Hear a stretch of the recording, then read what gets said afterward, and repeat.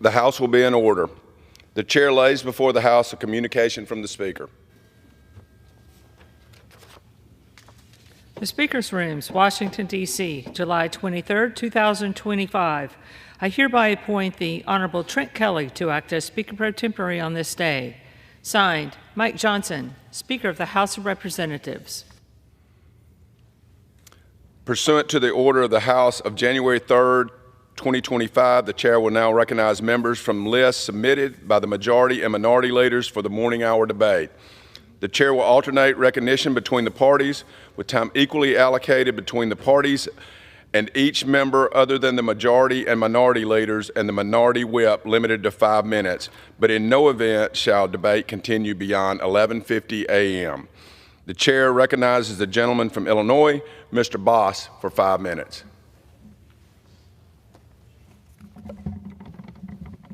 Thank you, Mr. Speaker. Mr. Speaker, I rise today to honor a very important person in my life. He was actually a distant cousin. His mother was actually a boss, a cousin of my grandfather. His name was Ray Dorr. He's from Virgins, Illinois, who passed away on July 12th at the age of 98. Ray gave back to his community in big ways and small. He served as a trustee in Virgins for 67 years and as mayor for 10 years. He was the chairman of the Republican Party of Jackson County for 24 years. He was a friend to governors and senators, but he never let politics change who he was. He stayed grounded. He stayed loyal to the roots. And I'll say personally, I stand here today because of Ray. He was one of the first people who encouraged me to get into public service.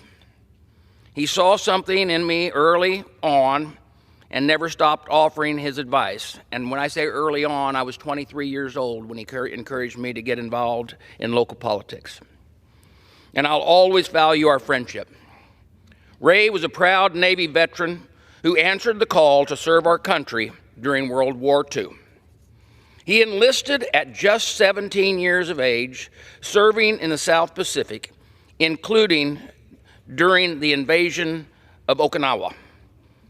When he came home, he married his wife, began a life rooted in faith, hard work, and service to others. He worked in the mines. He delivered gas to farmers. He was a sales manager for Massey Ferguson. He farmed. He served as the auditor for the Illinois Secretary of State. And he was an auctioneer for 80 years. He was one of the hardest working men I've ever known. He and I were married 68 years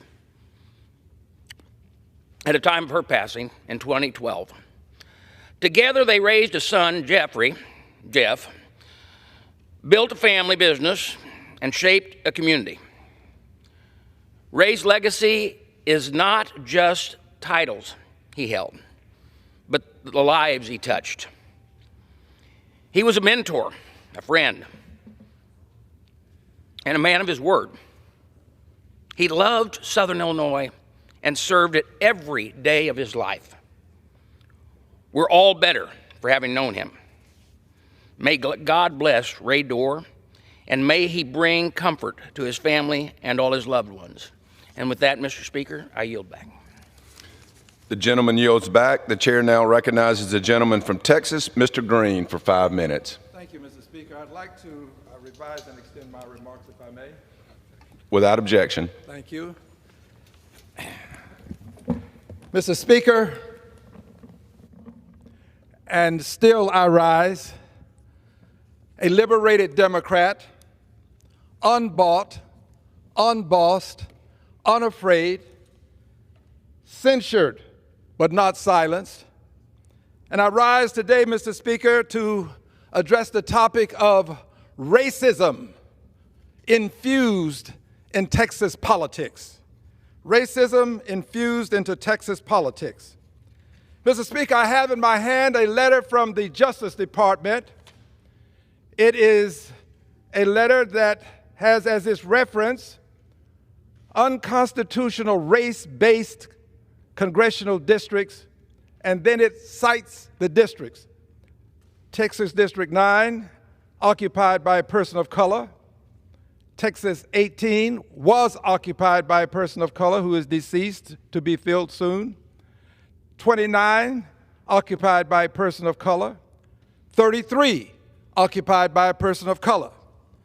Now, this letter goes on to infuse race into the conversation. Read the last line, last sentence in the last paragraph. It reads, if the state of Texas fails to rectify the racial gerrymandering of Texas 9, Texas 18, Texas 29, and Texas 33, the Attorney General reserves the right to seek legal action against the state, including without limitation under the 14th Amendment. So race has been infused into this letter. It is sent to the Honorable Greg Abbott, that's the governor of the state of Texas, and the Honorable Ken Paxton. Dear friends, at the end of the day, if they can fulfill what they proclaim in this letter, there will be more white representation in Congress from Texas and less black and Latino representation. This is nothing more than an attempt to silence many of the voices that are emanating from communities of color in the state of Texas. It is racist. Now, there in this country seems to be a problem with people saying racist. It's okay to say anti-Semitism, but don't say racism. Racism has not received the same amount of acclaim when it comes to dealing with racist issues that anti-Semitism has received when it comes to dealing with things that are anti-Semitic. Well, I'm not afraid. I'm going to speak truth to power and about power. And here is the truth. Under this president, Republicanism is eroding and devolving into racism. Under this president, who has declined to allow persons from countries of color to come into the country when he has opened the door to Anglos from South Africa. This president has found a way to circumvent what would ordinarily be a society that appreciates and respects people of all colors, and he's turning society against people of color. This letter, if they succeed with this, will be the equivalent of having a mid-decade redistricting without the empirical evidence necessary to do it with a sense of justice. They will do this, and in so doing, it's comparable to having the halftime at a basketball game, and one team decides, because they have the power to do so, to remove 2 players from the other team and let that team proceed with 3 players, and they'll now proceed with 5. Oh, no. Wait, you have to have 10 players on the floor. So what they'll do is they'll just take those 2 players and they'll add them to their team. So they'll play with 7 and the other team will play with 3. They are diminishing the amount of representation that people of color will have in the state of Texas. Republicanism is being equated to racism too often in this country, and that is not the case. Republicanism has always been about conservative policies, but now they're about racist policy. This president is injecting racism into presidential policy. It is unconstitutional. I'm going to fight it, but more than that, I'm going to tell the truth about it. And if I happen to be one of those who is extricated, who is removed, evicted, if I happen to be one of those, I will be bloodied but not unbowed. Nobody is going to silence me. You can come after me, but you won't stop me, you won't silence me. I refuse to allow republicanism in the form of racism to dictate the policies in the state of Texas without my voice being heard. And finally this. Friends, I have on my Texas tie. I'm proud to represent my state. The gentleman's time's expired. And I'm proud to say I The gentleman's time's expired. republicanism as racism. Members are reminded to refrain from engaging in personalities towards the president. The chair now recognizes the gentleman from Florida, Mr. Bean, for 5 minutes. Thank you very much, Mr. Speaker. Mr. Speaker, a beam is a ray of light, a symbol of hope, and for more than 40 years, Beam in Jacksonville Beach, Florida, has been that light, delivering hope and help to Northeast Floridians in need. It started in 1985 by representatives of local churches who saw people needing a hand up. And so today, I rise the 40th anniversary of Beach's Emergency Assistance Ministry, BEAM, a lifeline for families facing hardship in eastern Duval County. Places like Mayport, Jacksonville Beach, Neptune Beach, Atlantic Beach, from keeping the lights on to filling the pantry, supporting seniors and single parents, BEAM continues to show up with compassion and care. Now, Mr. Speaker, I know what you're thinking. 40 years old, and they don't look a day over 29. That is true. And what's also true is their volunteers and benefactors are everyday heroes, quietly providing critical services to thousands of neighbors each year. And as our community has grown and changed, BEAM has remained a constant source of light, guiding families through tough times with warmth, direction, and hope. Today we celebrate more than a milestone. We celebrate that ray of light that is never dimmed. May BEAM continue to shine, lighting the path forward for those who need it most for years to come.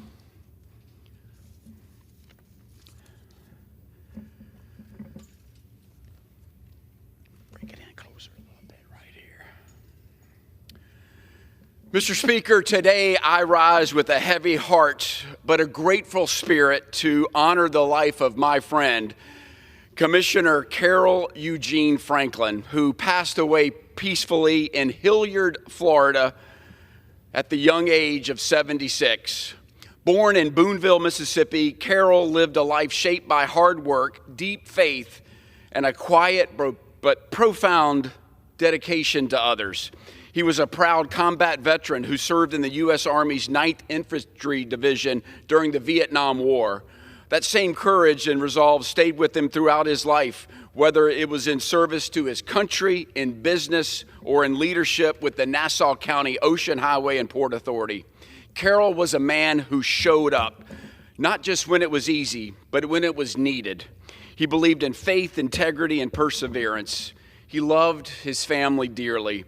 And for 42 years, he stood side by side with his beloved wife, Judy, raising their sons, Garrett and Greg, and cherishing their granddaughter, Diana Dell. To his church and to his church family at First Baptist of Boulogne, his brothers and sisters, and his many friends, nieces, nephews, and neighbors who knew him, Carol was the kind of man whose legacy is etched not in headlines, but in the lives he lifted. Mr. Speaker, we say goodbye to a veteran, a man of character, a family man, and my friend. It hurts because that's the impact that Carol made on so many. May his memory continue to inspire us all and serve with heart, live with purpose, and love without hesitation. Thank you, Mr. Speaker. I yield back. The gentleman yields back. The chair now recognizes the gentlewoman from Illinois, Ms. Ramirez, for 5 minutes.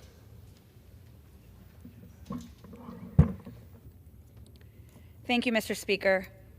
Mr. Speaker, I rise today to honor the life and legacy of Karen Lewis, a tenacious organizer, a teacher, and a truth teller.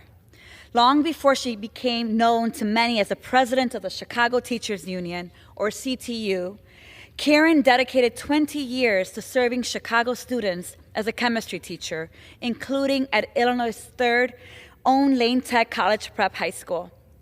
As the president of CTU, Karen built an intersectional solidarity movement rooted in love, injustice, and the radical belief that working class Black and brown children deserve fully funded public schools. In 2012, she courageously led her union in a successful and historic 7-day strike for a fair contract that captured the nation's attention and brought new life into Chicago's labor movement. Today, we invoke Karen, both her wisdom and her vision to guide us as we stand opposed to all the forces of austerity, of division, of fear, and hate. May her memory continue to fuel our fight, and may she rest in peace and power. Thank you, Karen. Mr. Speaker, I rise to honor the life and the legacy of Marian Stamps, a Chicago civil rights icon and tenant organizer. Marian moved to Chicago in 1963 at a time when public housing residents were denied the full measure of dignity that they deserved. But Marian organized. She co-founded the Chicago Housing Tenants Organization, and she took on the Chicago Housing Authority, demanding respect, safety, and a seat at the table for tenants in Cabrini Green and beyond. Marian built people power from the ground up, participating first and only successful national rent strike against HUD, exposing the corruption and holding Chicago city leadership accountable. Today, we invoke Marian, both her blueprint and her audacity to challenge those in power, to guide us as we challenge an administration that would deprive us of affordable housing and deepen housing inequality. May Marian's courage and her spirit, which lives in her daughters Carla, Tracy, Guana, Justice, and Commissioner Tara Stamps, guide us, organize tenants, challenge systems, and never ask permission to make our voice heard. Thank you, Marian. And Mr. Speaker, I rise to honor the life and legacy of LGBTQ+ rights activist John Pennycuff, a proud gay man, a fearless organizer, and a tireless advocate for dignity and justice. John understood that queer liberation wasn't just about marriage or visibility. It was about housing. It was about healthcare and survival. And alongside his partner, Robert Castillo, John advocated to have gender identity added to the Chicago Human Rights Ordinance and Chicago Fair Housing Ordinance, increasing fair housing protections for LGBTQ+ people in Chicago. Today, his memory lives on in the John Pennycuff Apartments, an affordable housing community in Illinois' 3rd Congressional District that proudly honors the vision of inclusive, just neighborhoods. Today, in a moment where LGBTQ+ rights are under attack, we invoke John and his uncompromising vision of holistic justice. May his memory call us to act with compassion, with clarity, and without apology. Thank you, John. And Mr. Speaker, it is my honor to rise to honor the life and legacy of the one, the only, Reverend Dr. Calvin Morris, a civil rights giant, a scholar, a spiritual leader whose work helped shape the conscience of this nation. In 1967, at the request of Reverend Jesse Jackson, Dr. Morris became the national coordinator of the Southern Christian Leadership Conference's Operation Breadbasket, today known as Rainbow Push Coalition. He served through the assassinations of Dr. King and Fred Hampton, guiding the movement with courage, with conviction, and with faith. Dr. Morris also served for nearly 2 decades as the executive director of the faith-based social justice organization, Community Renewal Society, where I'm grateful that our paths got to cross. Today, in a moment when the civil rights gained, thanks to our elders, are under attack, we invoke Dr. Morris and his moral clarity, his prophetic witness, his fire for justice, and his habit for breaking out into song. May his memory inspire the moral courage we need in a time such as this to walk boldly in his footsteps. Dr. Morris, may you rest in power, and may we continue to be inspired by who you are and continue to be for so many of us. Thank you, Dr. Morris. And with that, Mr. Speaker, I yield back. Thank you. The chair recognizes the gentleman from California, Mr. McClintock, for 5 minutes.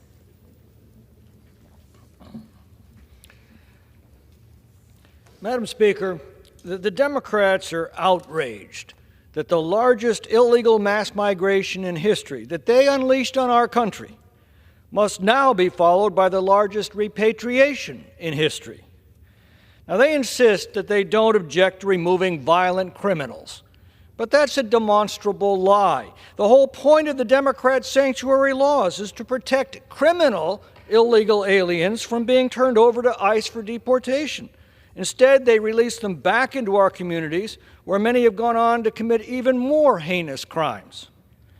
Recently, when federal officers served a criminal warrant on a Southern California marijuana farm, activists staged a riot. Officers liberated 12 minors forced to work at this facility.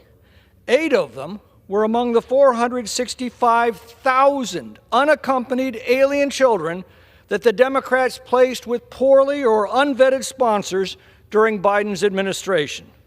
It appears the marijuana farm was employing scores of illegal aliens to undercut their competition in flagrant violation of U.S. labor and immigration laws. Now, let's start with some simple truths. If we don't force our immigration laws, we have no immigration laws. If we have no immigration laws, we have no border. And if we have no border, we have no country.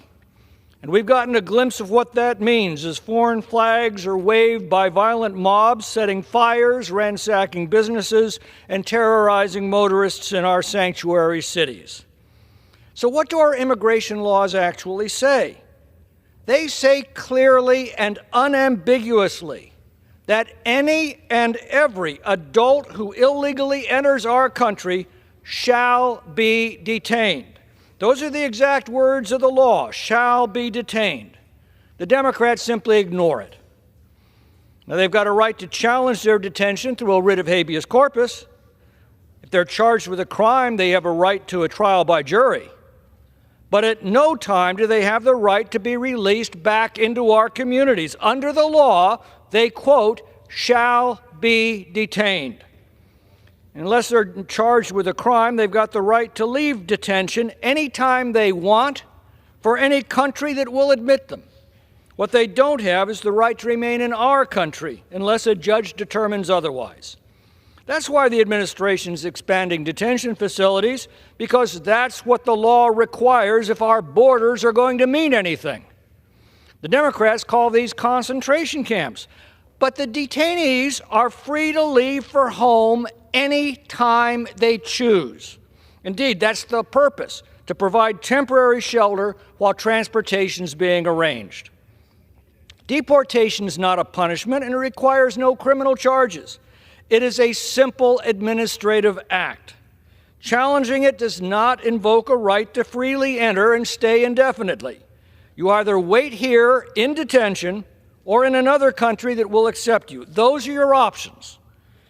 Reportedly, more than 1 million illegal aliens have already decided to return home, an option for which our government will arrange transportation, a $1,000 stipend to help them resettle, and a right to apply for legal entry. If they wait until they're encountered by ICE, they'll be taken into custody, deported, and forbidden from re-entering. Now, that is a choice. But what about those who, after breaking our immigration laws to enter the country and breaking our labor laws to work here, have broken no other laws? Well, that doesn't mean there aren't victims. For years, American families have struggled as the flood of illegal labor has taken their jobs and suppressed their wages. During Biden's 4 years, most new jobs were taken by foreigners, and Americans' real wages declined. Just 6 months into the Trump administration, most new jobs are now taken by Americans, and real wages are growing once again. That's not a coincidence. Supporting this impoverished illegal population cost American taxpayers an estimated $160 billion a year. It flooded classrooms with non-English speaking students, packed emergency rooms with illegals demanding care, and overwhelmed homeless shelters and food banks meant to help Americans. Worst of all, the most violent and dangerous criminal gangs in the world accompanied this population into our country and have now taken deep root in the Democrat sanctuary cities. That's why we must enforce our immigration laws to the letter, as this administration is doing. America admits more legal immigrants under our laws than any nation on the planet, and will continue to do so. But that does not give license to millions of foreign nationals to violate those same laws. That's a simple truth the Democrats refuse to acknowledge. I yield back. Thank you. The chair recognizes the gentlewoman from North Carolina, Ms. Adams, for 5 minutes.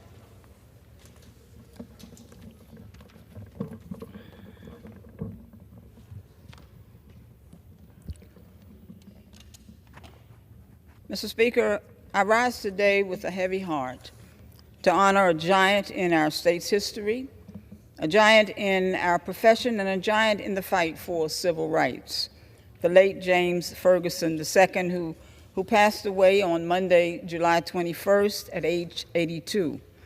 Mr. Ferguson was not just a brilliant legal mind. He was a trailblazer, a truth teller, a teacher, and a proud HBCU graduate who believed deeply in the power of the law to right all wrongs.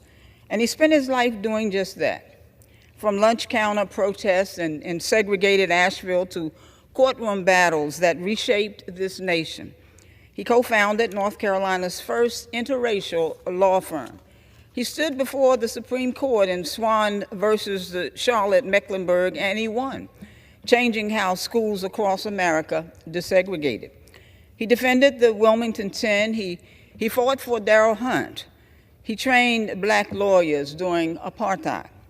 And he did it all with quiet grace and a velvet voice and an iron resolve.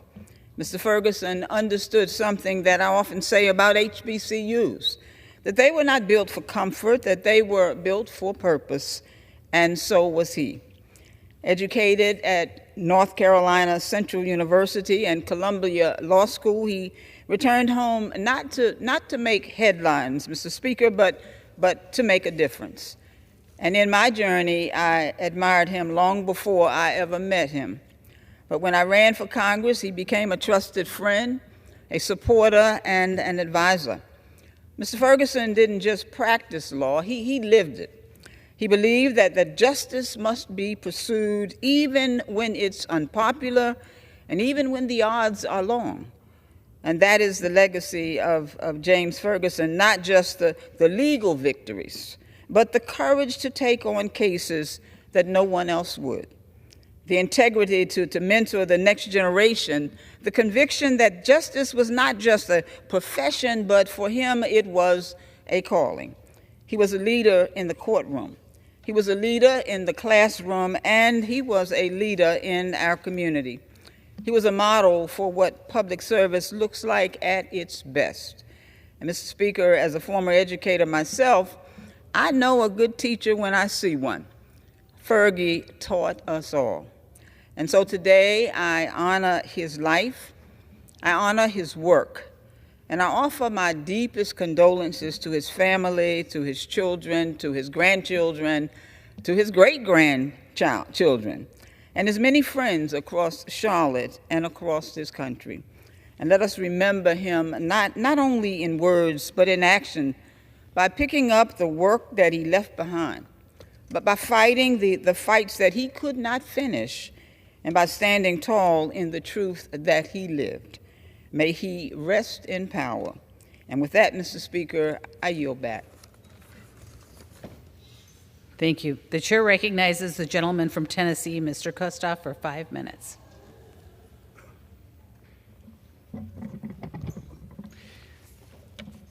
Thank you, Madam Speaker. Madam Speaker, I rise today to honor a good friend, James Moore Sr., who passed away on May 15th of this year. He lived his life in Shelby County, Tennessee, and by the way, for the purposes of these remarks, everybody at home just knew him as Jimmy. Jimmy loved his family, golf, public service, and the car leasing business, probably in that order. The longtime owner of Jimmy Moore Leasing, Jimmy never met a customer nor a person that he could probably not connect to in some way, shape, or form. Probably the same way he connected to people on the golf course. Jimmy really shined as a public servant. In public service, Jimmy was elected numerous times as a respected member of the Memphis City Council, and then a number of times as the circuit court clerk of Shelby County. Jimmy was a true public servant in every sense of the word. Jimmy was the type of guy that when you were frustrated that City Hall wasn't doing enough about the trash being collected, you called Jimmy and he got the trash picked up, usually the same day. Jimmy was the type of guy that when the traffic lights weren't working, you called him and he would get it taken care of right away the same day. It may have not been his department or his agency, but Jimmy was the guy that you called when you needed your driver's license or marriage license or business license expedited, and he would get to the right people who would get back to you and get it taken care of, usually the same day. As the circuit court clerk, he managed the case filings, the employees, the litigants, and the judges, and kept all the trains on the track. Here are two important things about Jimmy. He truly loved people, and he truly loved helping people. I talked to my friend Steve Sampson, who was the juvenile court clerk of Shelby County, and also Joy Tuliadis, who followed Steve as the juvenile court clerk of Shelby County. This is what Joy told me about Jimmy and her relationship with him. Joy Tuliadis told me, if Jimmy was your friend, he was your friend for life. If Jimmy walked into the room, people knew that he had your back. Jimmy dedicated his life to making sure that he left Shelby County a better place to live and to raise a family. Jimmy will be remembered not only for his leadership to our community, but also as a devoted husband, a loving father and grandfather, and a loyal friend. To Jimmy's beloved wife, Barbara, and his beloved children, Linda, and Jimmy Jr., and Wendy, and Tim, Roberta and I mourn with you, but we also have so many fond memories of your husband and your father. Jimmy's loss is a true loss to our community. There is no doubt that Jimmy Moore is greatly missed. And with that, Madam Speaker, I'll yield back. Thank you. The chair recognizes the gentleman from North Carolina, Mr. Davis, for 5 minutes.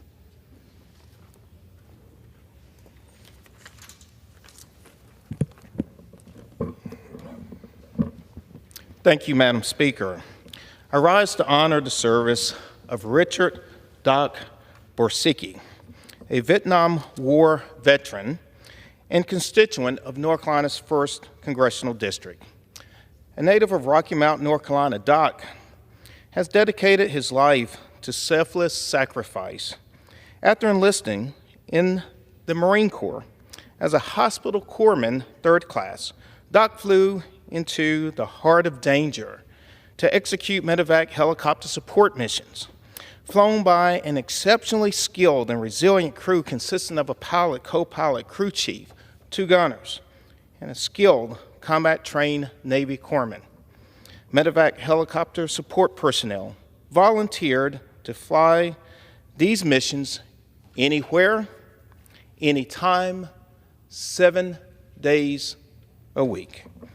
In August of 1969, Doc, a 19-year-old, deployed to Da Nang. Almost instantly, Marines stationed there came under heavy artillery and rocket fire. But Doc stood tall, going on to fly 250 combat support missions over 12 months outside the wire. Amidst the fog of war, Doc and his fellow Marines sought refuge where they could.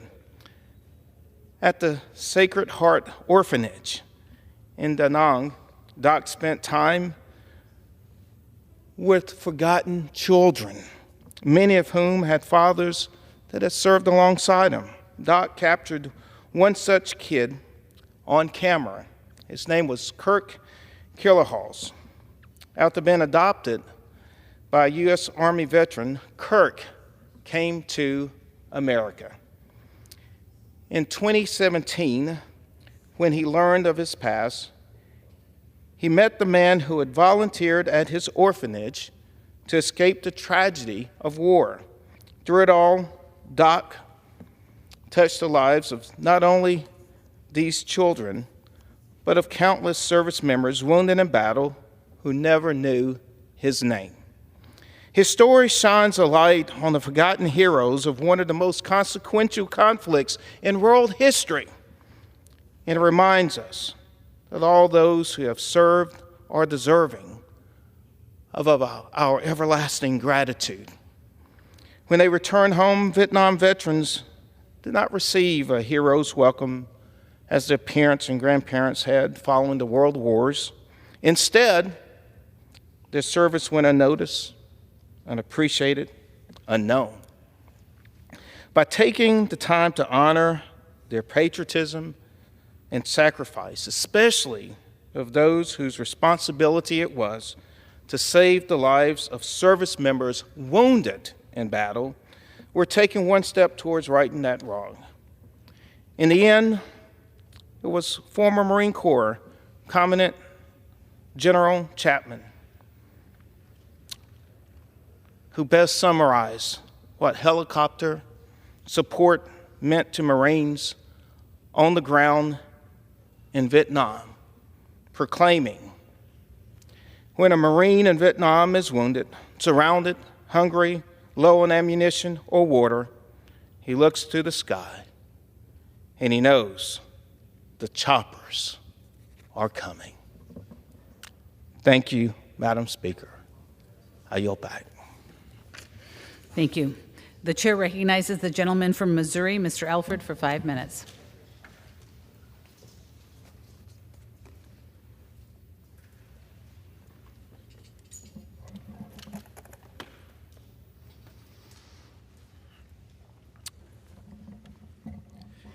Well, Madam Speaker, I rise today to recognize our July Veteran of the Month, Edward Eugene Holmes. He was a proud Missourian and a resident of the Missouri Veterans Home, and I got a chance to meet him this past winter. He just left this earth last month at the age of 99, and we want to take the time to honor his life and legacy today.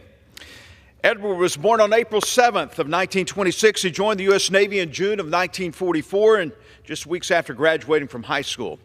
He served as a gunner's mate in the Pacific during World War II and was later assigned to the USS Alt, part of the Seahorse Squadron, in preparation for the invasion of Japan.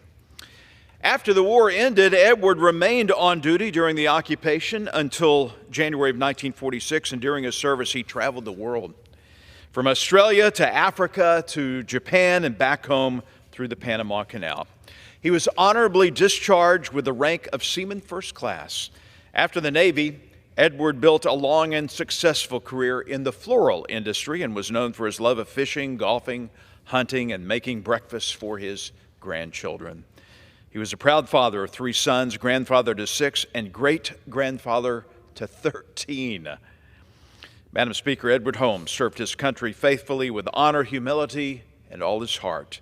And it's my privilege to recognize him posthumously as our July Veteran of the Month.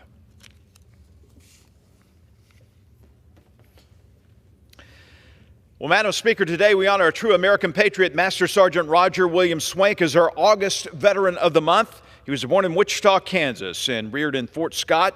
He answered the call to serve in 1967, spent over 36 years in uniform, including time in Vietnam with the 199th Light Infantry Brigade. Roger earned the Purple Heart, the Combat Infantry Badge, and numerous other awards.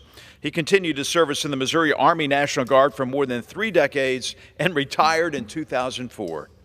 Off the battlefield, he was just as committed, serving as a mail carrier, a community leader, and a devoted family man.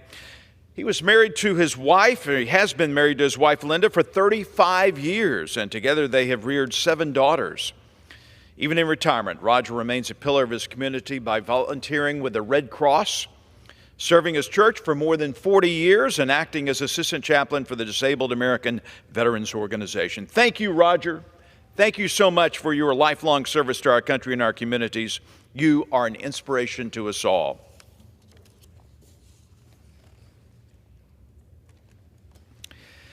Madam Speaker, today we're proud to honor Ann's Acres, a generational family in Lincoln, Missouri, in the 4th District, as our July Small Business of the Month. Since 1999, Robert and Leslie Exendine, along with their 3 daughters and 6 grandkids, have cultivated 5 acres with nearly 7,000 blooming blueberry plants. Say that 10 times fast. This vibrant farm, named for the sacred middle name of Leslie and their daughter Katie, is a cornerstone of our district during its peak 3-week season from Father's Day to the 4th of July.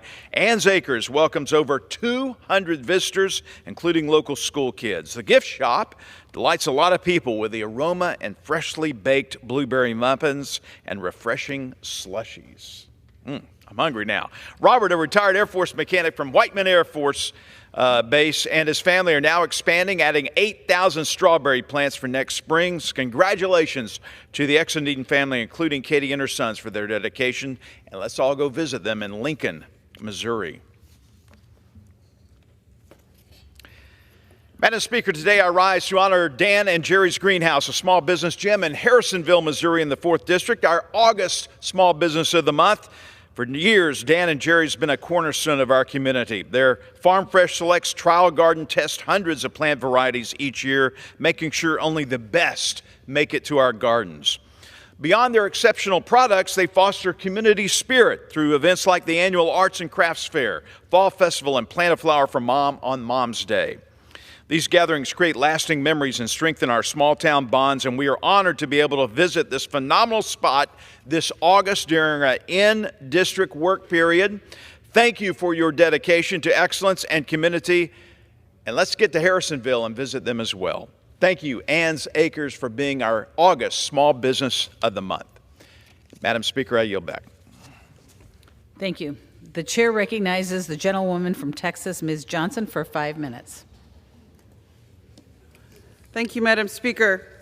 I rise today full of gratitude and pride for the incredible people of North Texas, my neighbors and my constituents, who have stepped up in extraordinary ways to help their fellow Texans through one of the most devastating disasters our state has faced in years.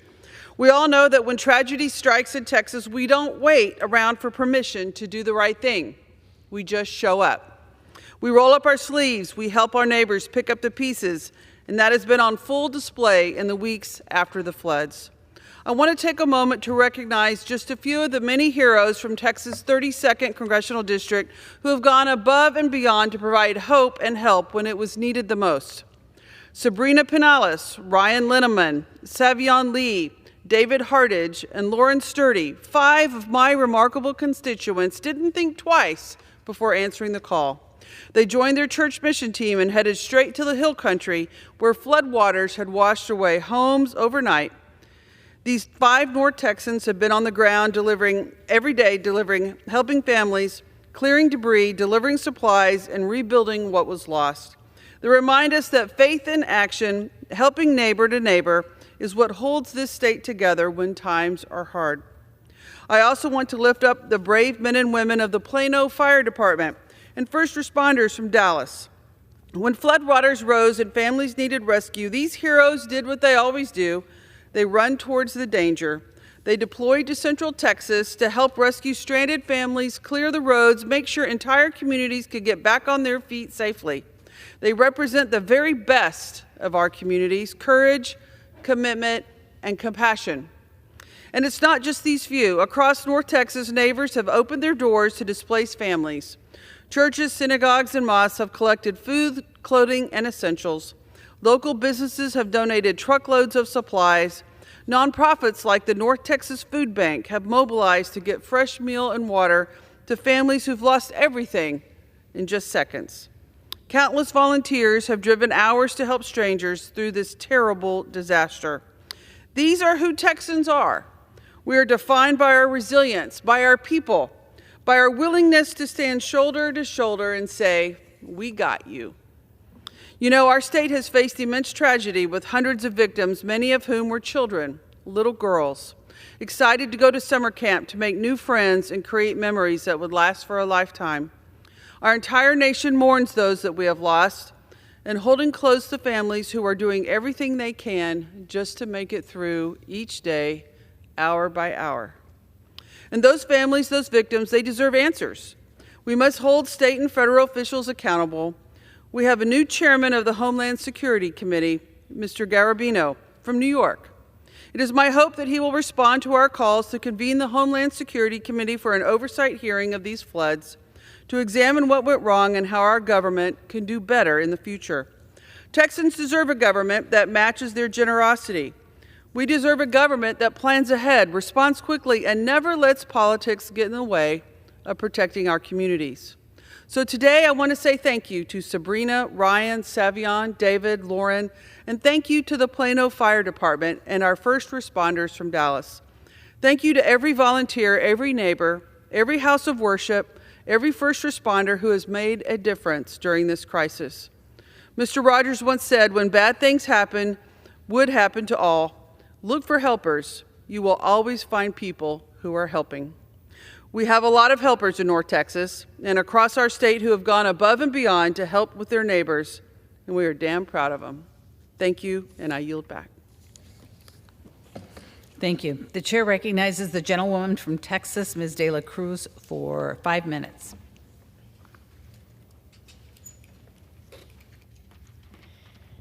Thank you so much, Madam Chair. Today, I rise to celebrate Mr. Henry Joseph Kolinek Jr.'s 100th birthday on July 28th. Born in 1925 in Green, Texas, Mr. Kolinek graduated from Kennedy High School before attending Texas A&M. After arriving to A&M, he was drafted into the Army Air Corps and served as a staff sergeant during World War II. He flew 35 combat missions as a tail gunner and courageously protected his fellow soldiers. After his service, Mr. Kolinek returned to Texas A&M and earned a degree in agricultural economics. He worked 15 years at Union Carbide before returning to his hometown to join First Nichols Bank, National Bank. His dedication to the bank for over 37 years carried him from vice president to president, and finally to chairman of the board. He retired at the young age of 80. Today, Mr. Kolinek remains active in his community and church, serving as a Rotarian member of and a member of the City Council, member of the Chamber of Commerce, and sits on the Karnes County Airport Board as well. On his leisure time, he is often found driving the tractor on his ranch. He is a very proud father, grandfather, and a great-grandfather as well. Happy 100th birthday, Mr. Kolinek.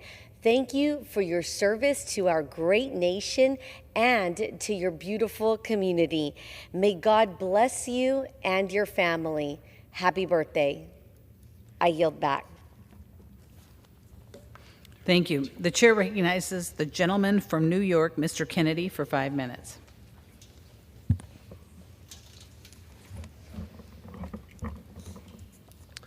Thank you, Madam Speaker. I rise today to honor the life of John Spears, the director of the Buffalo and Erie County Public Library System. Although John only became director of the Buffalo and Erie County Library in April 2022, his brief tenure, backed by 25 years of experience, left an indelible mark on Western New York. John was an inspiring leader who worked tirelessly to expand access and make libraries in Western New York more inclusive, from eliminating fines for overdue books to redesigning the Central Library to be safer and more welcoming for everyone. John was a champion for diversity, equity, and inclusion. He was honored by the New York Library Association for innovative leadership in fostering relationships across every community. In 2022, I had the privilege of working alongside John on a project to digitize the William A. Miles collection at the Meriwether Library, the largest resource center in Western New York for information on African American history. From the moment the effort began, John was all in. This was just one of the countless examples of John's commitment to making our public institutions more just, representative, and responsive to the people that we serve. He saw libraries as a way of connecting people to their potential, a place where anyone, regardless of their background, could go, sit down, and learn. On July 20th, after a courageous battle with cancer, John passed away. But his legacy lives on. It created a stronger, more inclusive library system he helped to build, and his legacy will last forever. John is survived by his partner, Brian Dimmitt, his father, Robert, his brother, Evans, and his sister, Catherine. He leaves behind countless friends and colleagues across Western New York and beyond. John, we thank you for your service, compassion, and unwavering belief in the power of community. You will be deeply missed. May John Spears rest in peace.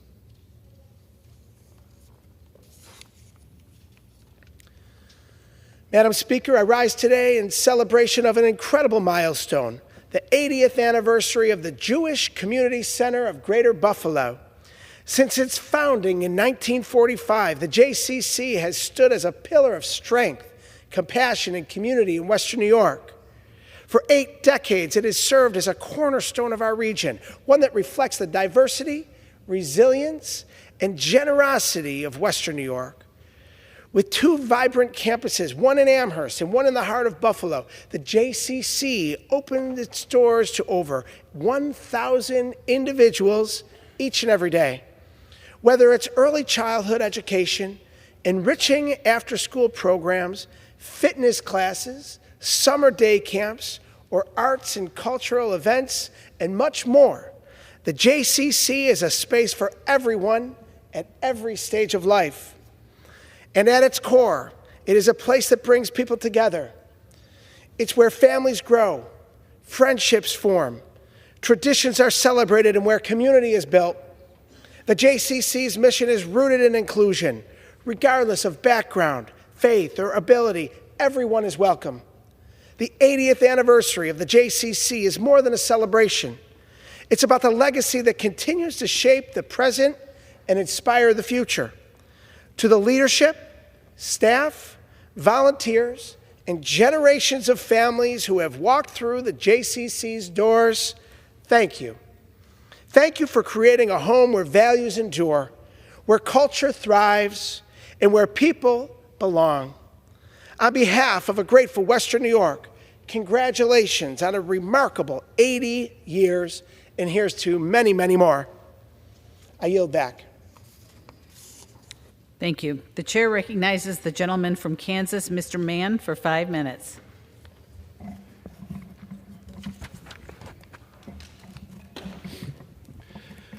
Madam Speaker, America's borders are the safest they've been in decades. Simply put, President Trump is the border security president, and no narrative from the national media or left-wing talking heads can change that. Border security was the #1 issue on the campaign trail and is one of the main reasons that 77 million Americans elected him as president. Promises made, promises kept. It's hard to believe that in just 6 short months, President Trump has reversed 4 years of disastrous open border failures from the previous administration. For 4 years, President Biden and Vice President Harris told the country over and over again that they simply did not have the authority or the ability to secure the border. The reality is that this could not have been farther from the truth. President Trump has shown that the only thing we needed all along was a president who was not afraid to actually enforce the law. The facts speak for themselves. During the month of June, U.S. Customs and Border Patrol Protection saw the lowest number of encounters ever on our borders nationwide. Apprehensions along the border reached a new historic low on June 28th, when CBP had the lowest number of apprehensions in a single day in agency history. Under the previous administration, 27,766 illegal migrants were paroled and released into the country in June alone. Mr. Speaker, 1 year later, 0 migrants were paroled into the country. Again, promises made, promises kept. This leadership is exactly what Americans voted for this past November, and House Republicans are united in equipping the president to continue securing our borders for good. In our One Big Beautiful bill, we gave our law enforcement agencies the tools and resources they need to help secure the border. We allocated more than $46 billion to finish President Trump's border wall and ensure that our borders have a physical barrier to keep bad actors out. We invested in the CBP workforce, equipping the agency to hire more personnel to keep our borders secure and enforce the law.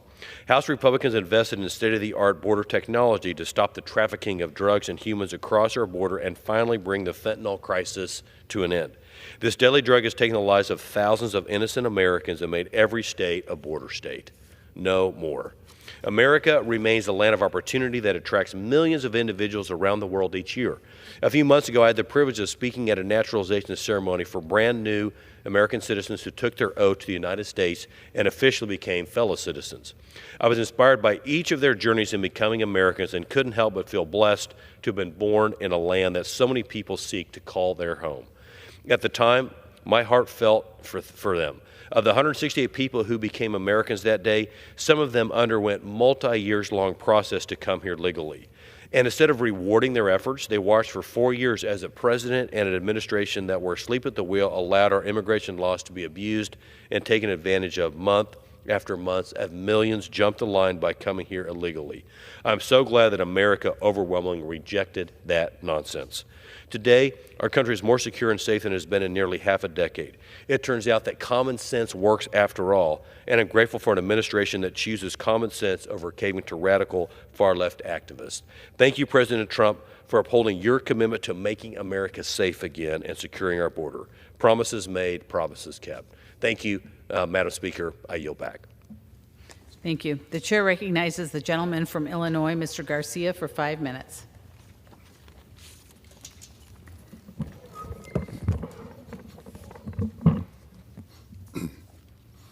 Madam Speaker, I rise today to honor my constituent and dear friend, Guillermina Heredia, known lovingly as Mina, who passed away on July 2nd.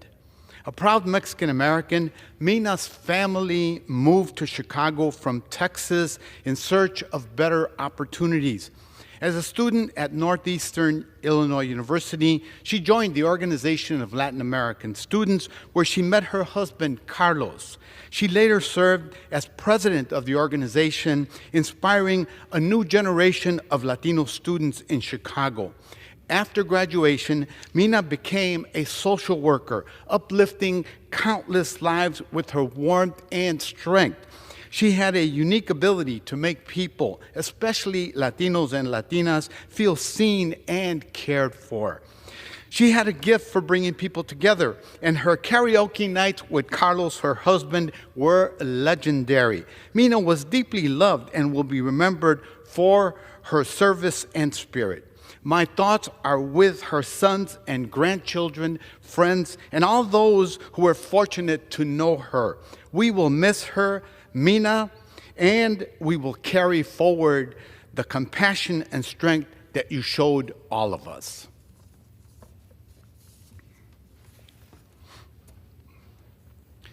Madam Speaker, I rise today to honor a giant in our community, Carlos Arango, as he approaches his 79th birthday. For over 2 decades, Carlos has been a pillar of Chicago's immigrant rights movement, organizing marches, building institutions, and mentoring generations of activists, often behind the scenes, always with purpose. He stood on the front lines when it wasn't popular, and he stayed when others moved on. He was instrumental in the strength behind Casaslan, not just a building, but a beacon of self-determination, cultural pride, and community defense. And through it, he helped countless immigrants find power, purpose, and a place to belong. Throughout every political storm, Carlos has remained unapologetically proud of his roots, his people, and yes, of Los Pumas at the University of Mexico, whose jersey he wears like armor. He is more than an organizer. He is a keeper of memory, a fighter for justice, a dear friend. Carlos, thank you for never backing down and for showing us what commitment is all about. Happy birthday, and may your struggle live on.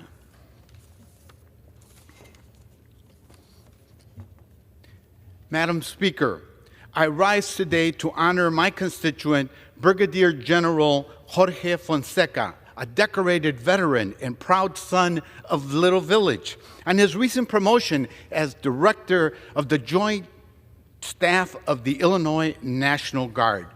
Born in Guadalajara, Mexico, Jorge came to Chicago with his family and has dedicated over 30 years to public service, beginning as an enlisted combat medic, which later commissioned as a Medic Service Corps officer. He served multiple tours in Iraq and Afghanistan. His path was not easy, but his tenacity carried him through the toughest moments of his career. Today, his success inspires a new generation of Latinos and Latinas to serve. His journey is a reminder that patriotism isn't defined by birthplace, but by service, sacrifice, and a love of country. General Fonseca, I salute you. You've made your family, your city, and your country proud. Madam Speaker, I rise today to recognize Sergeant Efrain Mata, a proud son of 18th Street in Chicago, who will be retiring from the Cook County Sheriff's Department after nearly 30 years of distinguished and transformative service. Sergeant Mata is not only respected for his honor, loyalty, and sharp instincts, but also for his vision. He helped pioneer behavioral health and emergency response strategies now being implemented across Cook County, providing compassion and safety that they can go hand in hand. From Chicago to broader assignments across federal agencies, Sergeant Mata has served with honor, courage, and an unwavering commitment to justice. But what sets him apart is that he never lost sight of where he came from. He's always made it a point to give back, supporting families and standing up for his neighbors. He's a father, a supportive husband, a mentor, and the kind of person you always want on your team. Sergeant Mata, we thank you for your service. We wish you Godspeed. I yield back. Chair recognizes the gentleman from Pennsylvania, Mr. Thompson, for 5 minutes.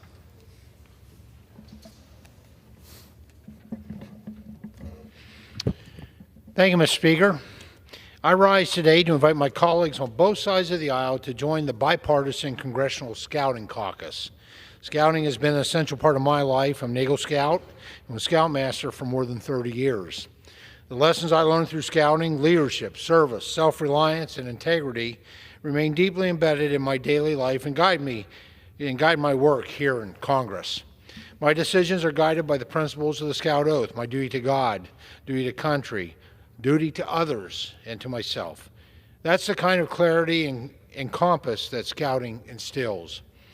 It's a moral benchmark, one that teaches young people to serve their communities, respect others, and become engaged, responsible citizens. That's why I'm proud of the work that we're doing with the bipartisan Congressional Scouting Caucus. This group exists to strengthen and support scouting programs across the country and to highlight the incredible impact scouts have in each of our districts. Mr. Speaker, I invite my colleagues to join our caucus, whether you're a scout yourself, have scouts in your family, or simply believe in the power of mentorship and youth leadership. And there's no better time to get involved than now. Today we're hosting Camp Capitol Hill, an event that will bring the spirit of scouting right to the heart of our nation's capital. This unique showcase will feature scouts demonstrating outdoor and leadership skills right here on the Capitol grounds and the Rayburn Foyer. Displays will include camping equipment, a canoe, a rocket, robotics, knot tying, and a Pinewood Derby car racing, alongside educational tables sharing the story and scope of modern scouting. There will also be a dynamic panel discussion moderated by Scouting leaders and alumni, highlighting the diverse ways this program shapes the next generation of leaders, young men and women who will one day serve as firefighters, teachers, doctors, small business owners, and yes, even members of Congress. We're also hosting Eagles on the Hill, a reception that will bring together Eagle Scouts and Scouting alumni to celebrate our shared background in Scouting. Eagles on the Hill serve as a reminder that even when Eagle Scouts in Washington disagree on the issues before us, we are united in the belief that Scouting instills essential leadership skills and character values. The Scouting Memorial, just steps from where we sit today, is a tribute not only to the organization but to the ideals it stands for: duty, service, community, and character. That memorial was made possible entirely through Scout-raised funds in 1960, mostly in the form of dimes. Those Scouts who sent in their dimes have their names engraved at the base of that statue, reminding us of the quiet strength and legacy of civic engagement. Mr. Speaker, I once again encourage all my colleagues to join the Congressional Scouting Caucus, attend Camp Capitol Hill, and support the young people who work every day to build a stronger, more service-minded America. Let's help ensure that the next generation lives up to the Scout law: trustworthy, loyal, helpful, friendly, courteous, kind, obedient, cheerful, thrifty, brave, clean, and reverent. Today also, on a personal note, want to welcome Josh and Flynn Kirby to Washington, the Scout leader and a Scout from my home Boy Scout Council in the Juniata Valley Council. Welcome here to Washington. Thank you, Mr. Speaker, and I yield back the balance of my time. Chair recognizes the gentleman from Rhode Island, Mr. Magaziner, for 5 minutes. Mr. Speaker, I rise for the 34th time to call on the Trump administration to restore food aid for children around the world suffering from malnutrition.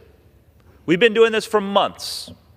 We've been doing this for months because after decades of United States leadership in providing aid to children around the world suffering from malnutrition, the Trump administration has stopped funding this life-saving program.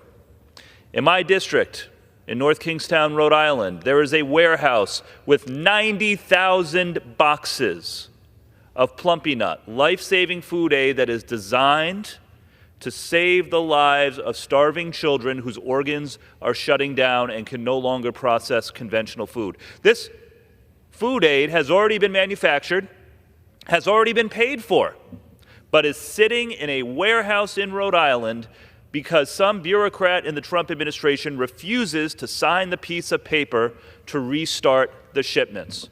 Why? What possible good can come from allowing children to starve needlessly around the world while American factories and American farmers do not get paid? The crazy thing is that for months, the administration has been insisting that they are going to restart this program. Secretary Rubio, under oath in the House Foreign Affairs Committee, said that this program was going to be restarted. Elon Musk, when he was still in the administration, before he had his big breakup with Donald Trump, even tweeted the name of my factory in my district and said that they were going to get their funding. Time and time again, when we inquire with the administration, they say, yes, any day now we're going to restart it. It's been 6 months. Every day that they delay is another day that children unnecessarily starve to death. We need the administration to honor its word. We're not asking them to change their policy. We are asking them to execute on their stated policy. I'm going to continue to speak out on this floor every day until they honor their commitment to restart funding for emergency food aid around the world. Mr. Speaker, when I was back in my district in Rhode Island, I took the opportunity to catch up with a number of leaders in the restaurant and hospitality industry around my state. And they told me to a person that business is down this summer compared to last summer. Why? Well, a few reasons. Number one, the tariffs that Donald Trump has put in place are a tax on small businesses and on the middle class? Why are we putting a 10 or 15 or 20% tariff on food that we can't even grow in the United States? 99% of the coffee that we drink comes from other countries because we can't grow it here. Pineapples, bananas, food that we do not make in the United States, we are taxing ourselves 10 or 15 or 20% to import that food. That hurts restaurants and other small businesses in my district and the entire country. It hurts consumers as well. On top of that, this is summer tourism season in Rhode Island, and we typically get a lot of tourists from Canada and from Europe who come to Rhode Island for our beaches, for our food, for our hospitality. Well, wouldn't you know it, international travel into Rhode Island and the entire Northeast is down because it turns out that when you threaten to invade other countries, when you enact tariffs on other countries with no clear strategy, when you badmouth our allies, they don't want to come visit here anymore. So we've got a hospitality industry in Rhode Island, hotels, restaurants, other small businesses that are facing crushing costs from tariffs, are facing less business from international travel, and oh, by the way, their domestic customers, their American customers, also have less discretionary income because of the increased cost of food, because for some reason we are also taxing imports of energy from Canada, so their electric and their heating bills were higher this year. Supporting small business used to be a bipartisan cause in Washington, D.C., one of the few things that both parties could join together and come together on. But for some reason, over the last 6 months, it seems that Washington, D.C. is intent on doing everything that it can to make it harder for small businesses in this country to operate. So let's reset. Let's reset. Let's prioritize tax relief for small businesses in the middle class instead of the rich. Let's eliminate these tariffs on products that we don't even produce in the United States because we don't have the climate for it. Let's help small businesses thrive and survive this summer. I yield back. Chair recognizes the gentleman from Texas, Mr. Cloud, for 5 minutes.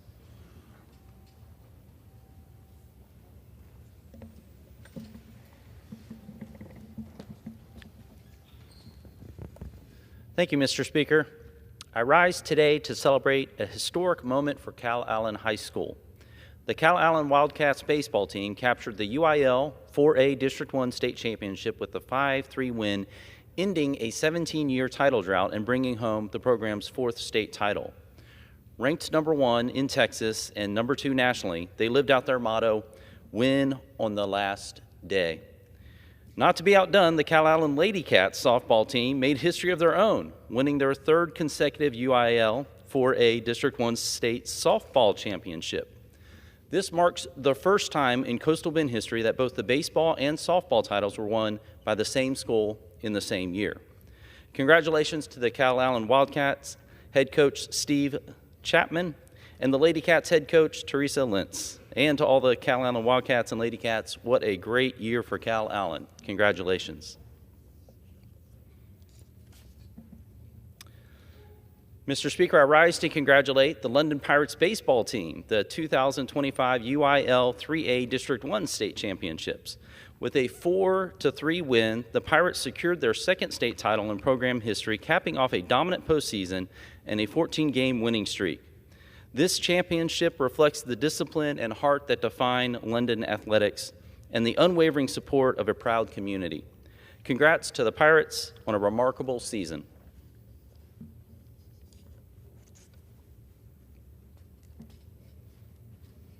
Mr. Speaker, I rise as well to honor the Ganado Maidens, our 2025 UIL 2A state championships. With a 5-4 comeback win, the Maidens closed out their season fueled by grit with a 19-game win streak. The Maidens were down with 1 out to go when they delivered a 2-1 rally that turned the game into their favor. As one local paper put it, it took all of Ganado, and it certainly did. Congratulations to the Maidens, their coaches, their families, and the entire Ganado community on the championship that reflects the very best of Texas.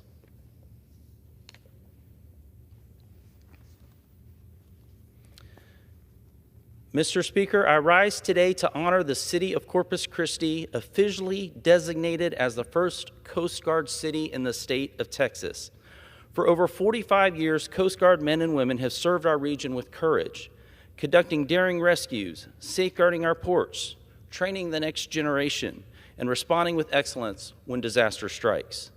From patrolling our waters to securing energy shipments to their recent heroic efforts responding to the floods in Kerrville, their work keeps both our region and our nation safe. The Coast Guard in Corpus Christi conducted hundreds of search and rescue missions and has saved countless lives. To the Coast Guard crews up and down our district along the Gulf of America, thank you for your hard work, living out your commitment to faith, service, and freedom every single day. And thank you to my fellow citizens of Texas 27th District for living a life and honoring the service of these Guardsmen. Congratulations, Corpus Christi. Thank you, Chairman, and I yield back. Chair recognizes the gentlewoman from California, Ms. Simon, for 5 minutes. Thank you, Mr. Speaker. I request unanimous consent to address the House for 5 minutes and to revise the next of my remarks. Gentlewoman is recognized. Thank you, sir.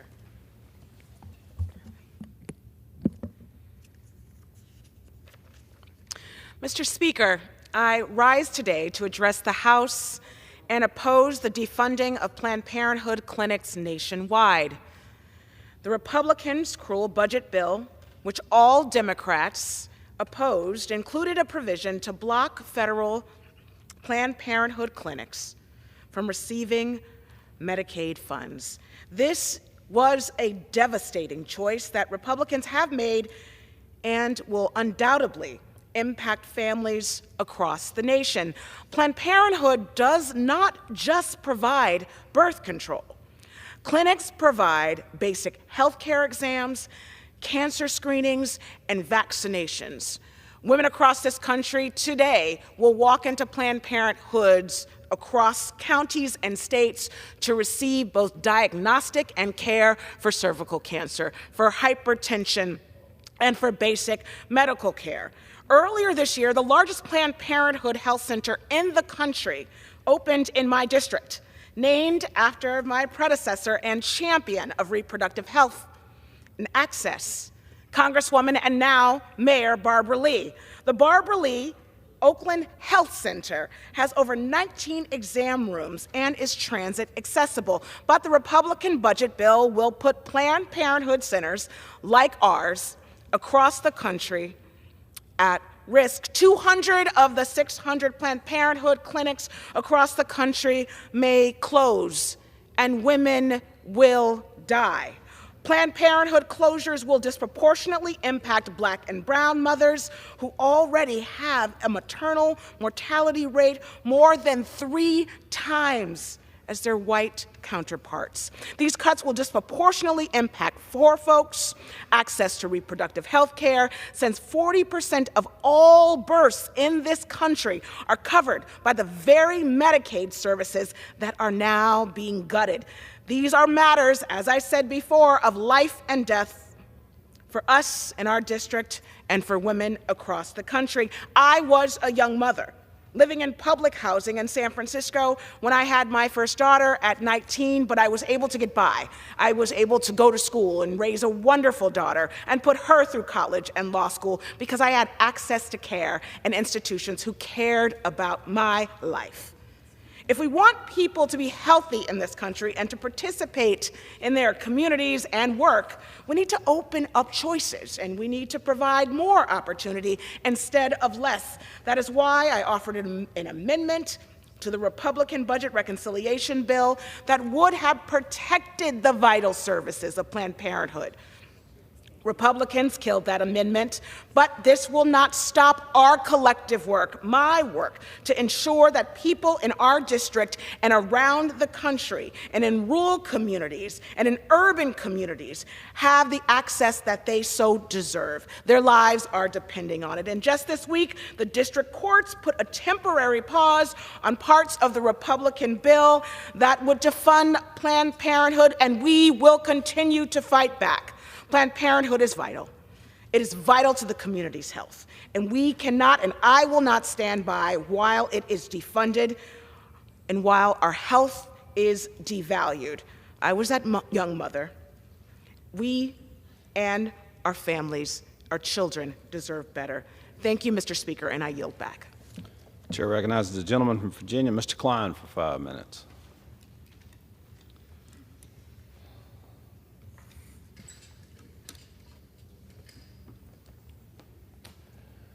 Thank you, Mr. Speaker. Mr. Speaker, today I rise to mark the anniversary of the legendary Freedom Train, a rolling symbol of American ideals that traveled more than 37,000 miles from 1947 to 1949, visiting all 48 states and welcoming over 3.5 million citizens abroad. For over 30 years, my constituents Mary Jane and John Z. Rowe have been at the forefront of efforts to preserve the memory of this great national event, which helped remind Americans of the foundations of their liberty. Powered by the groundbreaking Alco PA diesel locomotive, numbered 1776 and named the Spirit of 1776, the train revolutionized public perception of rail power.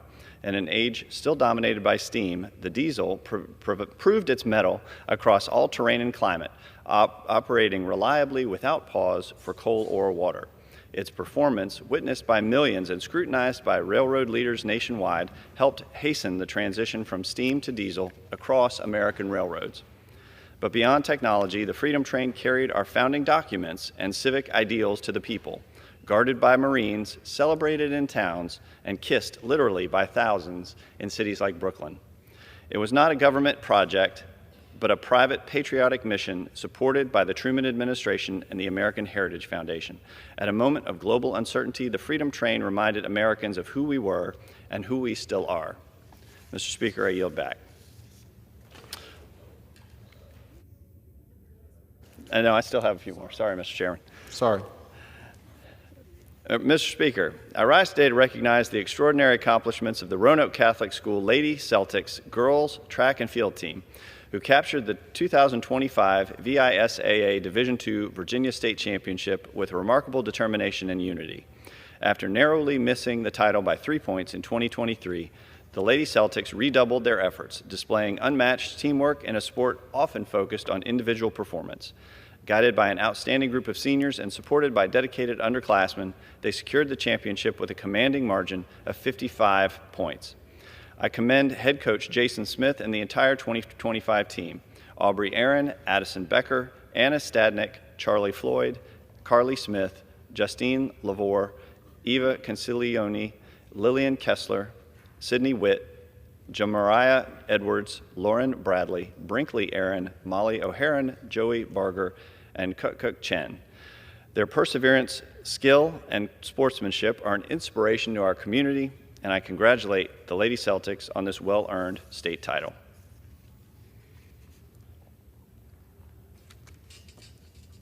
Mr. Speaker, I rise today in strong support of the Stop Illegal Entry Act. In recent years, more than 10 million illegal immigrants have crossed into our country, including hundreds who are on the terrorist watch list. This is more than a border crisis. It is a serious national security threat. A failure to enforce our laws created a dangerous incentive. Cross illegally, break our laws, and you're likely to be released into our communities under past radical policies. And that had to change. Even more concerning, over 70% of those charged with illegal reentry last year had criminal records. These are not first-time offenders. These are repeat criminals who have shown complete disregard for our laws. The Stop Illegal Entry Act will increase penalties and prison time for illegal entry and reentry, sending a clear message that there will be consequences. President Trump ended catch and release, and with this legislation, House Republicans are continuing that commitment to restoring accountability and to protecting American families. It's time to bring back law and order by stopping these illegal crossings. I urge my colleagues to support this bill and stand for the safety of the American people. And Mr. Speaker, I yield back. Chair recognizes the gentlewoman from Arizona, Ms. Ansari, for 5 minutes. Mr. Speaker, I rise to ask unanimous consent to address the House and revise and extend my remarks. Gentlewoman is recognized. Mr. Speaker, I want you to imagine for a moment that you're going to the grocery store, grabbing coffee, or picking your child up from school. But instead of running errands or waiting for the school bell like usual, you are surrounded by masked men who scream at you, shove you to the ground, threaten you with their weapons, and throw you into the back of their car. People are calling out for help, asking where you're being taken, but they refuse to answer. You have no idea where you're going, who these people are, or when or if you will ever see your family again. Imagine if you, or worse, your child, experienced the terror, the fear, and the blind pain of being kidnapped off of the street. For many of my constituents, this is the horrific reality that they are dealing with every single day. ICE is terrorizing our communities.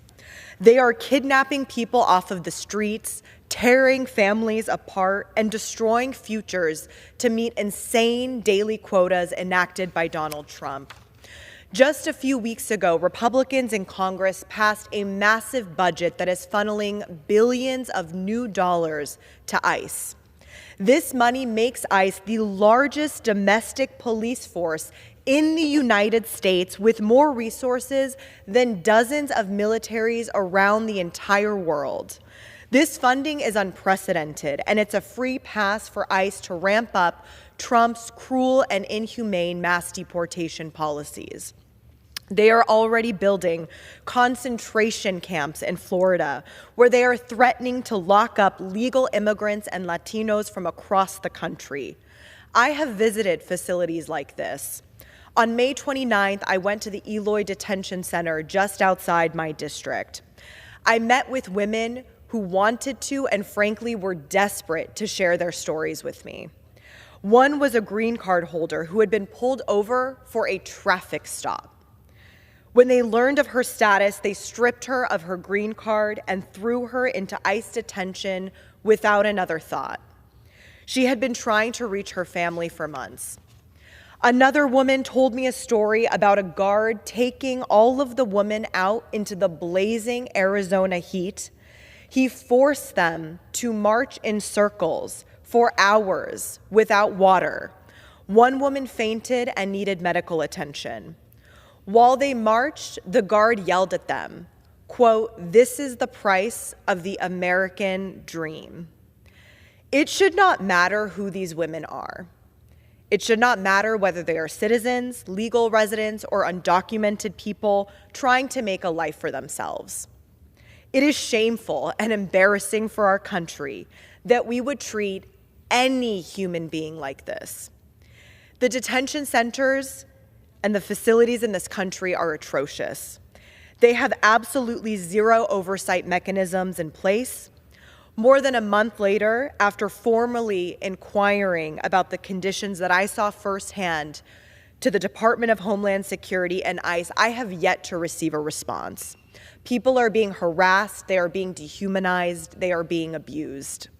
Last weekend, I tried to return to Eloy to meet with several constituents of mine who are detained there, like a woman named Yadi who has chronic lymphocytic leukemia.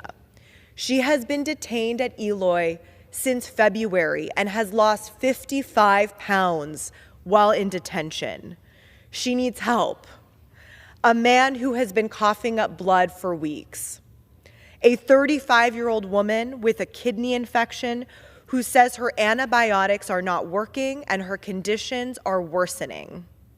Even after ICE put in place new protocols to make it more difficult for us to do our jobs and our oversight work, we tried to follow their new rules. I gave them ample notice of my visit and a list of constituents that I hope to meet with. They let us know that our visit was approved. But then, less than 24 hours before I was supposed to make the trip, they changed their minds and said that my meetings with my constituents were denied. ICE is leaving families without answers and human beings without care. And they are doing it regardless of whether people are undocumented, legal residents, or even American citizens. They are splitting up parents by sending them to different detention facilities and then making children have to navigate the funds for a lawyer and basic survival. If I cannot get answers as a U.S. Congresswoman, how is anyone else in my district supposed to? Any one of us could be next.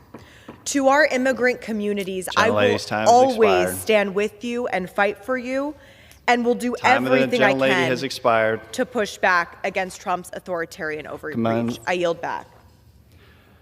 Chair recognizes the gentleman from New York, Mr. Lawler, for 5 minutes. Thank you, Mr. Speaker. I rise today to recognize Lance Corporal Ryan James Barnard of Valley Cottage, New York, who died on July 2nd while serving our country at Kanawha Bay, Hawaii. Ryan was just 22 years old. He served in the United States Marine Corps with the 3rd Littoral Combat Team, Aris Company. He was living his dream, wearing the uniform with pride and doing what he believed in. Ryan grew up in the Hudson Valley playing Little League Baseball and hockey, skating for Nyack High School, the Palisades Predators, and the Army West Point Junior Black Knights. He was known for his quiet focus, his toughness, and strong sense of duty. In the wake of his passing, his family and our community are working to establish a youth hockey grant in his name, carrying forward his spirit of discipline and teamwork for years to come. I'm grateful for Ryan's service to the United States, and I extend my deepest condolences to the Barnard family.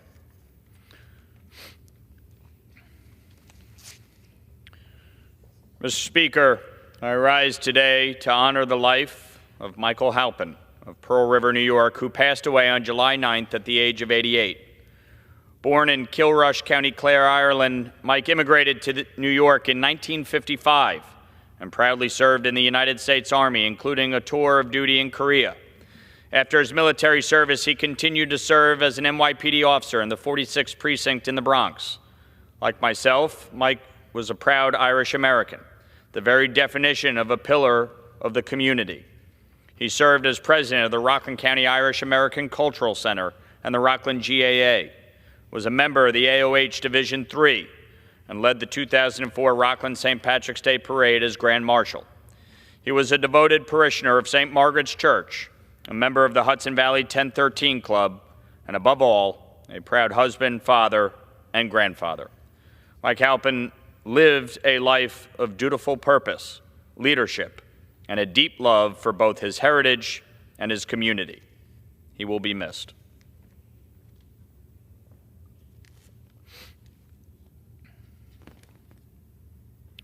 Mr. Speaker, I rise today to recognize John Jackie Sullivan, a Navy veteran, FDNY EMS Deputy Chief, and longtime volunteer firefighter in Spring Valley and Yorktown Heights. Jack gave his entire adult life to serving others. He spent 12 years as a Navy flight engineer, 31 years as a paramedic, rising to Deputy Chief, and more than 3 decades answering fire calls as a volunteer. On 9/11, he ran towards the towers. When they fell, he dove under a truck to survive, and then stayed at Ground Zero for a year, helping recover the fallen with dignity and respect. That tells you everything you need to know about the kind of man he was. Jackie was also a union leader, a mentor to younger EMTs and firefighters, and a relentless storyteller who never missed a chance to make someone laugh. He was the kind of guy you wanted by your side in a crisis and around the dinner table once the storm had passed. To his wife Denise, his daughters Katie and Maggie, and all who loved him, our hearts are with you. May his memory always be a blessing. I yield back. The chair recognizes the gentlewoman from New Mexico, Ms. Stansbury, for 5 minutes. Mr. Speaker, we are here today to say, hands off our Social Security, because Social Security is not a luxury, it is not a handout, it is a sacred trust, a promise that we make to Americans, that the hard-earned money that they pay into the system will be there when they need it. Our seniors, our children who have lost a parent, people in our communities who live with disabilities. It is the lifeline that sustains our communities, our seniors, and it is a promise that they can live their lives with dignity. So I am here today with my dear colleague, Congressman John Larson, to not only say hands off our Social Security, but also to introduce a bill with that name. This bill will protect Social Security from an administration that is trying to systemically dismantle it. It will protect your benefits. It will stop the privatization of your benefits. It will stop staffing cuts and closures and protect your privacy and your data and protect the proud men and women who go to work every day to serve our seniors and work for the Social Security Administration. Because, Mr. Speaker, these are the American people's benefits, and we are fighting to ensure that not only are they here today and tomorrow, but for future generations to come. And that is why I am so proud to be in this fight with my dear colleague, the man, the legend, and the congressman who has fought for Social Security for so many years, Ranking Member John Larson of Connecticut. And I yield to the gentleman. I thank the gentlelady from New Mexico. Thank you, Mr. Speaker. I thank the gentlelady from New Mexico. Her work and her effort are exemplary because here's the data. Here are the facts, Mr. Speaker. Over 70 million of our fellow Americans rely on Social Security, and Social Security throughout its history has never missed a payment. And today it's even more crucial as 10,000 baby boomers a day become eligible for Social Security. And for more than 40% of all Social Security recipients, this is the only benefit that they have. Representative Stansberry is part of legislation that seeks to expand benefits, not just protect Social Security. Congress hasn't acted on Social Security and its expansion since 1971. Richard Nixon was President of the United States. But because of the initiative and the energy and the enthusiasm of members of Congress, like Representative Stansberry, people in New Mexico and all across the country. Mr. Speaker, it might surprise you even as well to know how many people are in your district as well and equally served. More than $300,000 comes in monthly to your recipients in the great state of Virginia and in your district. But that hasn't changed in over 54 years. So now is the time to act. Now is the time to get behind Representative Stansberry's legislation that will be incorporated in the Ways and Means configuration on Social Security that will benefit the people. As she's indicated, this is America's #1 anti-poverty program for the elderly, the #1 anti-poverty program for children, and more veterans rely on Social Security disability than they do the VA. I yield back to my colleague and thank her for her efforts and her initiatives. Thank you, Ranking Member. I am so proud and honored to be in the fight with you, and more importantly, to be in the fight for America and for our veterans, seniors, and children. So let's do this, America. Let's protect Social Security. I yield back. Chair recognizes the gentleman from Illinois, Mr. LaHood, for 5 minutes. Mr. Speaker, I request to address the House for 5 minutes and to revise and extend my remarks. Recognized.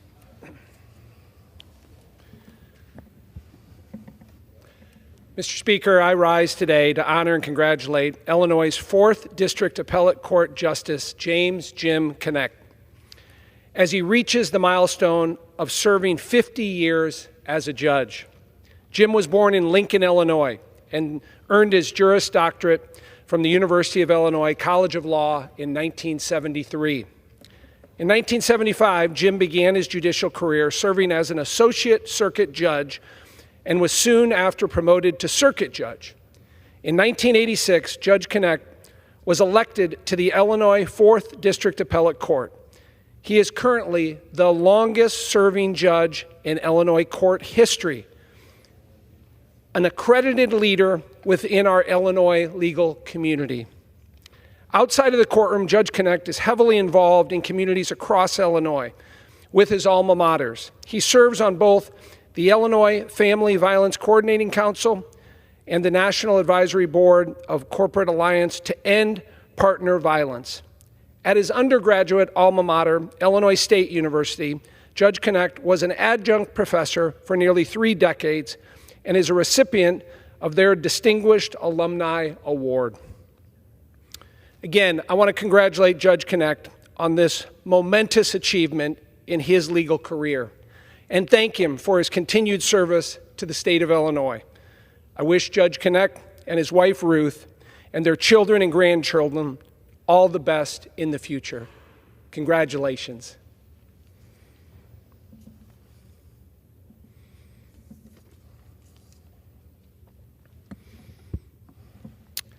Mr. Speaker, I rise today to recognize Jim Collins for his extraordinary 20-year tenure as president of Loras College in Dubuque, Iowa. As the longest-serving president in the school's history, Jim has left a lasting impact on Iowa's oldest institution of higher education. President Collins earned his Bachelor of Science degree in finance from Loras College in 1984. After graduation, he began as an admissions representative and advanced through various leadership positions before being selected as president in 2004 at the age of 42. During President Collins' tenure at Loras College, the institution achieved unprecedented growth. He oversaw actions to raise the endowment by 67%, to support students, expanded graduate and professional programs, spearheaded the completion of multiple campus renovations, and led the college to consistent recognition by U.S. News as a top 15 Midwest baccalaureate institution. President Collins' visionary leadership and unwavering commitment to Catholic higher education has impacted thousands of students who attended and graduated Loras College. I want to congratulate Jim and his lovely wife, Lisa, and their children and grandchildren on this remarkable career. I want to thank him for his decades of service to Loras College and wish him all the best in his well-deserved retirement. Congratulations, Jim. Go Dewhawks. I yield back. Chair recognizes the gentleman from Connecticut, Mr. Larson, for 5 minutes. Yes, thank you, Mr. Speaker. Mr. Speaker, I rise this morning first and foremost to pay tribute to Louise Kronholm.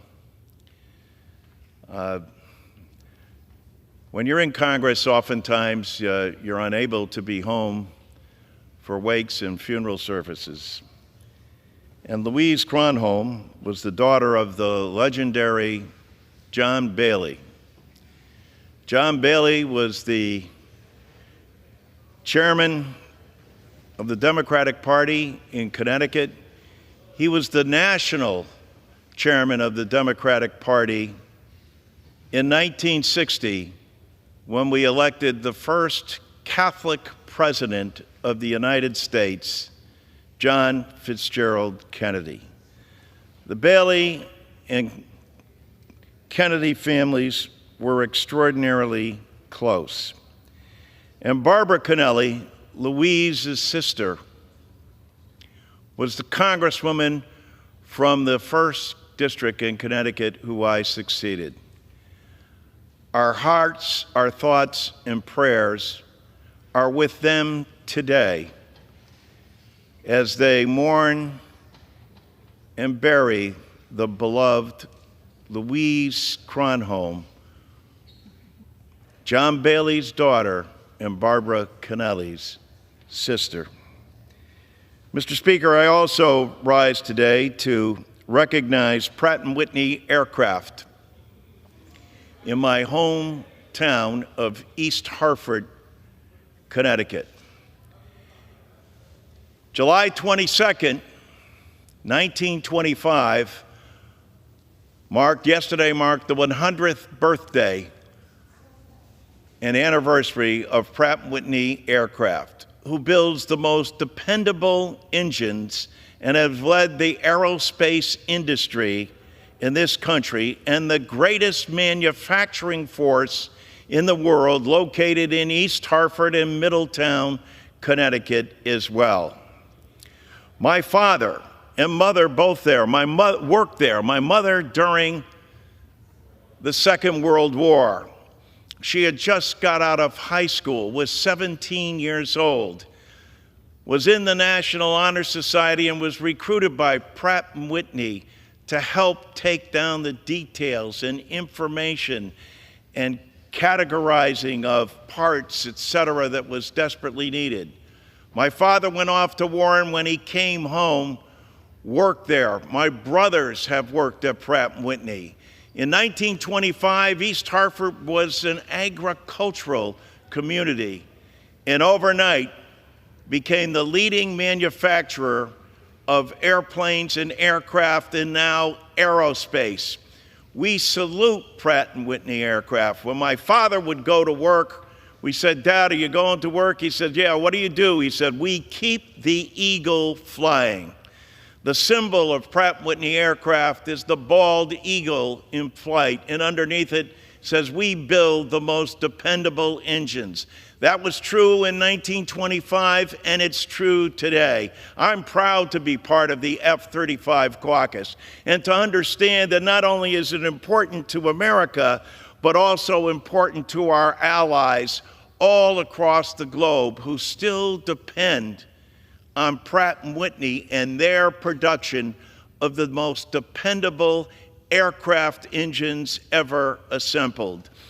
Mr. Speaker, I want to submit for the record also a resolution introduced by Governor Lamont of the state of Connecticut recognizing this 100th year anniversary celebration of Pratt & Whitney aircraft. I also want to submit for the record an op-ed piece that was presented in the Hartford Courant by Pratt & Whitney President Shane Eddy, again talking about that great workforce over this past 100 years and their dedication then, now, and well into the future.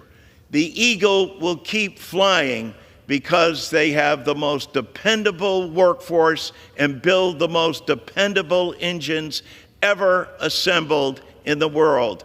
I'm proud to have been born and raised in East Hartford, the home and the start of Pratt & Whitney aircraft, the engine company that makes the most dependable engines in the world. And with that, I yield back.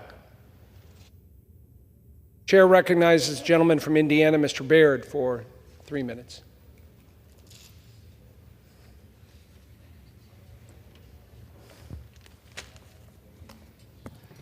Thank you, Mr. Speaker. I rise today to honor Chuck Connor, who officially retired on Monday, July the 14th, after serving as a national agriculture leader since 1997. A Benton County native and a graduate of Purdue University, Chuck Connor served as the president and CEO of the National Council of Farmer Cooperatives for over 16 years. From 1997 to 2001, he served as president of the Corn Refiners Association. He also has a storied career in public service as Deputy Secretary and the Acting Secretary of the U.S. Department of Agriculture under President George W. Bush. Chuck Connor continued his public service as an advisor to U.S. Senator Richard Lugar from Indiana for 17 years.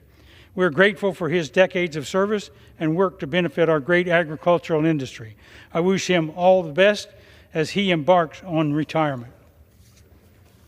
Mr. Speaker, I rise today to honor Kent and Isabella Chisholm, outstanding Hoosiers. Kent is a fifth-generation family farmer in Indiana who focuses on growing corn and soybeans. His wife, Isabella, currently serves as the American Farm Bureau Federation's Women's Leadership Committee Chair and is the former second vice president of the Indiana Farm Bureau. The Chisholms are intentionally recognized and internationally recognized for their hard work and dedication to promoting America's great agricultural industry. Their family and the family farm has also been a home for workshops, farm visits, and open houses. The Chisholms recently received the 2025 Indiana Farm Master Farmers Award for their work advocating for agriculture. Indiana's agricultural industry is better off thanks to the Chisholms, who have used their experiences to be prominent voices for agriculture at the state, local and national levels. I am grateful for their work that has certainly benefited Indiana and our farmers. Mr. Speaker, I rise today to discuss how the big, beautiful bill makes American energy dominant again by resuming leasing for dominant and domestic energy production. This includes onshore and offshore oil and gas leases as well as coal leases.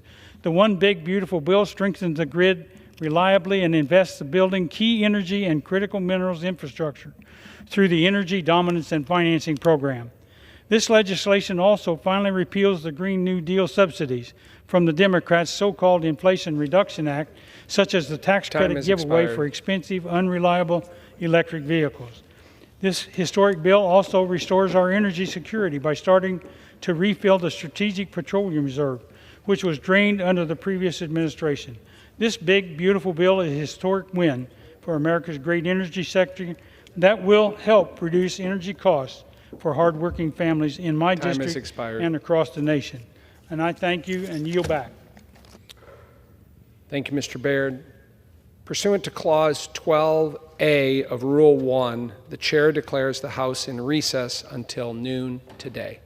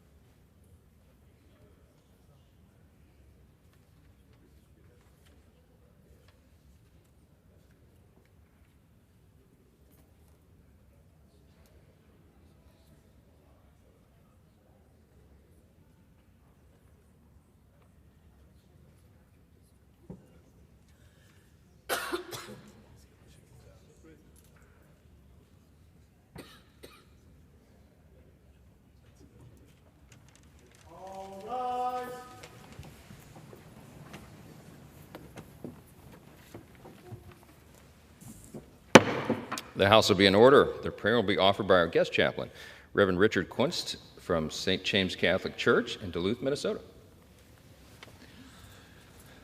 Heavenly Father, we offer you thanks in giving our nation the opportunity to self-govern and self-legislate, knowing that all power is a sharing in your power, and also recognizing that you have blessed the United States of America in a way that other peoples can only long for. May our philosophical and political differences serve only to strengthen who we are as a people rather than cause division and hatred.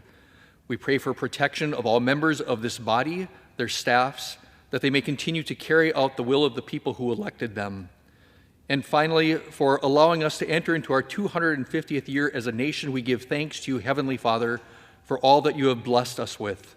May those blessings continue for many years, and may we, your people, always be fully aware that you and no other entity are the source of these gifts. Amen. Amen. The chair has examined the Journal of the Last Day's Proceedings and announces to the House the approval thereof. Pursuant to Clause 1 of Rule 1, the Journal stands approved. The Pledge of Allegiance will be led by the gentleman from North Carolina, Mr. Harris. I pledge allegiance to the flag of the United States of America and to the republic for which it stands, one nation, under God, indivisible, with liberty and justice for all. Without objection, the gentleman from Minnesota, Mr. Stauber, is recognized for 1 minute. Thank you very much, Mr. Speaker. It gives me great privilege to have my hometown priest open up the House of Representatives this morning, Father Richard Kunst. He's been a priest in the diocese in and around Duluth for 27 years, and he is a faithful servant of our Lord Jesus Christ, as reflected by his homilies on a daily basis. Not only is Father Richard Kunst a great friend to our family, but the Catholic family in and around Duluth, Minnesota. And I want to thank him for traveling all this way from Duluth, Minnesota to our nation's capital to open up the house prayer this morning. I am truly honored by his opening prayer, and I yield back.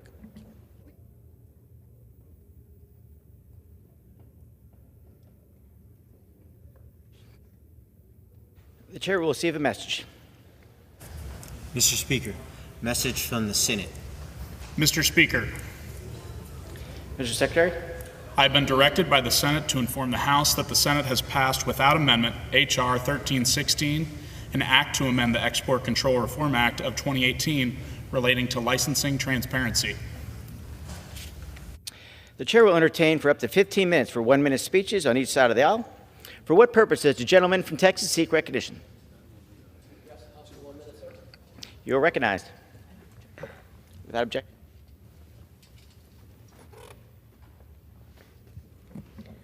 Mr. Speaker, today I rise to honor a true American hero, a man who embodied and exemplified the very best of public service and selfless service.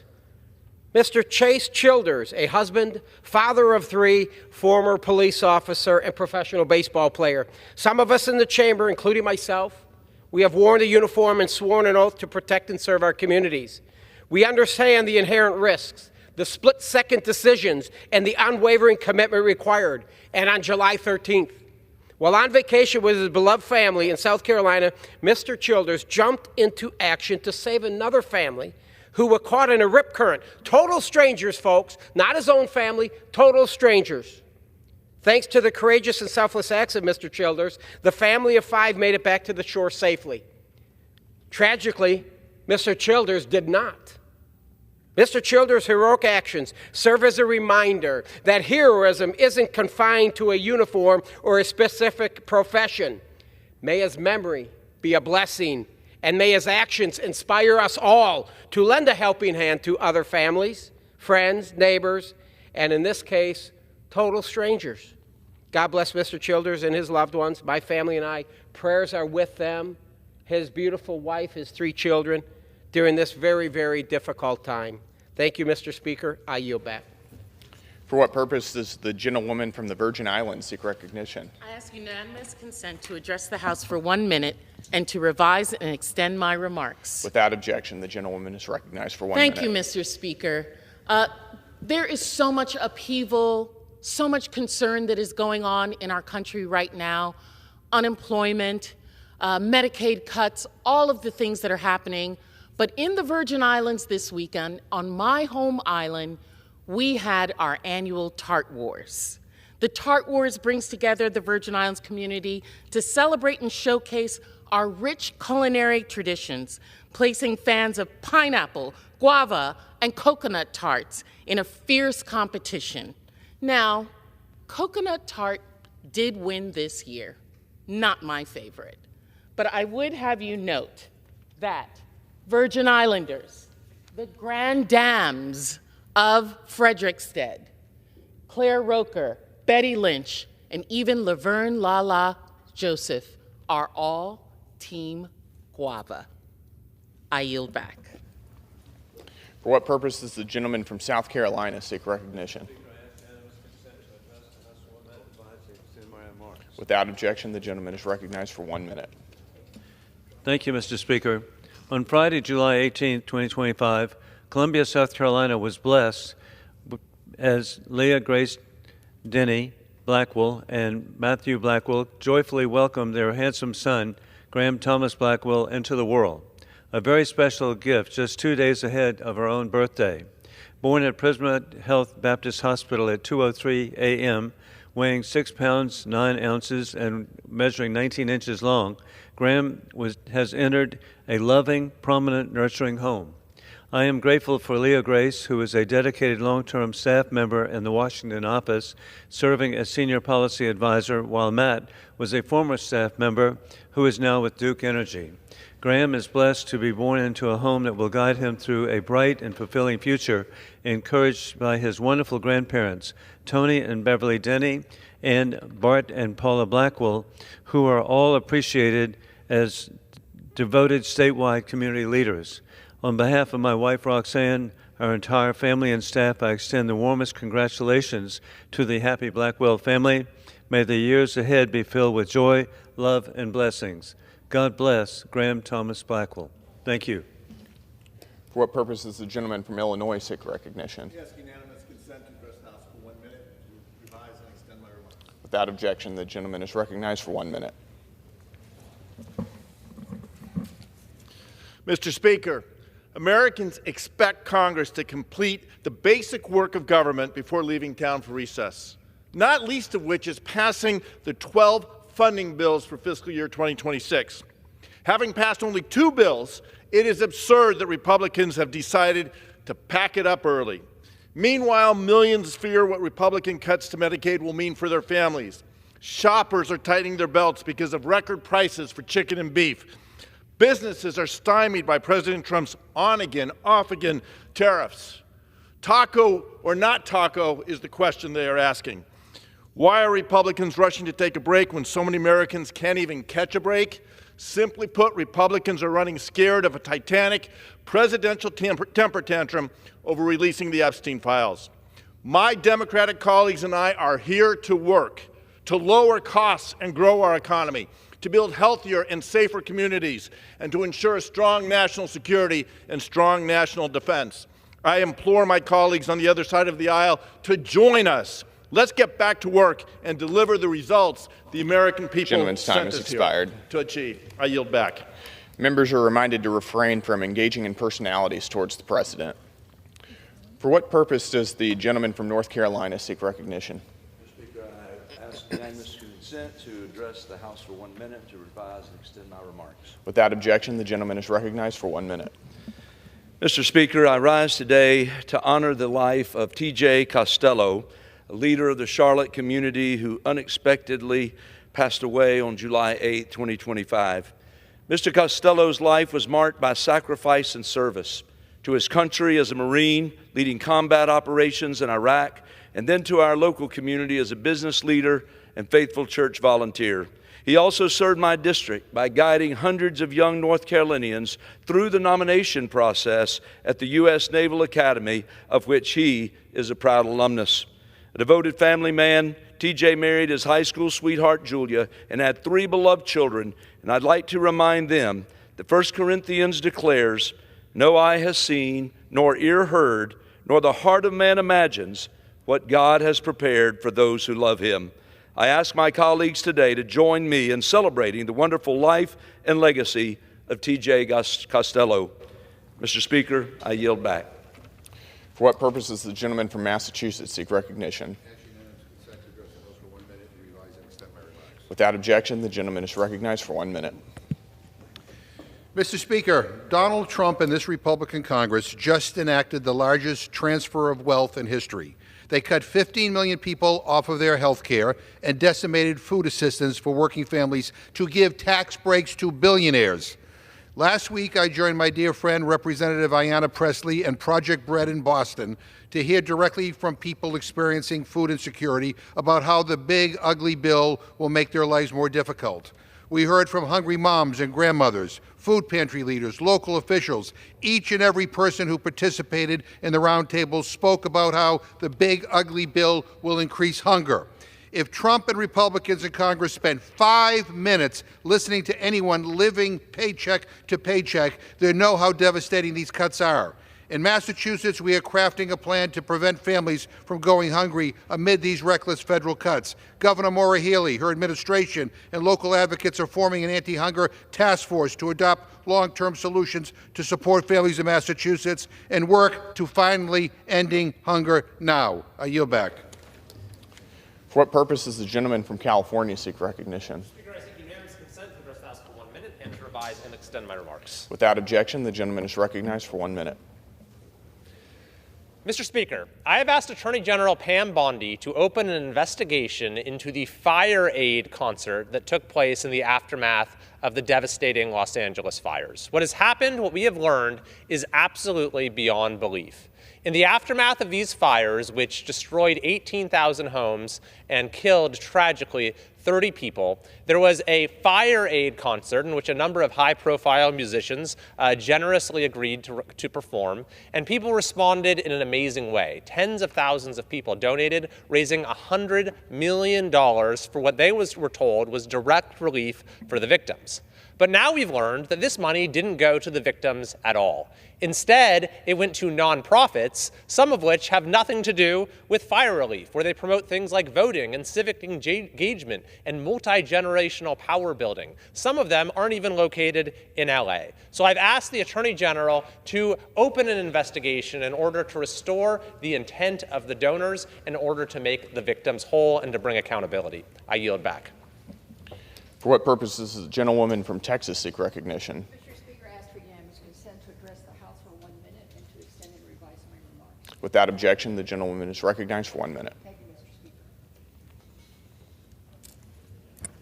I rise today to honor the life of Bob Stein, a friend, a teacher, and a brilliant mind who passed away last week after living an equally brilliant life. I had the privilege of knowing Bob throughout my entire public service career. When he wasn't cycling, Bob was a professor at Rice University, where he spent 46 years being a leading voice on elections, disaster response, and local government. But to call Bob just a professor wouldn't capture who he truly was. His classroom extended far beyond Rice. He had a remarkable habit of turning local officials into students, and I was proud to be one of them. Bob Stein spent his whole life helping this nation live up to his promise. And to his wife, Marty, and his children, thank you for sharing them with us. You know that if you plan to run for office in Houston, you had to sit down and talk to Bob Stein. So on behalf of a grateful city and a grateful nation, thank you, Bob. May you enjoy your cycling in heaven. God bless. I yield back. For what purpose does the gentleman from Florida seek recognition? Mr. Speaker, I ask unanimous consent to address the House for 1 minute and to revise and extend my remarks. Without objection, the gentleman is recognized for 1 minute. Thank you, Mr. Speaker. I rise today to honor the 100th anniversary of Indian River County, Florida, founded on June 29, 1925. For a century, this community has stood as a jewel on the Treasure Coast, a place where history, culture, and natural beauty come together in extraordinary ways. It has grown from humble roots to a thriving community, celebrating a strong economy, welcoming neighborhoods, and stunning environment. From the pristine shores of Vero Beach to the citrus groves of Fellsmere, Indian River County embodies the very best of Florida living. Today, we recognize and celebrate a century in paradise. Congratulations to the people of Indian River County on your 100th anniversary and 100 remarkable years. And with that, Mr. Speaker, I yield back. For what purpose does the gentleman from New York seek recognition? Speaker, I seek unanimous consent to address the House for 1 minute and to revise and extend my remarks. Without objection, the gentleman is recognized for 1 minute. Thank you, Mr. Speaker. The news is louder than a toddler with a kazoo at a Metallica concert. So while the headlines scream, the internet screams even louder with a monologue known as Meanwhile. Meanwhile, Paramount settles a lawsuit with President Trump over a dispute that could have been easily dismissed, defended as freedom of the press, or not. Meanwhile, Paramount CBS is seeking a multi-million-dollar merger with Skydance Media that requires the approval of the very same Trump administration. Coincidence? Surely not. Meanwhile, the Trump administration calls for media fairness, the kind perhaps shown by Fox, OAN, and Newsmax, maybe. Meanwhile, Stephen Colbert, host of the show Late Night, #1 amongst hosts in his slot, and a Trump critic, has his show canceled by CBS. A financial decision, it is said. No, yeah. Meanwhile, CBS great news leader Edward R. Murrow rolls over in his grave. I yield back. For what purpose does the gentlewoman from Oregon seek recognition? Mr. Speaker, I ask for unanimous consent to address the House for 1 minute and to revise and extend my remarks. Without objection, the gentlewoman is recognized for 1 minute. Thank you, Mr. Speaker. Mr. Speaker, I rise today as a mother, a physician, and a member of Congress horrified by the ongoing massacre in Gaza.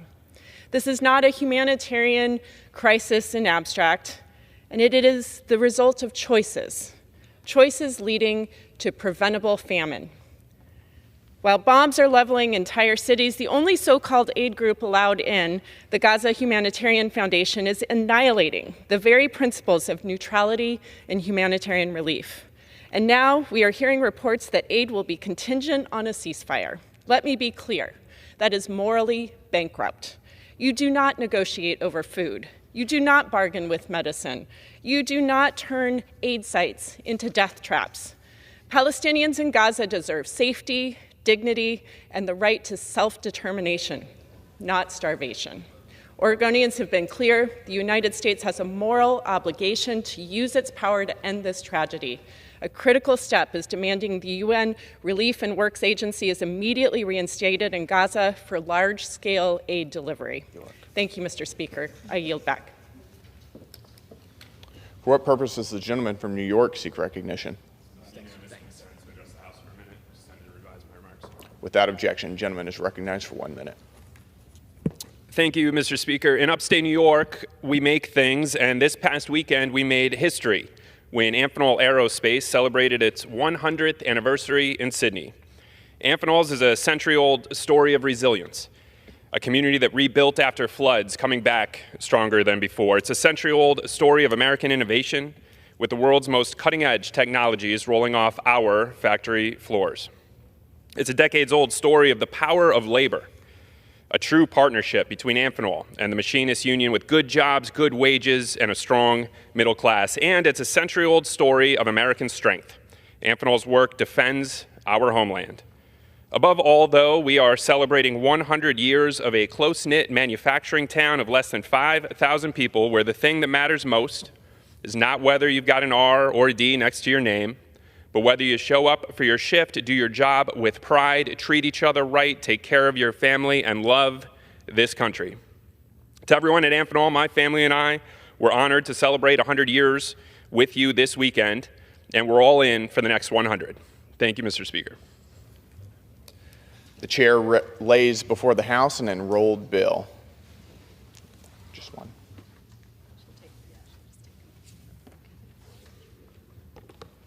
Senate 423, an act to protect regular order for budgeting for the Department of Veterans Affairs and for other purposes.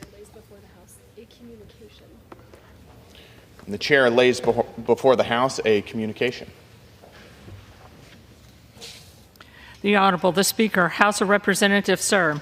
Pursuant to Section 2B4 of Public Law 118-144, the Commission to study the potential transfer of the Weizmann National Museum of American Jewish History to the Smithsonian Institute Act, I am pleased to appoint the following individual to the Commission to study the potential transfer of the Weizmann National Museum of American Jewish History to the Smithsonian Institution. The Honorable Kathy Manning of Greensboro, North Carolina. Signed sincerely, Hakeem Jeffries, Democratic Leader. Pursuant to Clause 12A of Rule 1, the Chair declares the House in recess, subject to the call of the Chair.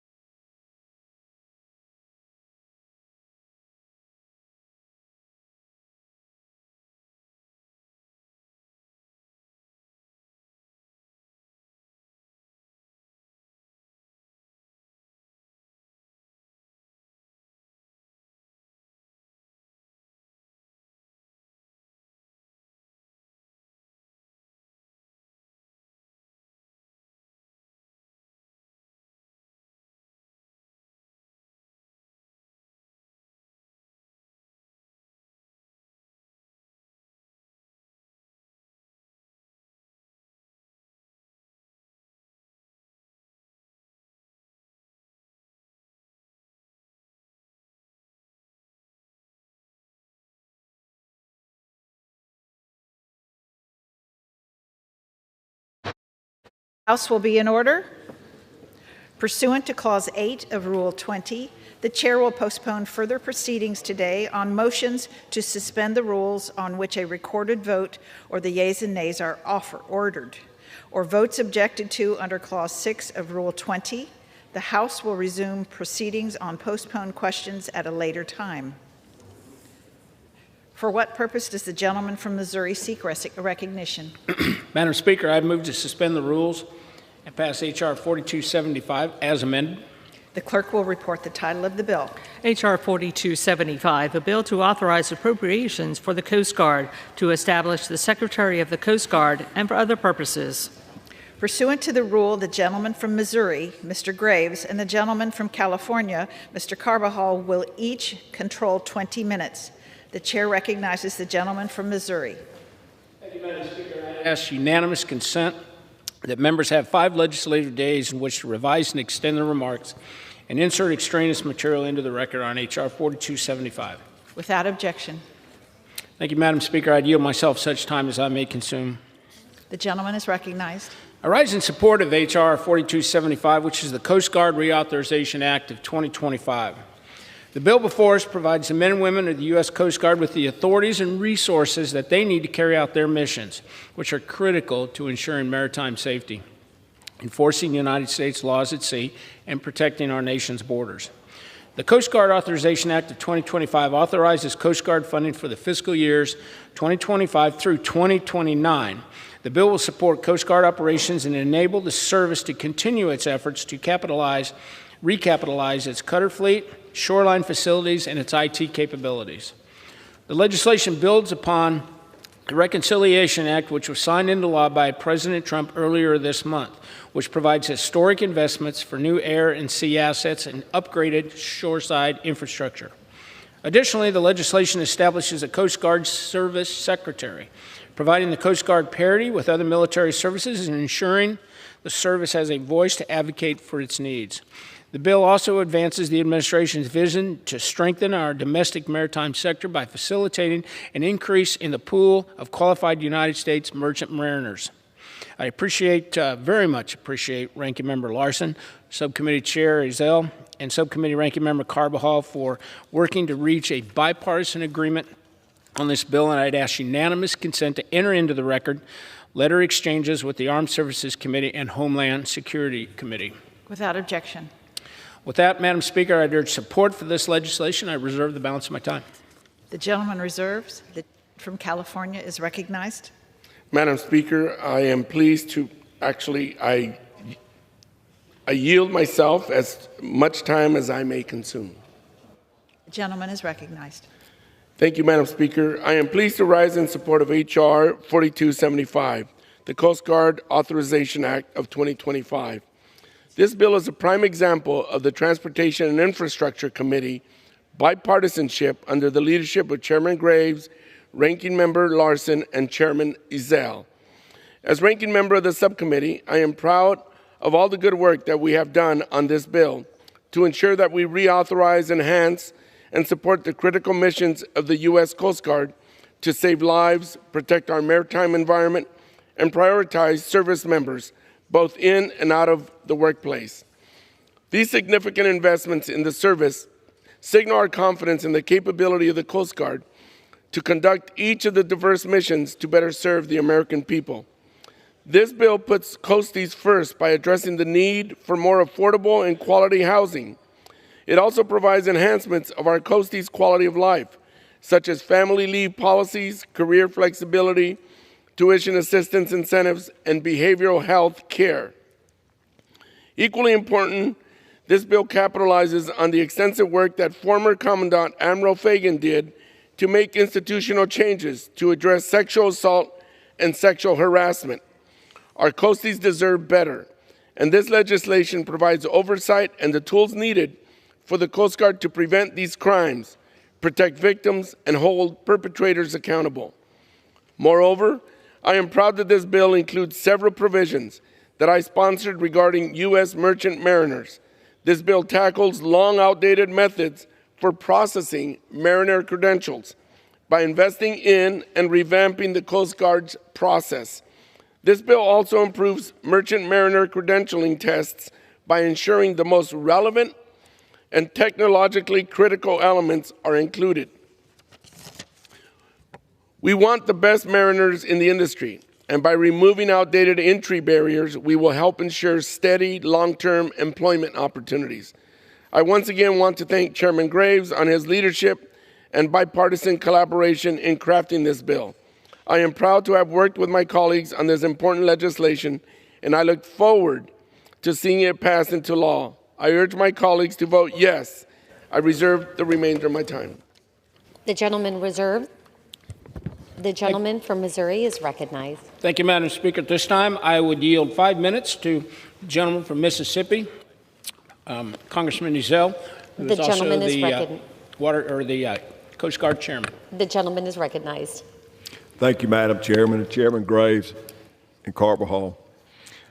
I rise today in support of this legislation, which was introduced by Chairman Graves, myself, and Ranking Members Larson and Carbajal. This bill supports the efforts of the Coast Guard to protect the United States waters, interdict drugs, stop human trafficking, and promote maritime safety. The Coast Guard Authorization Act of 2025 authorizes funding for the Coast Guard through fiscal year 2029 and makes critical investments to enable the service to meet its growing mission demands. As the Coast Guard works to implement service's future vision of Force Design 2028 and procure new vessels, aircraft, shoreside infrastructure with the historic investments made in the One Big Beautiful Bill Act, this legislation includes accountability for those investments and modernizes the contracting process for the service. As the Coast Guard looks to grow its forces, the legislation will support the Coast Guard's efforts to boost recruiting and retention while supporting President Trump's vision to strengthen the domestic maritime base and boost the pool of qualified United States merchant mariners that can mobilize during times of crisis to operate sea lift assets. The legislation also gives service an important voice by establishing a Coast Guard Service Secretary, and envisioned in my legislation, H.R. 2546, the Secretary of the Coast Guard Act of 2025. This measure also makes important reforms following revelations of the Operation Fouled Anchor, which was a report detailing improper handling of sexual assaults within the service. As a sheriff and a first-hand law enforcement officer, I've seen the harmful effects that have happened to these victims. I am pleased that the bill before us strengthens protections for members of the Coast Guard from sexual assault, provides support to victims, and increases transparency within the service about the manner in which such cases were handled. I appreciate the work of Chairman Graves on this legislation, along with Ranking Member Larson, Subcommittee Ranking Member Carbajal. I urge my colleagues to support this bill, and Madam Chairman, I yield back my time. The gentleman from Missouri reserves. I reserve. The gentleman from California is recognized. Thank you, Madam Speaker. I would like to yield 5 minutes to the representative from Washington, the state of Washington, Representative Larson. The gentleman is recognized. Thank you, Speaker. I'm pleased to speak in support of H.R. 4275, the Coast Guard Authorization Act of 2025. This bipartisan legislation reauthorizes funding for the U.S. Coast Guard through 2029, updates and restructures Coast Guard programs and policies, and supports the commercial maritime industry. It is a result of good faith bipartisan negotiations between Chair Graves and Chair Ezell, myself, and Ranking Member Carbajal, and includes important contributions from members on and off the committee. This bill is the latest example of the bipartisanship on the Transportation and Infrastructure Committee, and I'm very proud to support it. Coast Guard operational readiness is at risk due to years of underfunding. A lack of investment has led to a $3 billion shoreside infrastructure backlog, a lack of icebreaking capacity in the Arctic and Great Lakes, and reduced capacity across several essential missions, such as mariner safety and mariner credentialing. The committee recognized this need, and H.R. 4275 begins to address the shortfall by authorizing the Coast Guard far beyond the administration's request. It increases Coast Guard funding levels to $21 billion by 2029, ensuring that the Coast Guard remains semper paratus. These funding levels will give the Coast Guard the resources needed to execute its missions and deliver a basic standard of living for its service members. In addition, the bill increases procurement, construction, and improvements funding by 100% over current funding levels, and these new resources should enable the Coast Guard to maintain its ongoing recapitalization programs, including the polar security cutters and the offshore patrol cutters. Last Congress, we enacted substantial improvements to safety for mariners and passengers aboard vessels. This legislation builds upon that work by addressing additional safety risks on vessels and increasing the penalties for bad actors. This bill fights oil spill pollution by bolstering vessel response plans and ensuring timely, robust firefighting responses when vessel incidents do occur. It also requires the Coast Guard to evaluate international oil spill coordination and ensures robust protections and response capacity in environmentally sensitive locations like the Puget Sound. Maritime commerce cannot come at the expense of the environment. This bill includes provisions that begin addressing the mariner shortage by updating mariner requirements, updating the merchant mariner credentialing exam, and expanding the pool of eligible mariners. And finally, and importantly, the bill includes numerous provisions to address sexual assault and sexual harassment within the Coast Guard. These new requirements, directives, and oversight were developed because the Coast Guard deliberately hid Operation Fouled Anchor and decades of sexual misconduct within the Coast Guard. Former Commandant Admiral Fagan worked hard to repair this lost confidence that resulted from Operation Fouled Anchor, and this legislation builds on her work. Again, I want to thank Chair Graves, Chair Ezell, Ranking Member Carbajal, and others for their cooperation in crafting this critical legislation. I look forward to our continued collaboration as this legislation moves forward, and I urge all members to support the bill. And with that, I yield back the balance of my time. The gentleman from California reserves? Yes. The gentleman from Missouri? Thank you, Madam Speaker. At this time, I'd yield 2 minutes to the gentleman from Florida, Mr. Webster. The gentleman is recognized. Thank you, Madam Speaker. I'm very pleased to support House H.R. 4275 to ensure that the Coast Guard has the authorities and resources needed to meet the vital missions that they have. The One Big Beautiful Bill provides the Coast Guard a much-needed and historic down payment of $24 billion for new operational assets and systems. But this bill still needs to support the important work of the Coast Guard, which does protect our waters through drug interdiction and stop human trafficking, promote maritime safety. It also establishes a Secretary of the Coast Guard, an important step in the right direction to ensure that the Coast Guard men and women retain a priority for many administrations to come. The other armed services have this position, and they also do much better, and they have a better track record in getting assets necessary to carry out their missions. I'm thrilled that President Trump and Secretary Noem have focused on the Coast Guard, and I'm hopeful that this year the Senate also will move to pass this important legislation. I urge my colleagues to support this bill, and I yield back the rest of my time. I reserve. The gentleman reserves. The gentleman from California. Thank you, Madam Speaker. I would like to yield 2 minutes to the representative from California, Mr. Desaulnier. The gentleman is recognized. Thank you. I want to thank the ranking member for yielding to me. I want to acknowledge to the leadership of the chair and the ranking members of the full committee and the subcommittee for their great bipartisan work on this initiative. One of the Coast Guard's primary missions is search and rescue. In fiscal year 2025 alone, their efforts saved more than 2,200 people and $40 million in property. To keep up this important work, they need robust funding and support, which is just what this bill delivers. With the administration's aggressive funding and staffing cuts, however, at the National Weather Service and FEMA, and the increasing severity and frequency of natural disasters due, in my opinion, to climate change, the risk associated with those disasters continue to rise. Unfortunately, we don't have to look any further than recent floods and devastating storms of how important the Coast Guard can be in responding to these emergencies and disasters, but they need their partners at FEMA and NOAA. I strongly support this bill and the great work of the Coast Guard that they do to protect our citizens and waters, including in and around the district I represent in the San Francisco Bay Area.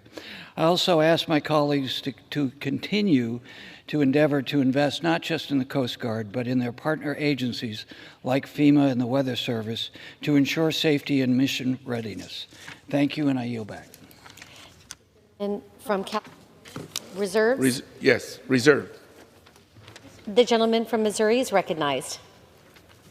Thank you, Madam Speaker. At this time, I'd yield 2 minutes to the gentleman from North Carolina, Mr. McDowell. The gentleman is recognized. Thank you, Mr. Chairman. Madam Speaker, today and every day, the brave men and women of the United States Coast Guard carry out a critical mission, securing our borders, patrolling our waters, and saving American lives. As Vice Chair of the Coast Guard and Maritime Subcommittee, I have seen firsthand how vital their service is to our national security and to our prosperity. The Coast Guard Authorization Act gives our guardsmen the tools, the resources, and the support that they need to meet today's threats, whether it's stopping fentanyl at sea, stopping illegal migrants, or responding to natural disasters. This bill is about backing the Coast Guard the same way that they back us every single day. I'm proud to support this bill, and I would urge my colleagues to do the same. With that, Mr. Chairman, I yield back. The gentleman from Missouri reserves. The gentleman from California. Thank you, Madam Speaker. I would like to yield 3 minutes to the representative from New York, Ms. Gillen. Thank you, Madam Speaker, is recognized. and thank you to the gentleman from California for yielding. Madam Speaker, I rise in support of H.R. 4275, the Bipartisan Coast Guard Authorization Act of 2025, which includes my provision to improve navigation in the East Rockaway Inlet off the south shore of Long Island to strengthen maritime drug enforcement in our waters. Madam Speaker, East Rockaway Inlet is a critical federal navigation channel which Long Islanders rely on for both commercial and recreational boating and fishing.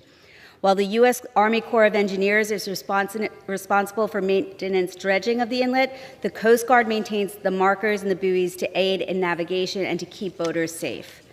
Unfortunately, I've heard from many of my constituents that due to shoaling, the water is too shallow in many parts of the inlet and the buoys there are missing or misplaced, making it difficult for boaters and fishermen to safely navigate the channel. Incorrectly placed buoys and markers could cause boats to run aground in the sand, threaten commercial towing through the channel, and undermine safe navigation for all. My amendment, which is included in Section 283 of this bill, would require the Commandant of the Coast Guard to examine this issue and report to Congress with concrete recommendations to address hazards in the East Rockaway Inlet and present a plan to update the aids to navigation there to keep boaters safe. I'm grateful to Chairman Graves and Ranking Member Larson for including this amendment, and I look forward to working together with the Coast Guard on this important issue. Madam Speaker, this bill will also strengthen our national security and support the men and women I met at the Coast Guard station in Jones Beach. This bipartisan bill will ensure that the Coast Guard has the resources that it needs to keep our shores and our communities secure. I'm especially glad that this legislation includes a common sense bipartisan bill I co-sponsored with my Republican colleague from North Carolina, Representative Addison McDowell, to help the Coast Guard respond to opioid overdoses.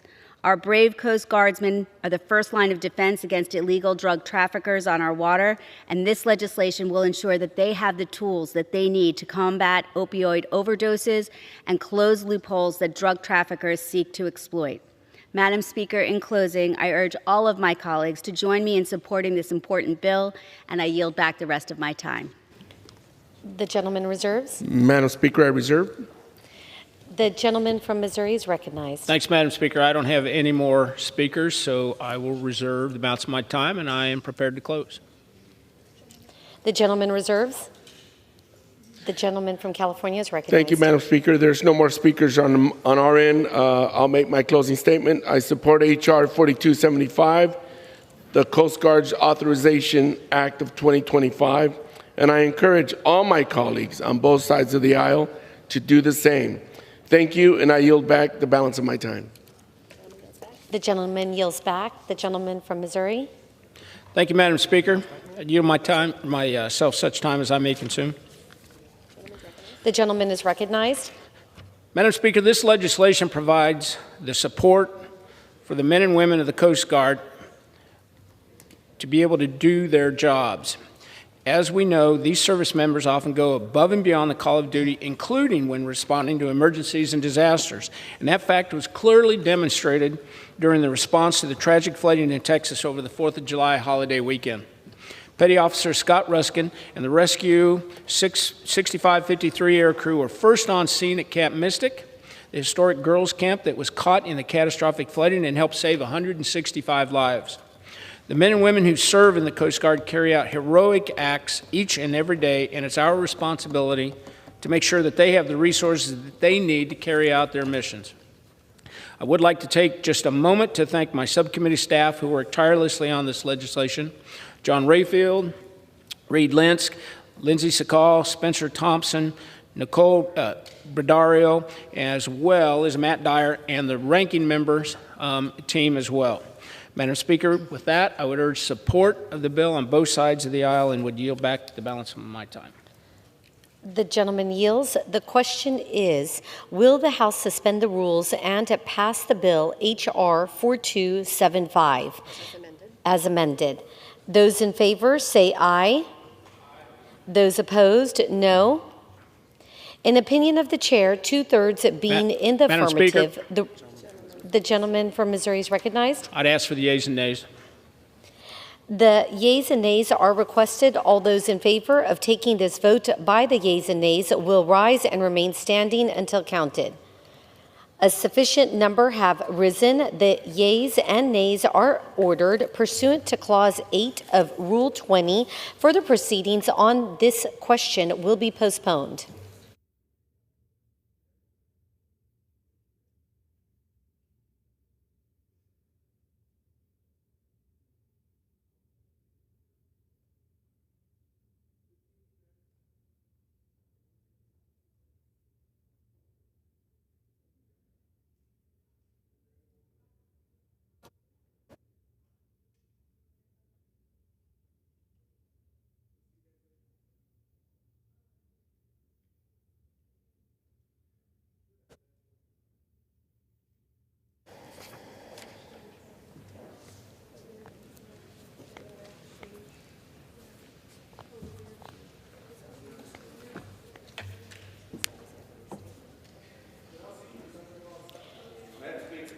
For what purpose does the gentleman from Texas seek recognition? I move to suspend the rules and pass the bill H.R. 1549 as amended.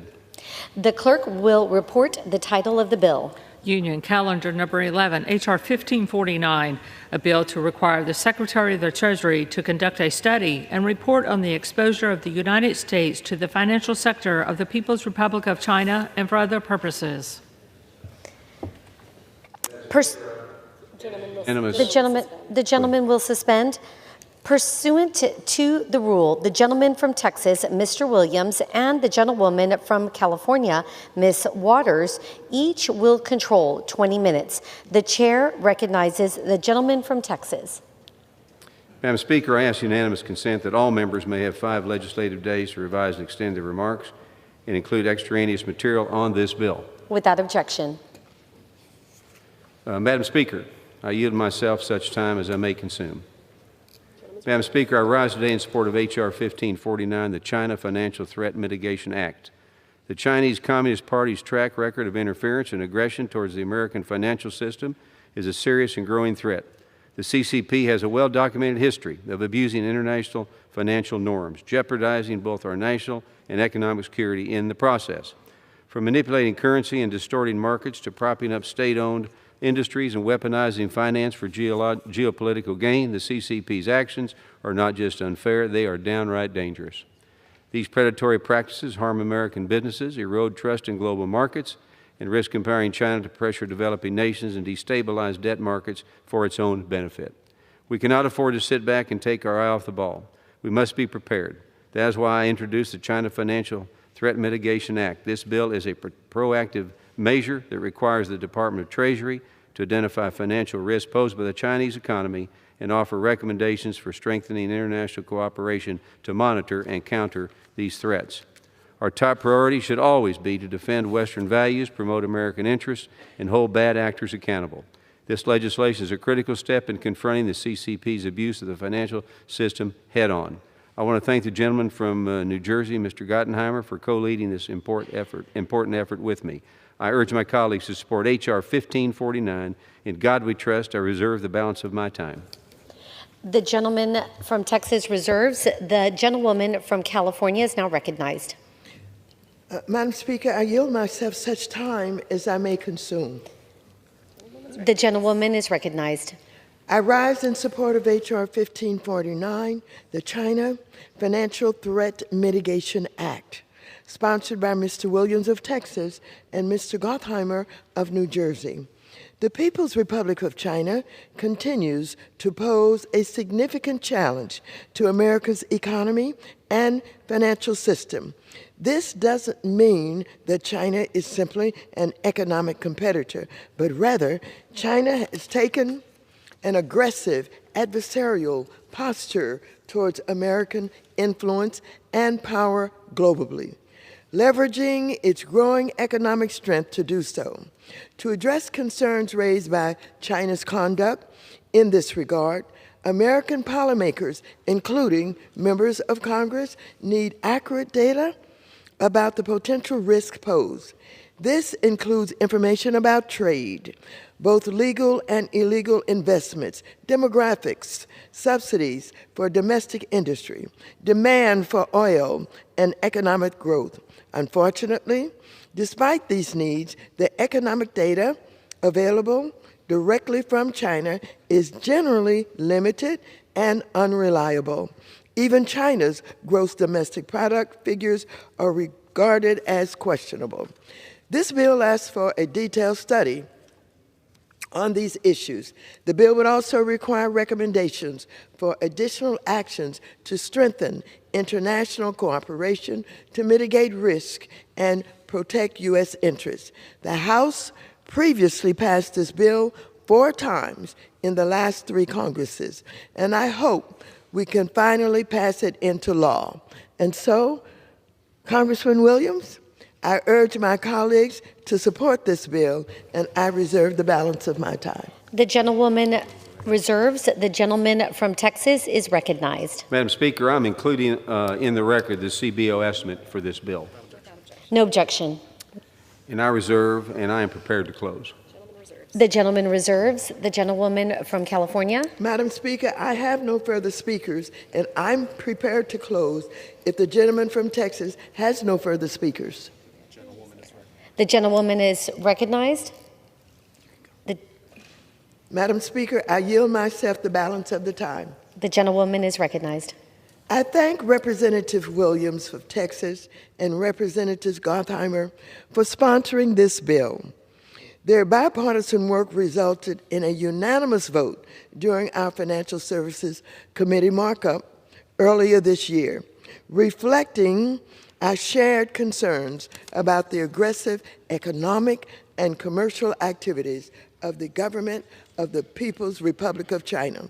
And so I urge my colleagues to support this bill, and I yield back the balance of my time. The gentlewoman yields back. The gentleman from Texas is recognized. I yield myself the balance of my time. For the reasons I explained earlier, I urge my colleagues to support this bill. I do want to thank Congressman Gottenheimer and my good friend, Ms. Waters, for their support. I yield back. The gentleman yields. The question is, will the House suspend the rules and pass the bill H.R. 1549 as amended? Those in favor say aye. Those opposed, no. In the opinion of the chair, 2/3 being in the affirmative, the rules are suspended. The bill is passed, and without objection, the motion to reconsider is laid on the table.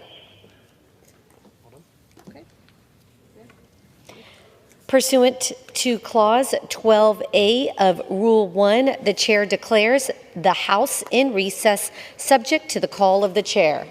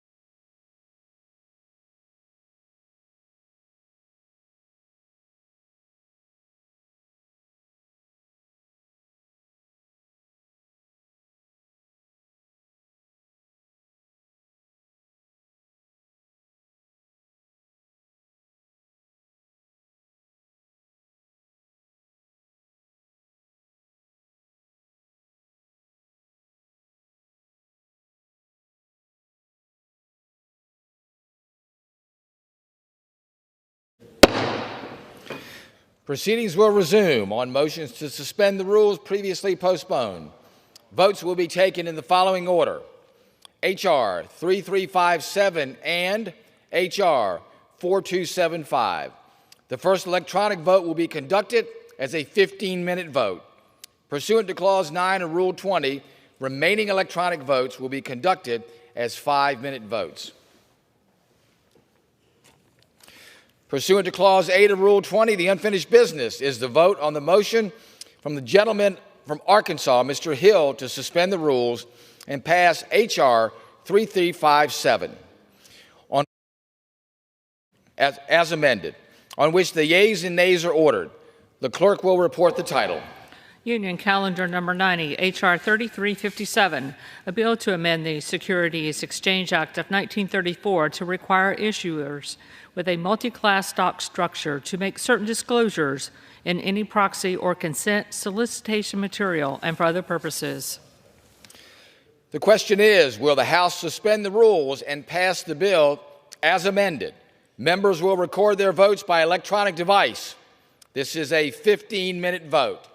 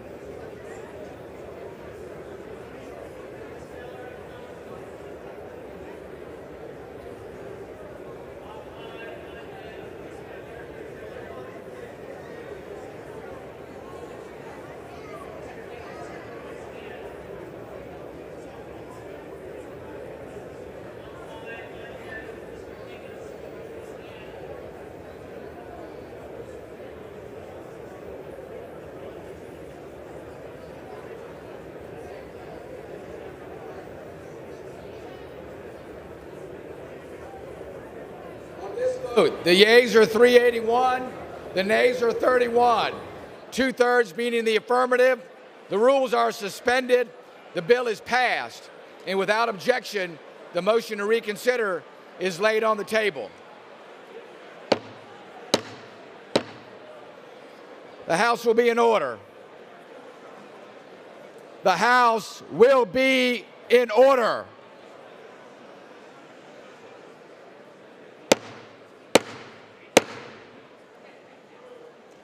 The House will be in order.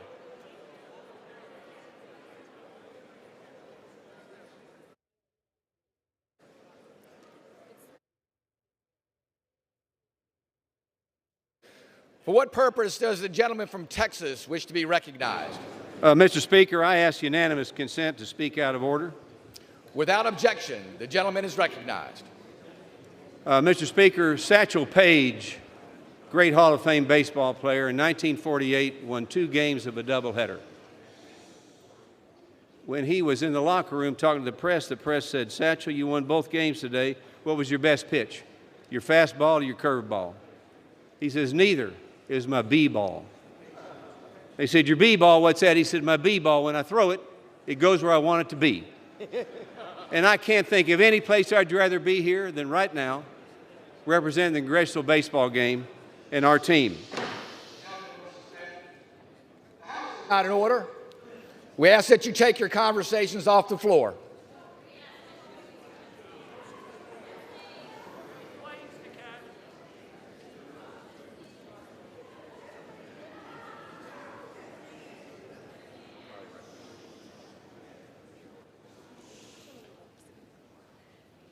The gentleman is recognized.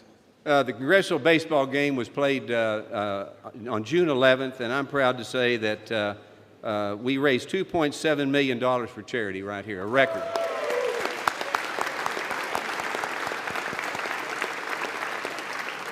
We sold almost 40,000 tickets, had 34,000 in attendance, with another record.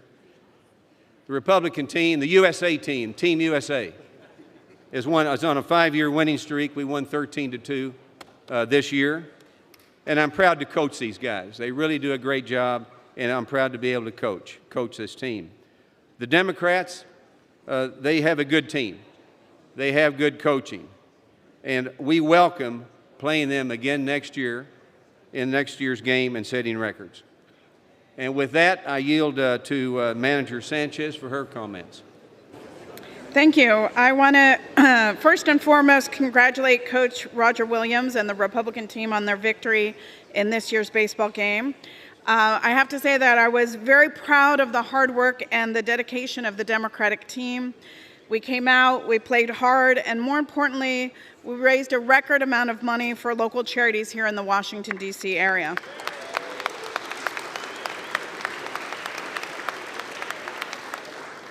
The Congressional baseball game is probably my favorite time of the year, not the least of which is because every morning I get to yell at 15 men and tell them what to do. But it's also because we can put partisanship aside and play a good game for a good cause. Together, we raised a whopping $2.8 million, which will go for sports scholarships, local boys and girls clubs, and other youth charities. And that's something that I think we all can be proud of. Again, I want to congratulate Coach Williams and his team, and we're coming for that trophy next year, my friend. You're going to find it. So, thank you very much. I yield back. I thank the gentleman from Texas. Pursuant to Clause 8 of Rule 20, the unfinished business is the vote on the motion from the gentleman from Missouri, Mr. Graves, to suspend the rules and pass H.R. 4275 as amended, on which the yeas and nays are ordered. The clerk will report the title. H.R. 4275, a bill to authorize appropriations for the Coast Guard to establish the Secretary of the Coast Guard and for other purposes. The question is, will the House suspend the rules and pass the bill as amended? The members will record their votes by electronic device. This is a 5-minute vote.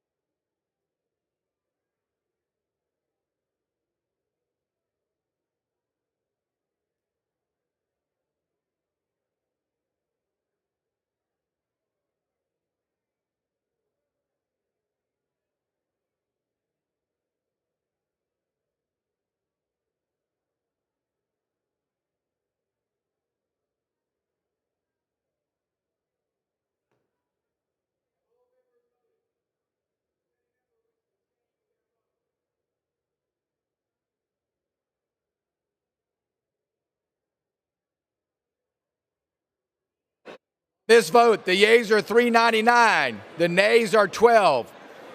Two-thirds being in the affirmative, the rules are suspended, the bill is passed, and without objection, the motion to reconsider is laid on the table.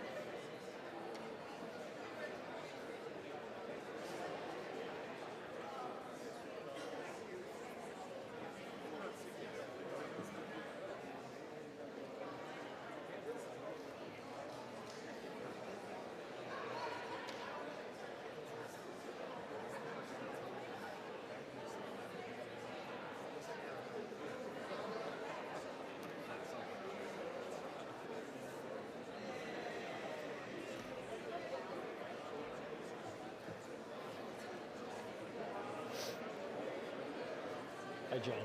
Have a great one. Yes.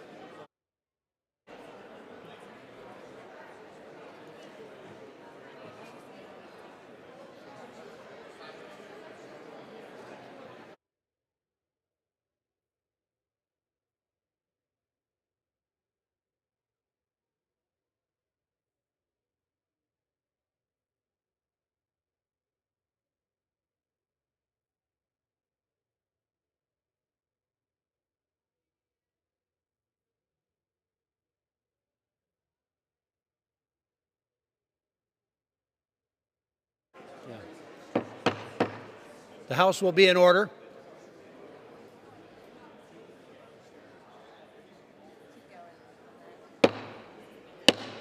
The House will be in order.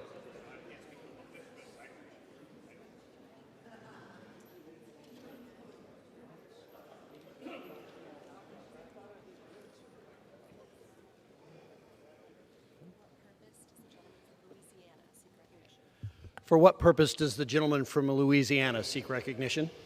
Mr. Speaker, pursuant to Clause 2A1 of Rule 9, I rise to give notice of my intention to raise a question of the privileges of the House.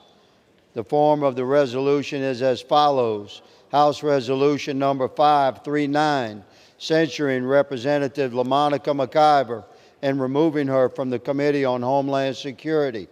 Whereas on May the 9th, 2025, Representative McIver took part in an incident at the Delaney Hall Federal Immigration Facility located in Newark, New Jersey.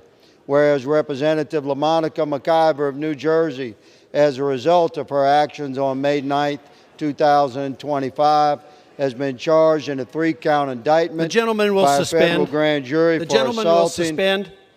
The House is not in order. Gentleman from Louisiana. Indictment by a federal grand jury for assaulting, resisting, impeding, and interfering with federal officers. Whereas Representative McIver is alleged to have challenged guidance from a federal officer regarding access to the secure immigration detention facility. Whereas Representative McIver is alleged to have interfered with Homeland Security investigation officials for making an arrest of an unauthorized visitor. Whereas Representative McIver is alleged to have, quote, slammed her forearm into the body, close quote, and restrained an HSI officer by, quote, forcibly grabbing him. Whereas Representative McIver is alleged to have further interfered with an Immigration and Customs Enforcement deportation officer engaged in the performance of his official duties.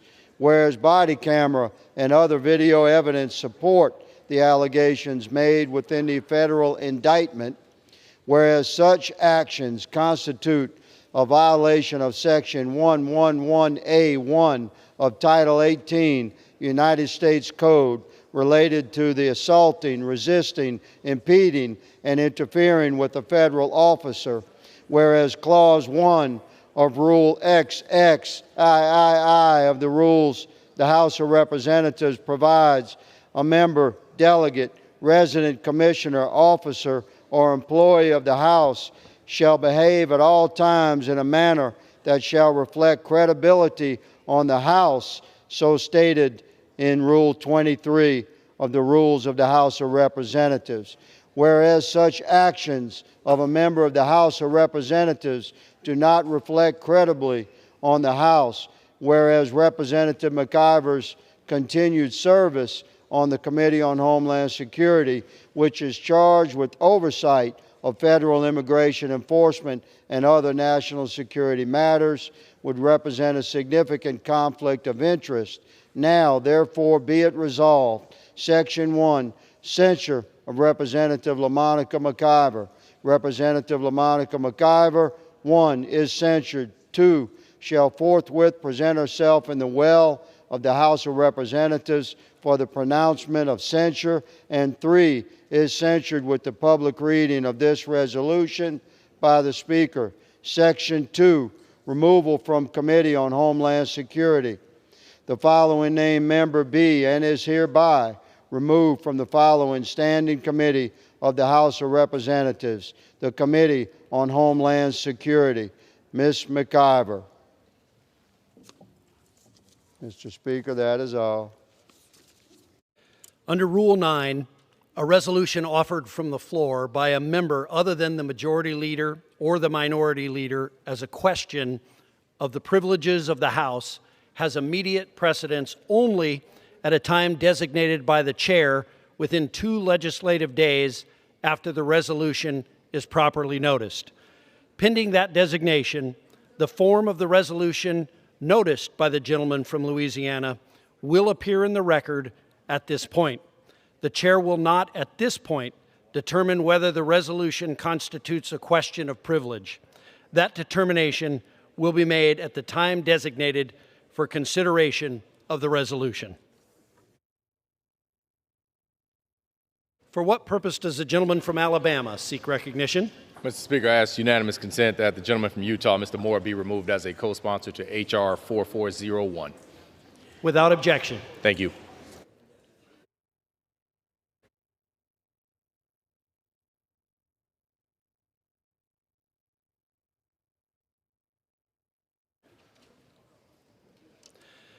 The chair will now entertain requests for 1-minute speeches. For what purpose does the gentleman from Pennsylvania seek recognition? Mr. Speaker, I request unanimous consent to address the House for 1 minute and revise and extend my remarks. And the House is not in order. The House is not in order. The House will be in order. The gentleman is recognized for 1 minute. Thank you, Mr. Speaker. I rise today to recognize the Central Pennsylvania Chamber of Commerce as it celebrates 120th anniversary. In 1905, the Chamber was founded as the Milton Board of Trade. Over the last 120 years, the Chamber has grown and expanded its reach and membership into Columbia, Montour, Northumberland, Snyder, and Union counties. And 120 years later, the mission of the Chamber remains the same as when it was founded. Quote, to be the partner of choice to enable economic and business development by partnering with businesses, schools, communities, and individuals in central Pennsylvania. As a proud member of the Chamber, I recognize its vital role in driving regional economic growth, fostering job creation, and supporting businesses of all sizes as they innovate and invest in America's future. Mr. Speaker, I thank the board members, staff, membership, and partners who have worked together to promote and improve our region. They have fostered a commitment to free enterprise that enables our local communities to unlock their true economic potential. Congratulations to the Chamber on this milestone occasion. Thank you, Mr. Speaker, and I yield back the balance of my time. For what purpose does the gentleman from California seek recognition? Without objection.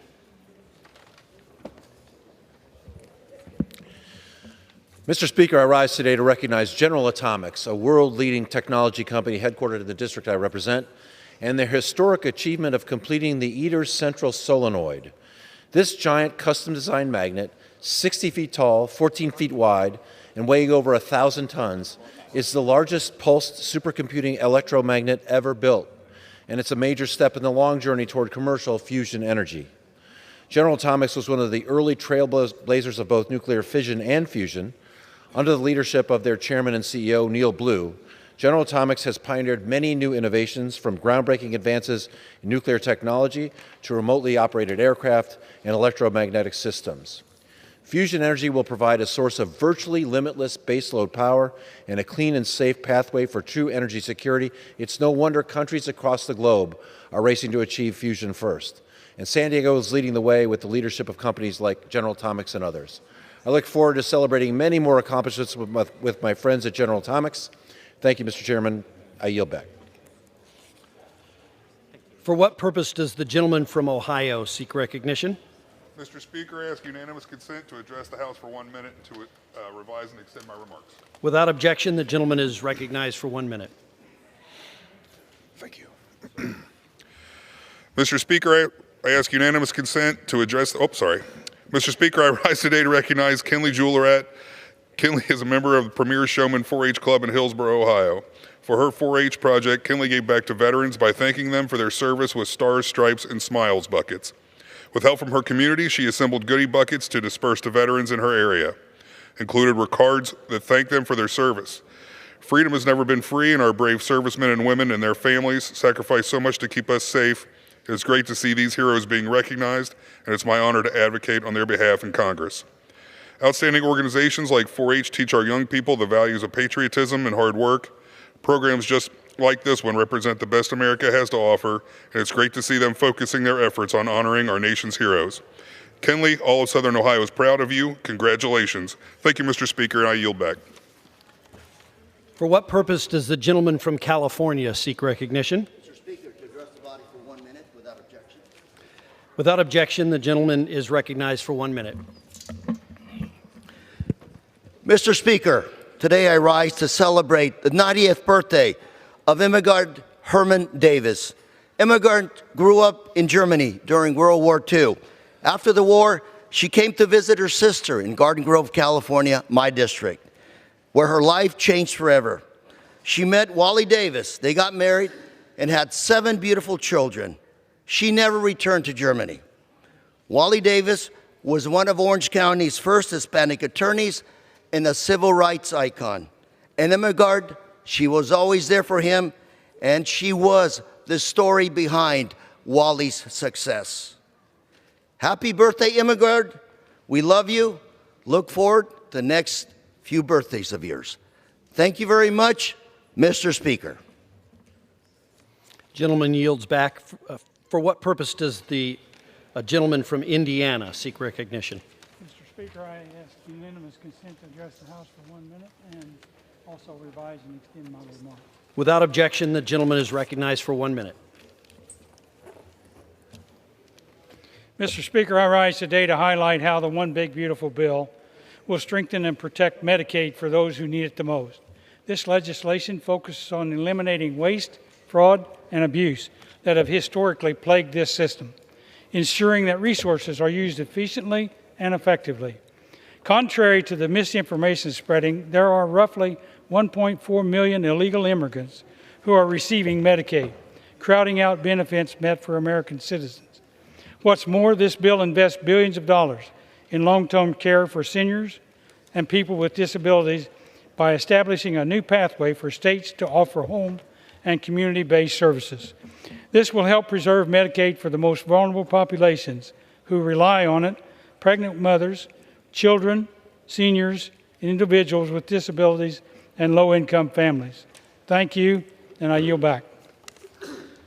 For what purpose does the gentlewoman from Pennsylvania seek recognition? Mr. Speaker, I ask unanimous consent to address the House for 1 minute and to revise and extend my remarks. Without objection, the gentlewoman is recognized for 1 minute. Thank you, Mr. Speaker. In Pennsylvania, nearly 65% of nursing home residents rely upon Medicaid. In my district outside Philadelphia, it is a lifeline for more than 15,000 seniors who have worked and earned access to affordable, high-quality care, who deserve to age with grace and dignity. President Trump and the Republicans' big ugly bill will cut Pennsylvania's Medicaid program, known as Penny, by about $53 million over the next decade.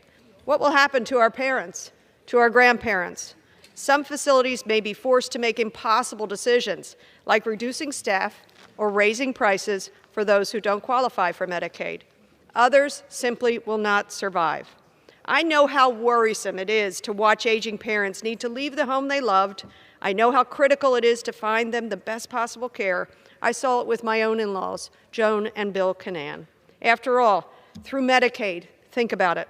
I was disabled and you offered me aid. I was infirmed and you offered me care. I was aging and you offered me dignity. That's what Republicans voted in lockstep to tear away. Shame. I yield back. For what purpose does the gentleman from Pennsylvania seek recognition? I seek unanimous consent to address the House for 1 minute and revise and extend my remarks. Without objection, the gentleman is recognized for 1 minute. Mr. Speaker, I rise today with a heavy heart and a deep sense of gratitude as I pay tribute to a true hometown hero, Carla Reynolds of Bristol Borough. Carla was more than an advocate. She was a force of nature. a woman of uncommon compassion, relentless purpose, and a rare gift for bringing people together. Through her signature event, Unity Day, Carla united law enforcement and neighbors, children and elders in a shared celebration of kindness, community, and respect.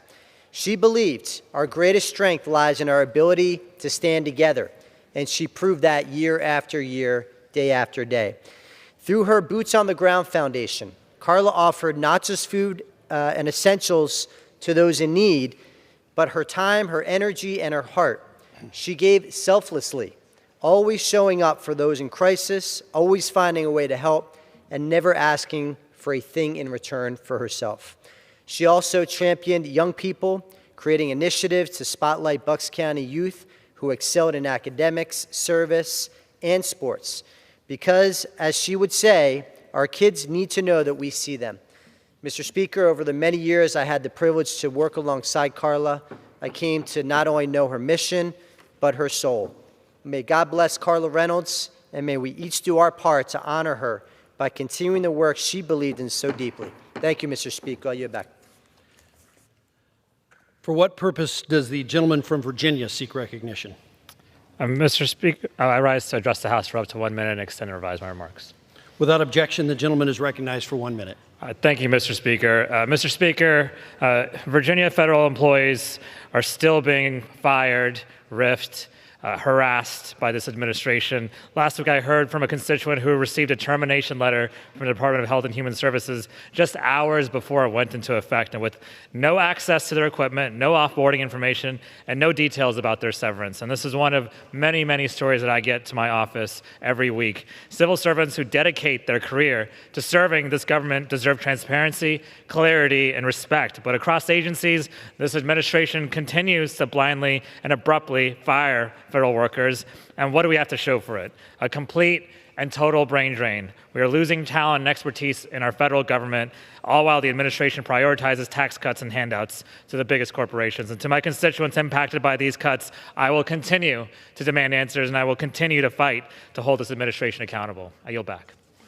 For what purpose does the gentleman from Wisconsin seek recognition? Mr. Speaker, I ask unanimous consent to address the House and to revise and extend my remarks. Without objection, the gentleman is recognized for 1 minute. Mr. Speaker, I rise today to recognize the legacy and esteemed career of Green Bay Packers president and CEO Mark Murphy, who is set to retire at the end of this week after serving in the role for more than 17 years.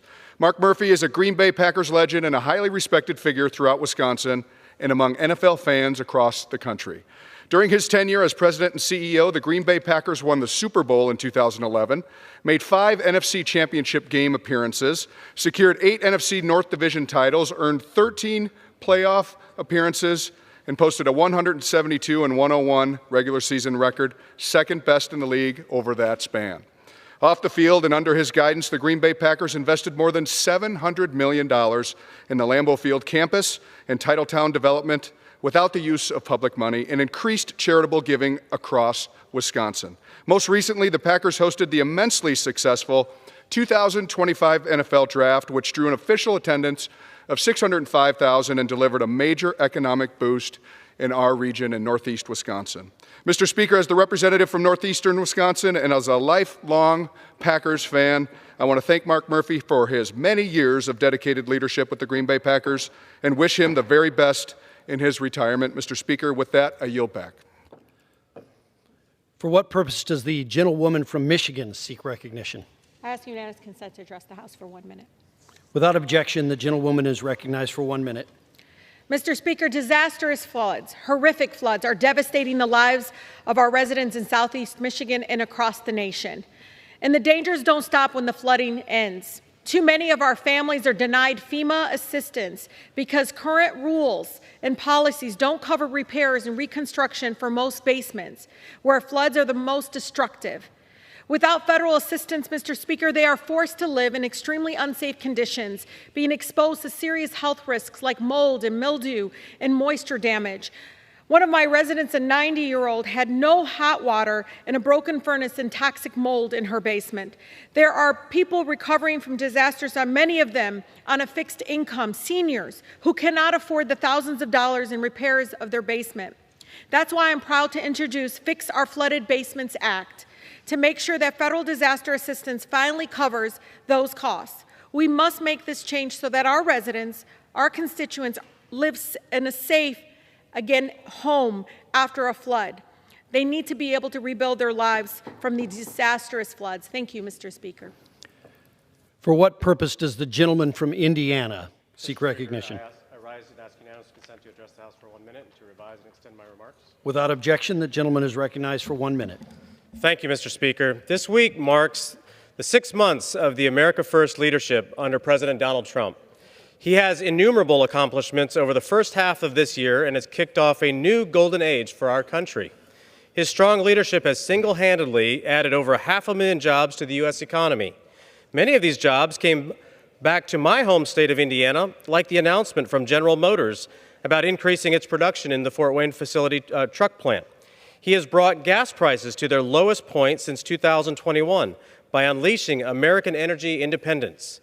Outside of the economic impacts that have saved money for everyday Americans, President Trump has kept his commitment to protect American children and families by halting so-called gender-affirming care for children in this country. As another testament to his impressive pace, President Trump has also signed 27 bills into law, the greatest of which, the One Big Beautiful Bill, delivers tax cuts to American families, solidifies funding for America's Golden Dome, and defunded Planned Parenthood. Over the past 6 months, President Trump has delivered on his promise to restore America's strength and dominance, and I look forward to continuing the fight with President Trump leading the way to ensure America's golden age lasts for decades to come. Thank you. I'll yield back. For what purpose does the gentleman from California seek recognition?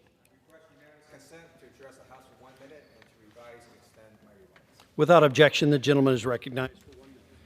Thank you, Mr. Speaker. In February of this year, Attorney General Pam Bondi went on national TV and told the American people that Jeffrey Epstein's client list was, quote, sitting on my desk right now. Why won't she release that client list? Why won't House Republicans vote to release that list? In fact, House Republicans are shutting down Congress early. Shortly after my speech, Congress is going to shut down until September because House Republicans want to avoid voting on releasing the Epstein files. Why? I'll tell you why. The Wall Street Journal just confirmed that in May of this year, the Department of Justice told Donald Trump to his face that he is in the unreleased Epstein files. House Republicans are facilitating a cover-up of epic proportions. Release the Epstein files. For what purpose does the gentlewoman from South Dakota seek recognition? I am from North Dakota, and I seek recognition to address the House for 1 minute and to revise and extend my remarks. Without objection, the gentlewoman is recognized for 1 minute. Thank you, Mr. Speaker. Mr. Speaker, I rise today to honor a notable North Dakotan, Linda Kasager, who recently retired after 50 years of dedicated service at Valley Senior Living. Linda began her career in elder care as a high school student at the age of just 15 and devoted 5 decades to helping seniors stay active, healthy, and connected.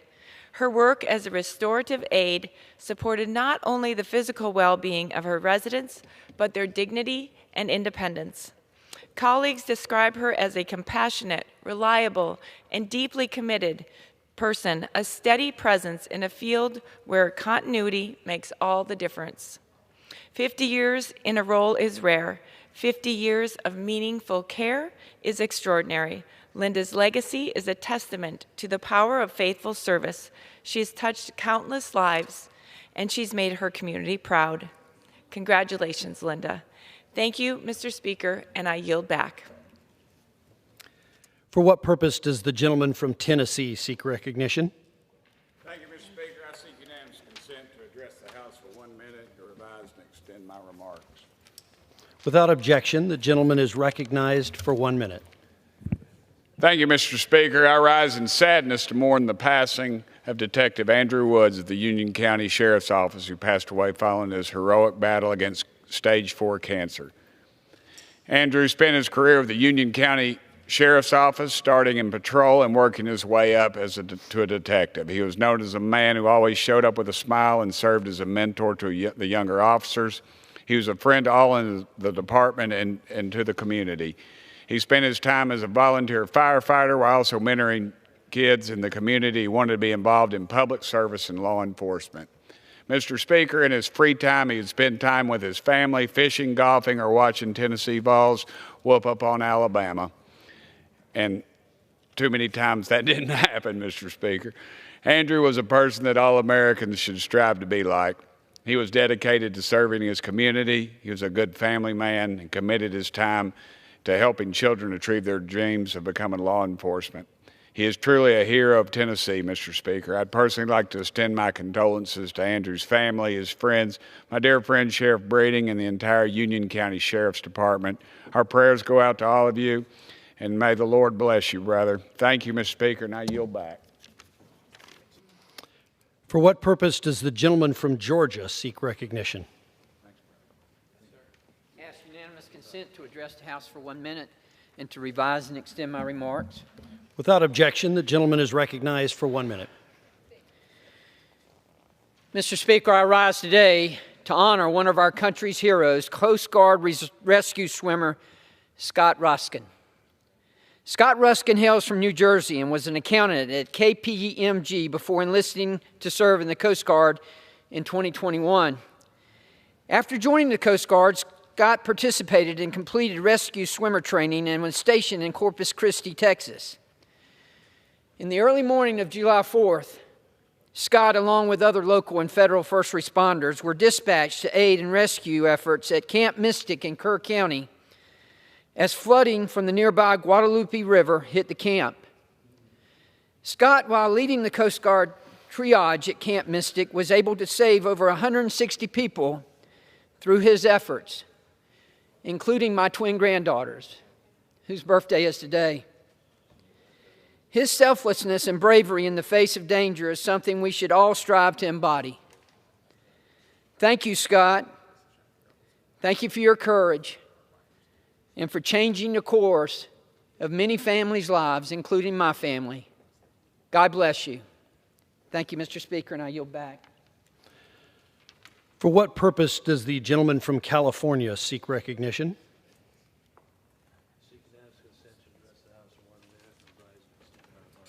Without objection, the gentleman is recognized for 1 minute.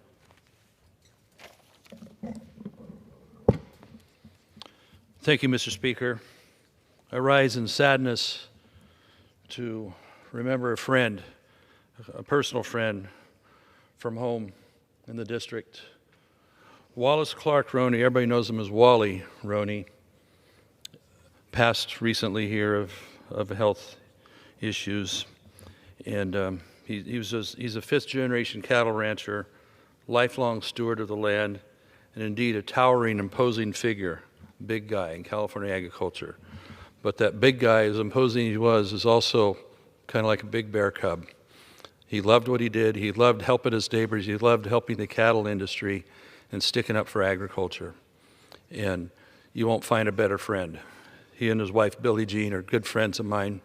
And as we remember today and feel that sadness, know that his spirit of fighting for agriculture as a fellow Cal Poly Mustang graduate will always be remembered and appreciated. He was a respected leader, of course, in his field in all those areas, blending old school ranching, sharp business sense, deep understanding of land management. He grew up alongside seasoned hands, learning the value of grit, responsibility, and persistence. He trained horses, rodeoed, raised cattle, never hesitated to speak up when it was important to help preserve his industry, preserve a lifestyle, not just for him, but his neighbors, for everybody that depends on this as a food supply, making America stronger. God bless Wally. His wife, Billie Jean, we'll miss you.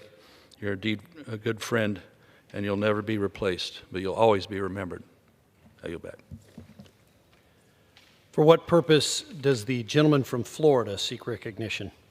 Mr. Speaker, I ask unanimous consent to speak to the House for 1 minute and to revise and extend my remarks. Without objection, the gentleman is recognized for 1 minute. Thank you, Mr. Speaker. It's a little bit high. There we go. Mr. Speaker, I rise today to recognize a warrior of the United States Air Force, Chief Master Sergeant Jason Q. Schaefer. Chief Schaefer embodies the mindset and diligence that is needed to defend our nation. He entered the Air Force in March 2000 as a security forces member and has been serving for 25 years. During his time in the Air Force, he developed an impressive background which includes experience at varying levels in the security forces and has participated in operations in Africa, Europe, the Middle East, South Asia, and the Pacific region. He's now retiring after all of that time. Being a service member is tough, it's demanding, and the time spent away from your family is even harder, but we can never forget to thank those who make that sacrifice. Which is why I want to thank him, his wife Tawny, his children Dallas, Ashlyn, and Tegan for making sacrifices so our nation can prosper. Chief Jason, aim high and have a happy retirement. Mr. Speaker, I yield back.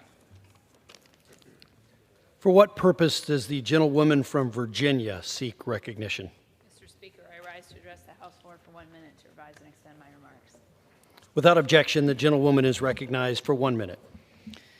Mr. Speaker, I rise today to recognize the brave members of the Virginia Beach Fire Department's Swiftwater Rescue Team, who were recently deployed to Texas Hill Country to support the flood rescue efforts there.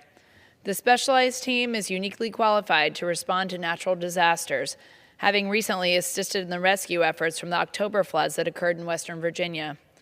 The team drove 1,700 miles through the night from Virginia Beach on July 4th to Texas to aid in the flood rescue efforts.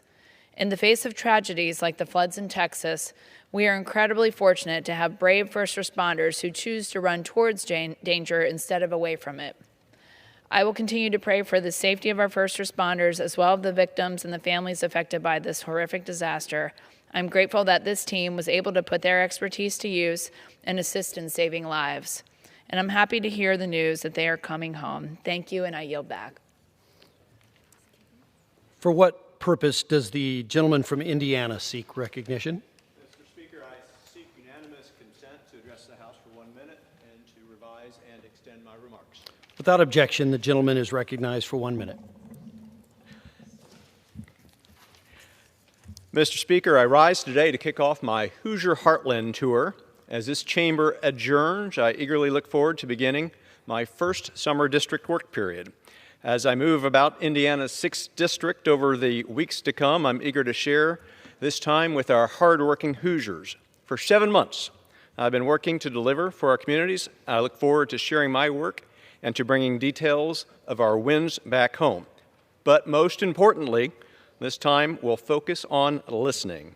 I look forward to touring our local businesses, to meeting with our 11 county sheriffs, to visiting the many district airports I represent, and to hearing from our family farmers. This Hoosier Heartland tour promises to encompass many meaningful conversations that will inform my work as we return in September, and I eagerly undertake it. Mr. Speaker, I yield back. For what purpose does the gentleman from Washington seek recognition? Mr. Speaker, I'd like to address the body for 1 minute and, if necessary, advise and extend my remarks. Without objection, the gentleman is recognized for 1 minute. Mr. Speaker, Eastern Washington, Spokane are home to many heroes and champions, but today I would like to speak of one particularly exceptional young man, Bryson Phillips of Mount Spokane High School. Bryson was named a two-time U.S. Paralympics track and field high school All-American, and he's somebody who's overcome tremendous challenges. After suffering a stroke at age 3, Bryson was left with paralysis on his right side, a condition called hemiplegia. Despite relearning how to walk, talk, and perform daily tasks, he never gave up. Bryson found his competitive spirit on the track, and representing Mount Spokane, he's won multiple state titles and competed on the national stage, all while maintaining a 4.0 GPA. Bryson Phillips, you are a total stud, and the entire Congress and the entire Republic deserves to hear your story, and now they have. Thank you very much, Mr. Speaker, and I yield back. The chair lays before the House a communication.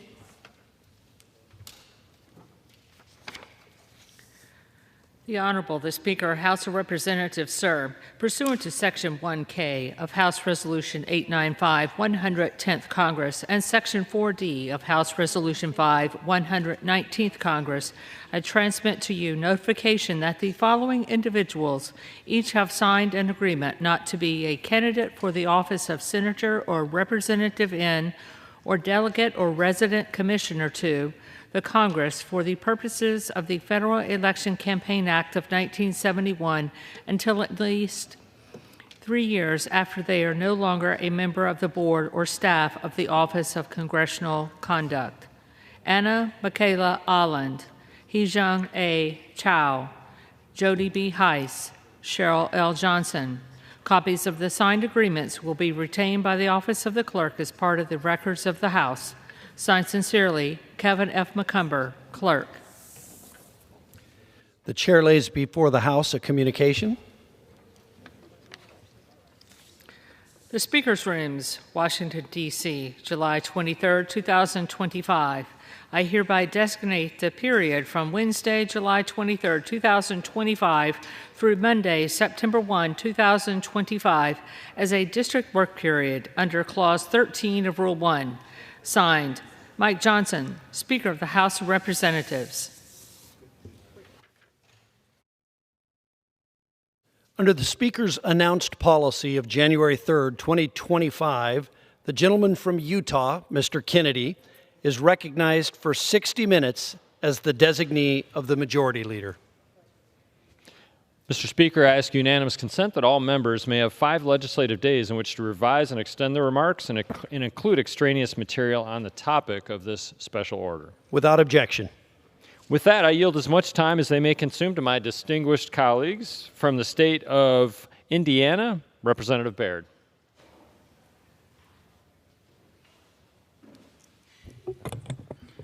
Thank you, and I appreciate the gentleman yielding. So, Mr. Speaker, on July the 4th, President Trump signed the One Big Beautiful Bill into law. This historic legislation delivered the largest tax cuts for the working and middle class Americans in the U.S. history and will revitalize rural America. One Big Beautiful Bill made permanent the 199A small business tax credit, providing certainty to small businesses and ensuring Main Street can thrive. This legislation also saves 2 million family farms, including over 6,800 family farms in my district, from facing a death tax increase. This will protect the generational transfer of family farms. This bill also cuts down on the waste, fraud, and abuse in our federal agencies that has made it harder and more expensive for our American people. This bill is a win for our farmers, small businesses, and the Americans in every income bracket. Thank you, and I yield back.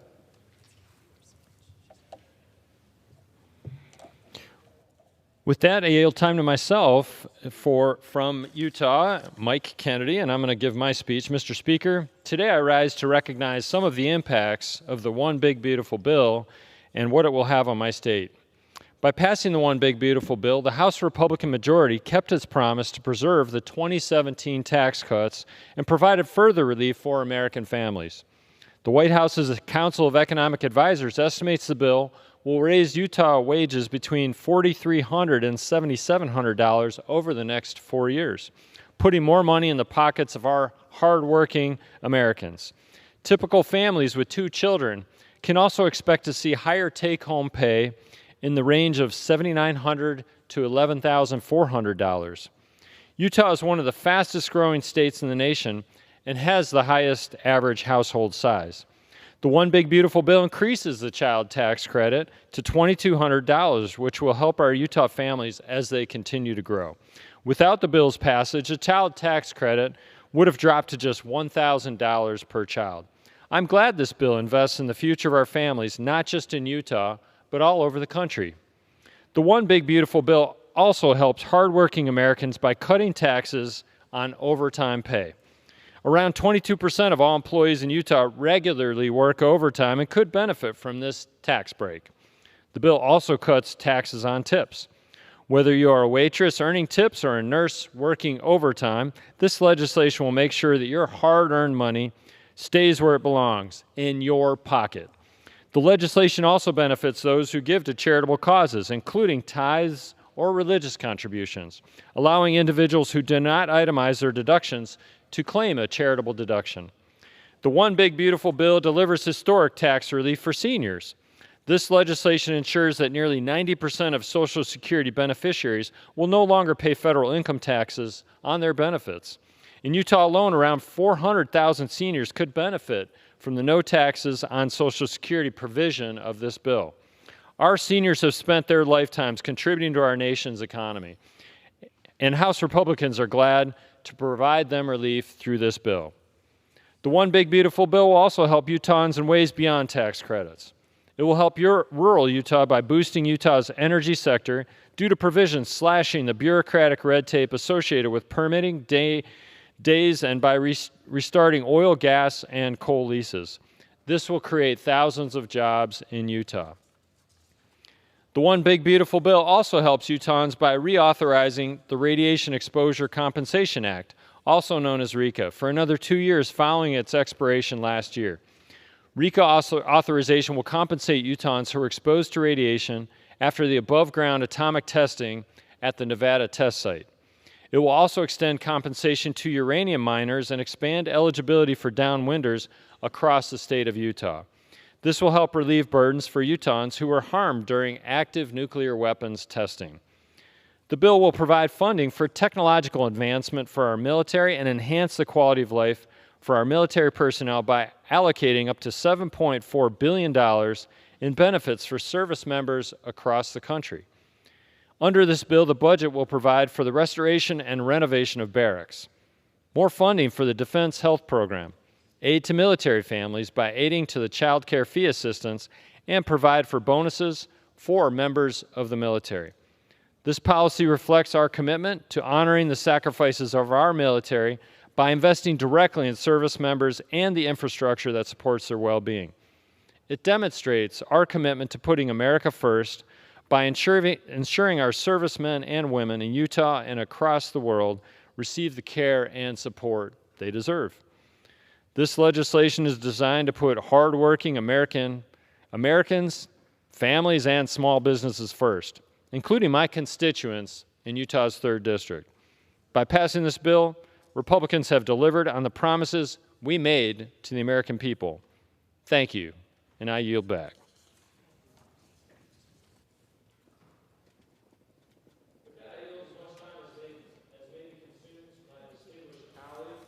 State of North Dakota, Representative Fedorchak. Thank you, Representative Kennedy. Thank you for leading this important special order tonight to talk about all the wins in the One Big Beautiful Bill. Mr. Speaker, I rise today to highlight an important promise President Trump made to the American people that the One Big Beautiful Bill fulfills.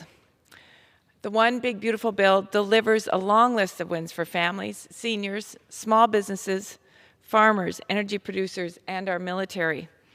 It prevents the largest tax increase in U.S. history, $4.5 trillion in Americans' pockets instead of in the government's coffers. And it delivers permanent tax relief.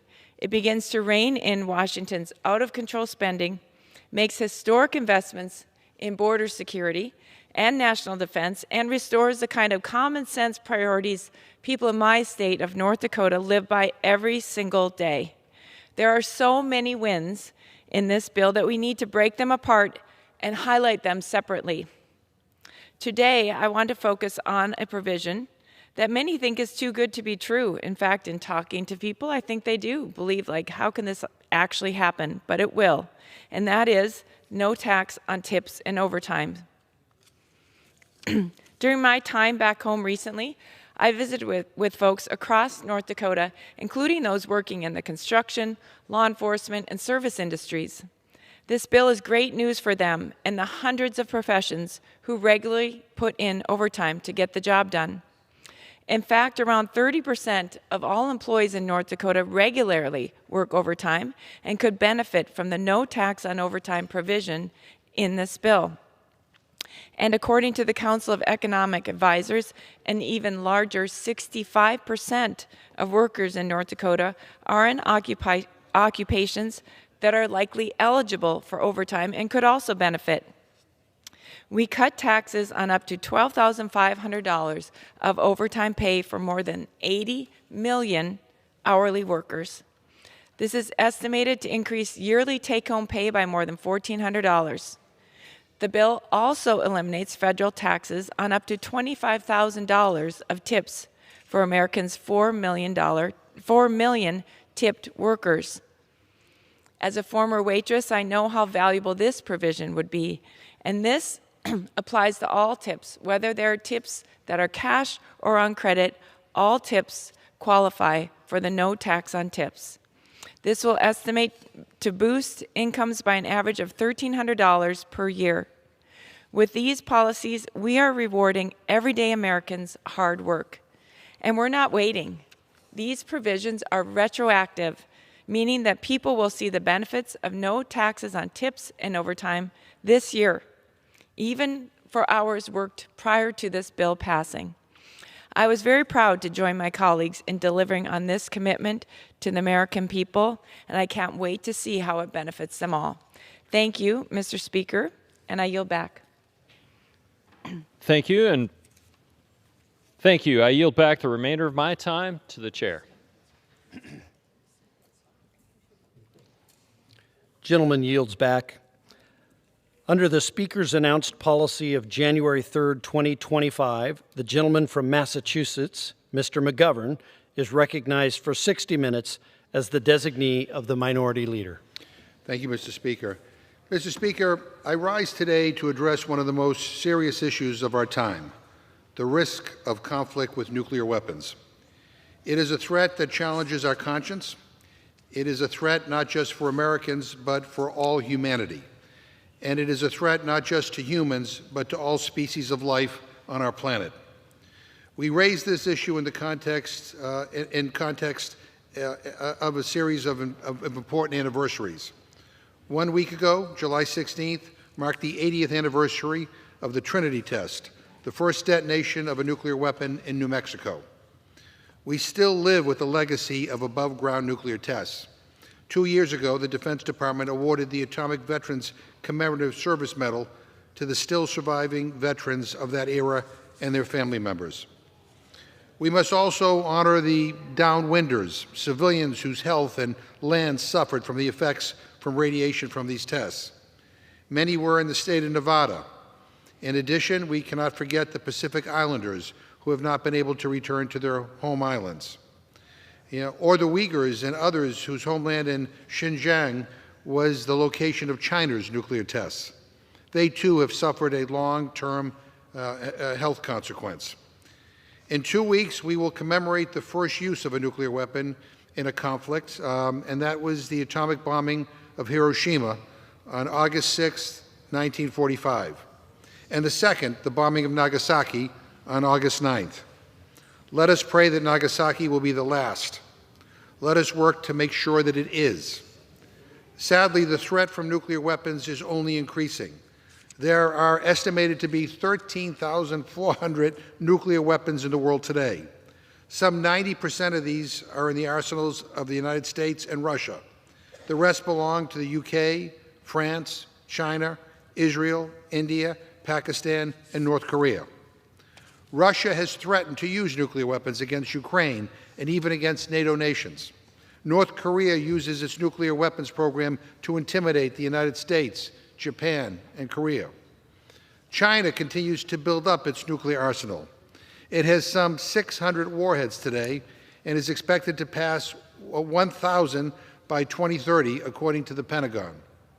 The question of Iran's nuclear program has been at the top of our concerns. The military strikes by Israel and the United States were, as stated, designed to degrade or eliminate Iran's nuclear development capabilities.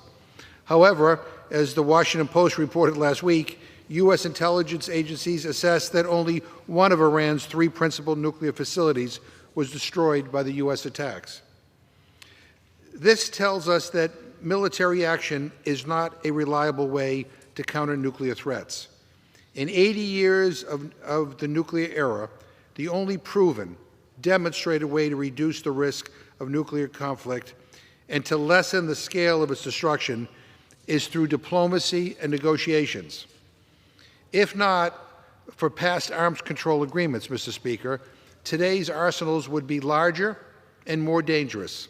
If not for limitation on above ground and atmospheric testing, many more people would suffer from radiation and contamination. But our challenge is made harder by the fact that there is only one arms control agreement remaining in force between the United States and Russia. The New START Treaty limits the number of deployed strategic nuclear warheads for each party to 1,550. The treaty expires in February 2026. There are scant signs that either government is interested in extending it.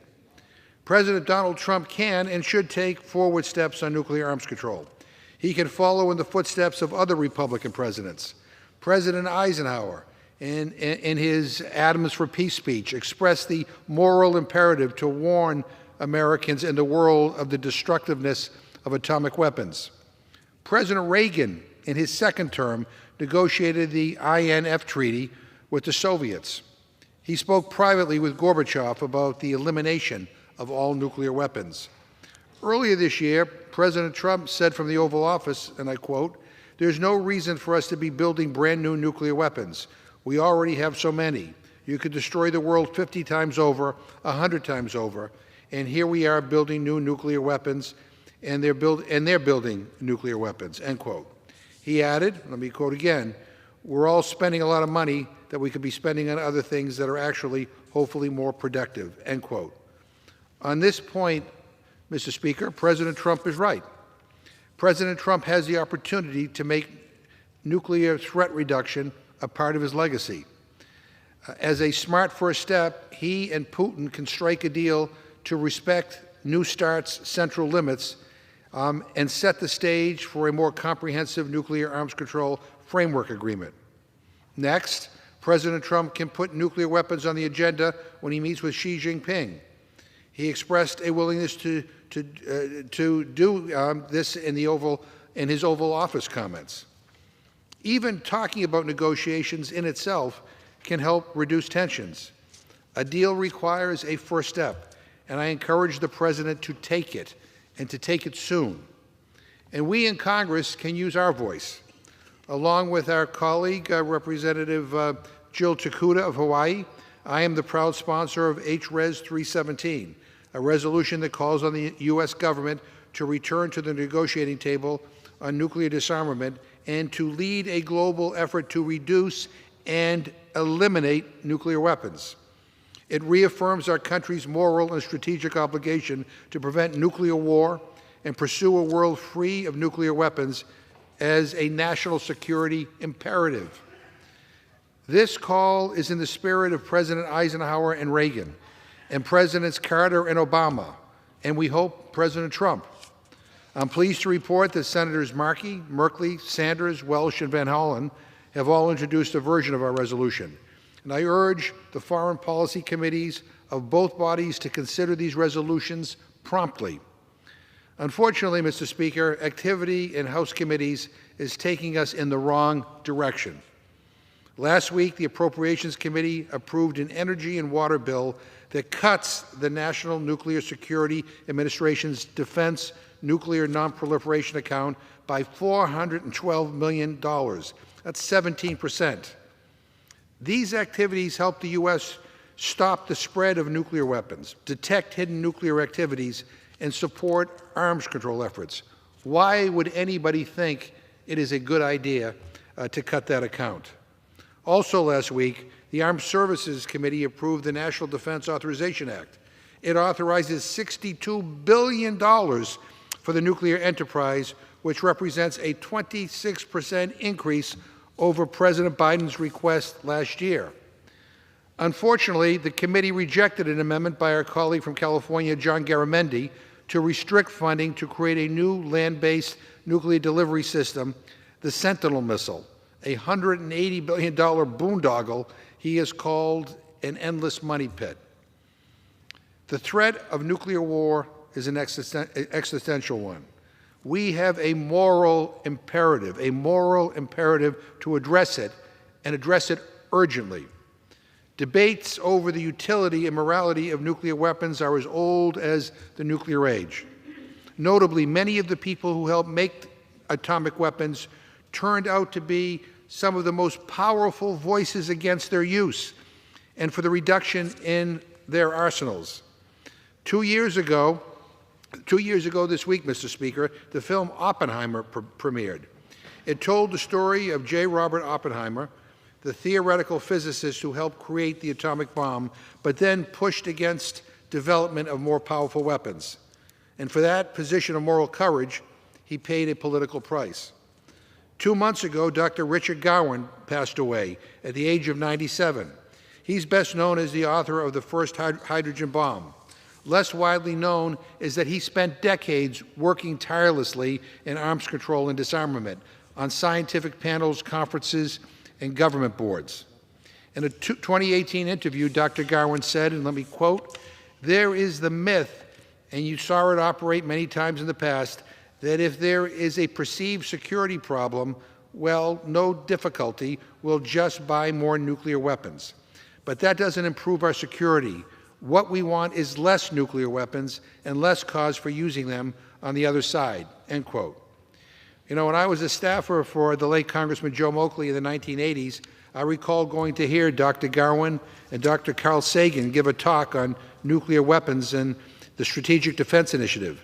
Dr. Sagan, of course, is the physicist who helped us understand the idea of a nuclear winter, the hemisphere-wide dark age caused by the radioactive ash sent into the atmosphere following multiple nuclear detonations, wiping out food supplies, causing untold deaths from starvation, even beyond the millions killed by the blasts.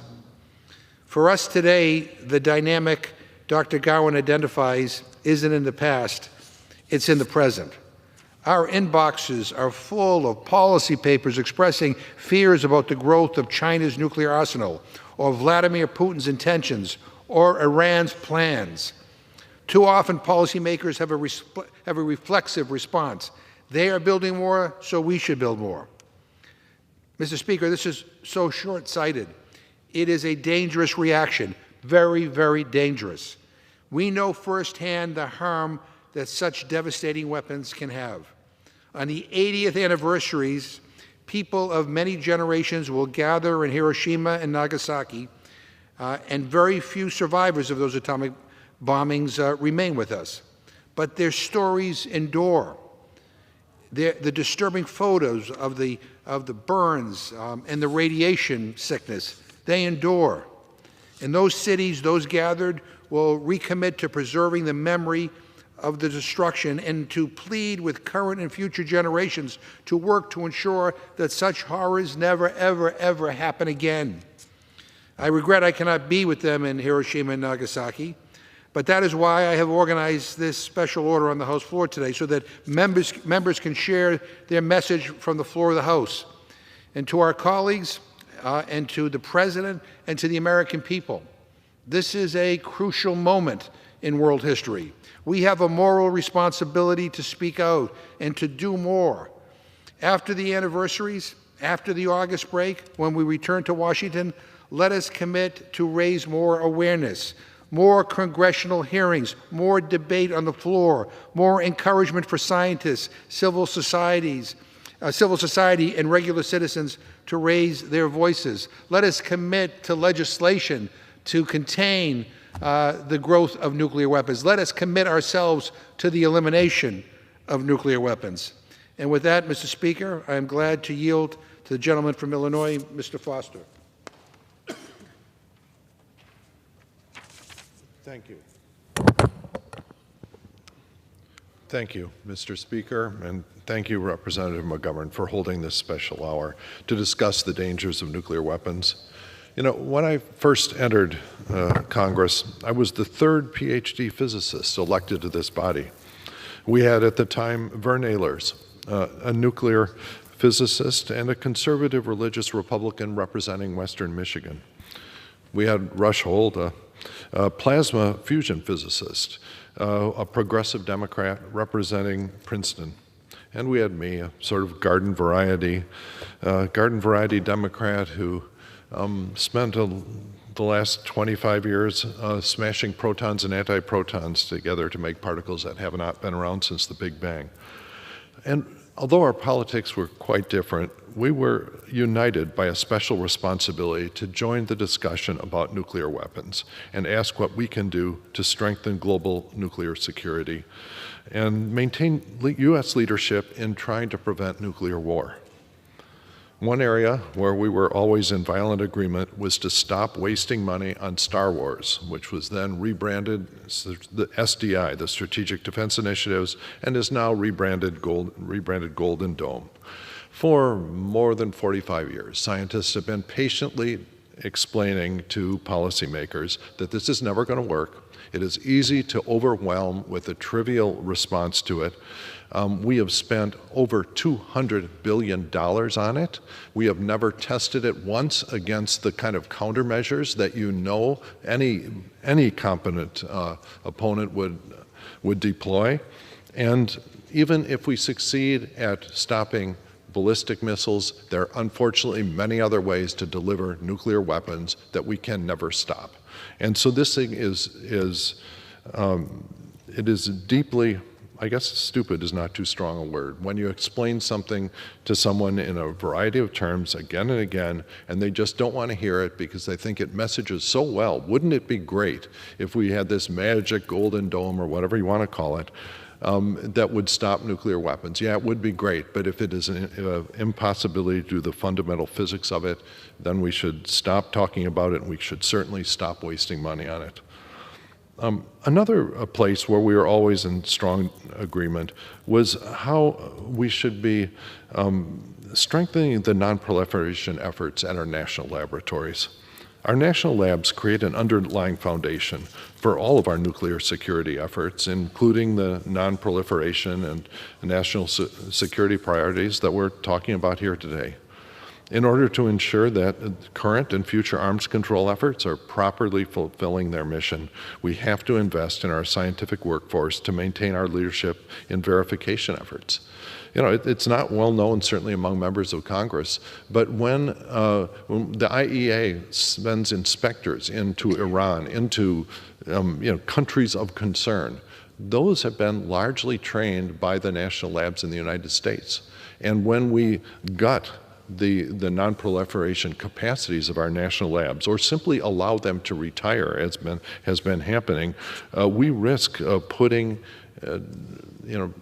aside one of the most powerful tools we have to actually enforce any deal that we may get. You know, the president's very fond of talking about this deal he's going to get on Iran nuclear. We listened to him talk about how he was going to get North Korea. You know, I support efforts to try doing that, but if we ever succeed at getting one of these deals, we are going to need, for sure, to have experts we trust that can go in there and make sure nobody's cheating. But unfortunately, what we're seeing is the gutting of those budgets and that capacity because it doesn't satisfy the MAGA worldview, I guess.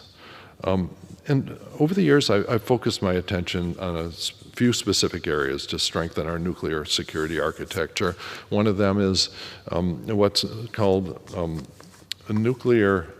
Well, it's the business. It has a number of names, but the question is, if for some reason a nuclear weapon is detonated somewhere in the United States or anywhere around the world, the president will come under huge pressure to say, who did that? Whose weapon was it? There is a lot of very detailed knowledge that we have had in the past in our national labs to be able to go in there, do what's called nuclear forensics, and find out whether that was a bomb from X, Y, or Z. And that capacity has been under duress for a long time, and it seems like it's every single time the appropriations budgets come up, we end up having to try to defend that.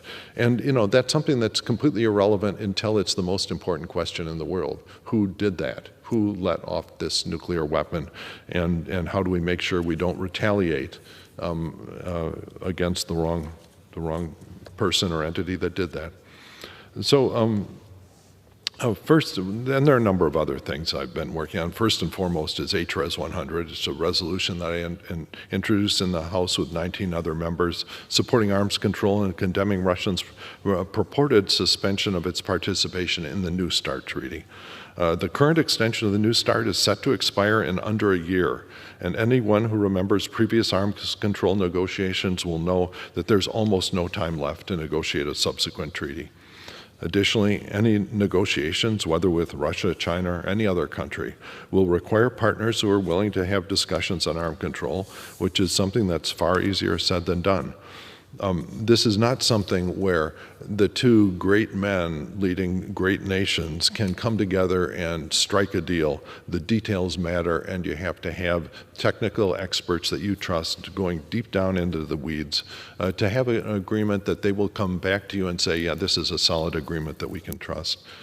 And it's a time when traditional channels of dialogue on arms control and strategic stability have been closed or quiet. And we're going to rely more than ever on keeping alternative channels open and keeping the expertise in place so when the time comes for these agreements, we have people we trust that can carry them out. Non-governmental organizations, scientists, and research institutions have kept this dialogue open even during the worst parts of the Cold War, and we're going to need to rely on them to fulfill these roles again. Another crucial institution that we must continue to support in these times is the IAEA, the International Atomic Energy Agency. We're already seeing the incredibly hard work that Director General Grossi and his staff are putting in to responding to the Russian invasion of Ukraine with its many nuclear reactors and the myriad of other crises on their doorstep. Which brings us to Iran. One of the proudest moments in my career was standing alongside Dr. Richard Garwin, who, as Representative McGovern mentioned, often pointed to as the father of the hydrogen bomb. And a strong advocate for nuclear nonproliferation. He stood by my side along with Energy Secretary Dr. Ernie Moniz as I announced my support for the Iran nuclear deal. And one of the tragedies of the recent past has been this president's abandonment of the Iran nuclear deal, which has gotten us into a heck of a pickle. As predicted by the people who actually understood what our true options were in that negotiation. After the U.S. bombing of Iran, there's been an immense amount of debate about whether or not Iran's nuclear program was set back by a certain amount of time, whether it's years or whatever. But the level of technical ignorance that has been displayed by this administration is frankly frightening. They have access to the best weapons designers in the world, and either they're not listening to them or not asking their questions. Because when you hear Secretary Rubio, for example, saying, oh, don't worry about their 60% enriched uranium inventory because they're going to have to convert it to metal, and that will take us years.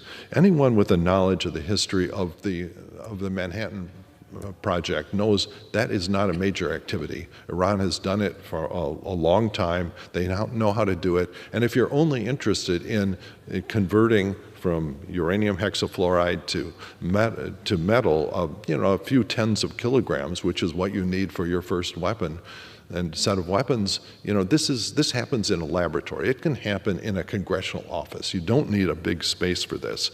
The conversion of the uranium hex to what's called green salt and the green salt to metal is something that happens in a small industrial building that can happen anywhere in any city in Iran and will be really hard to tell. So we have not prevented them from doing what they have to do.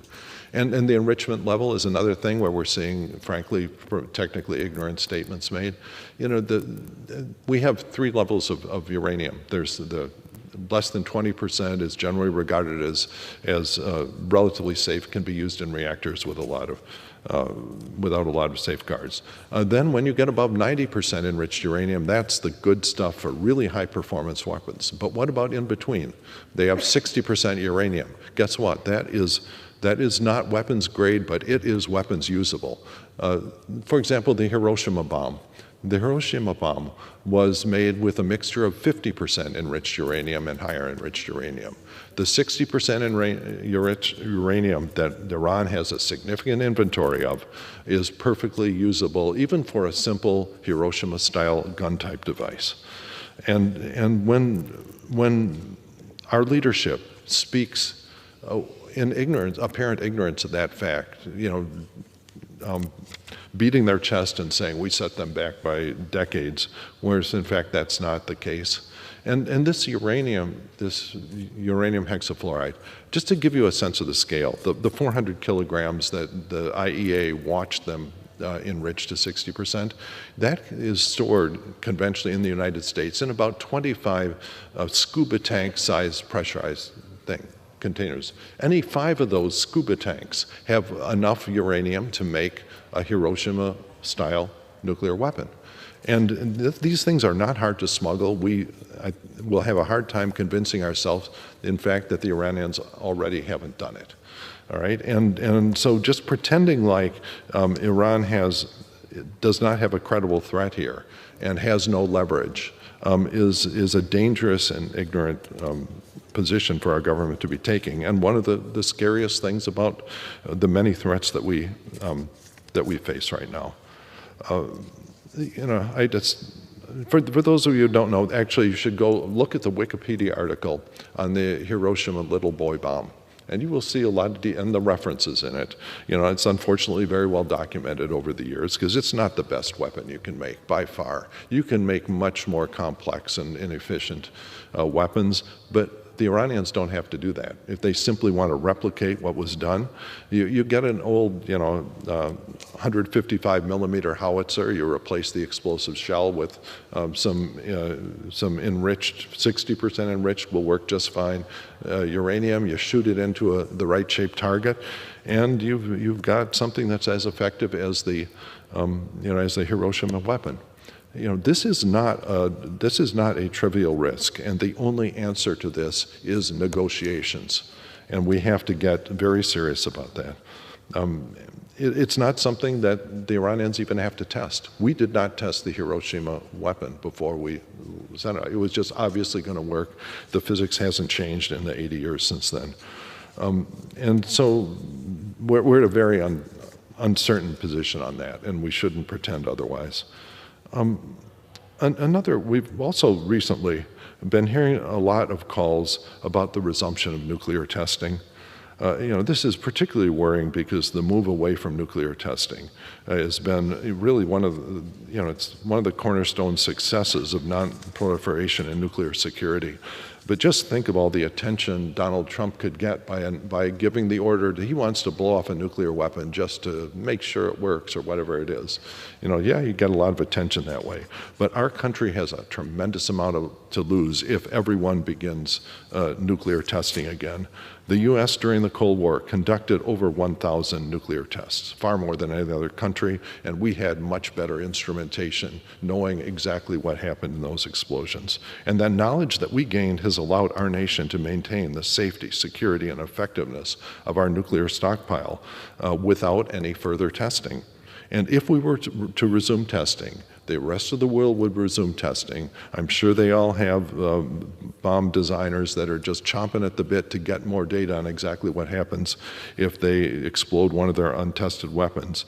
If we do this, we would be giving away the most significant strategic advantage that our country has, which is this huge database of exactly what works and what does not work in detailed and very technologically aggressive designs for our nuclear weapons. So if we open that Pandora box, every country which is nuclear capable will say this is our opportunity to become co-equal with the United States in knowledge of nuclear weapons, and that will be yet another disaster for the proliferation regime. So the next few years are going to be crucial to making sure that the world we live in remains safe from the threat of nuclear weapons. And again, I thank you, Representative McGovern, for bringing us together to discuss this. And I thank the gentleman from Illinois for his thoughtful remarks. I now yield to the gentleman from Hawaii, Mr. Kuda.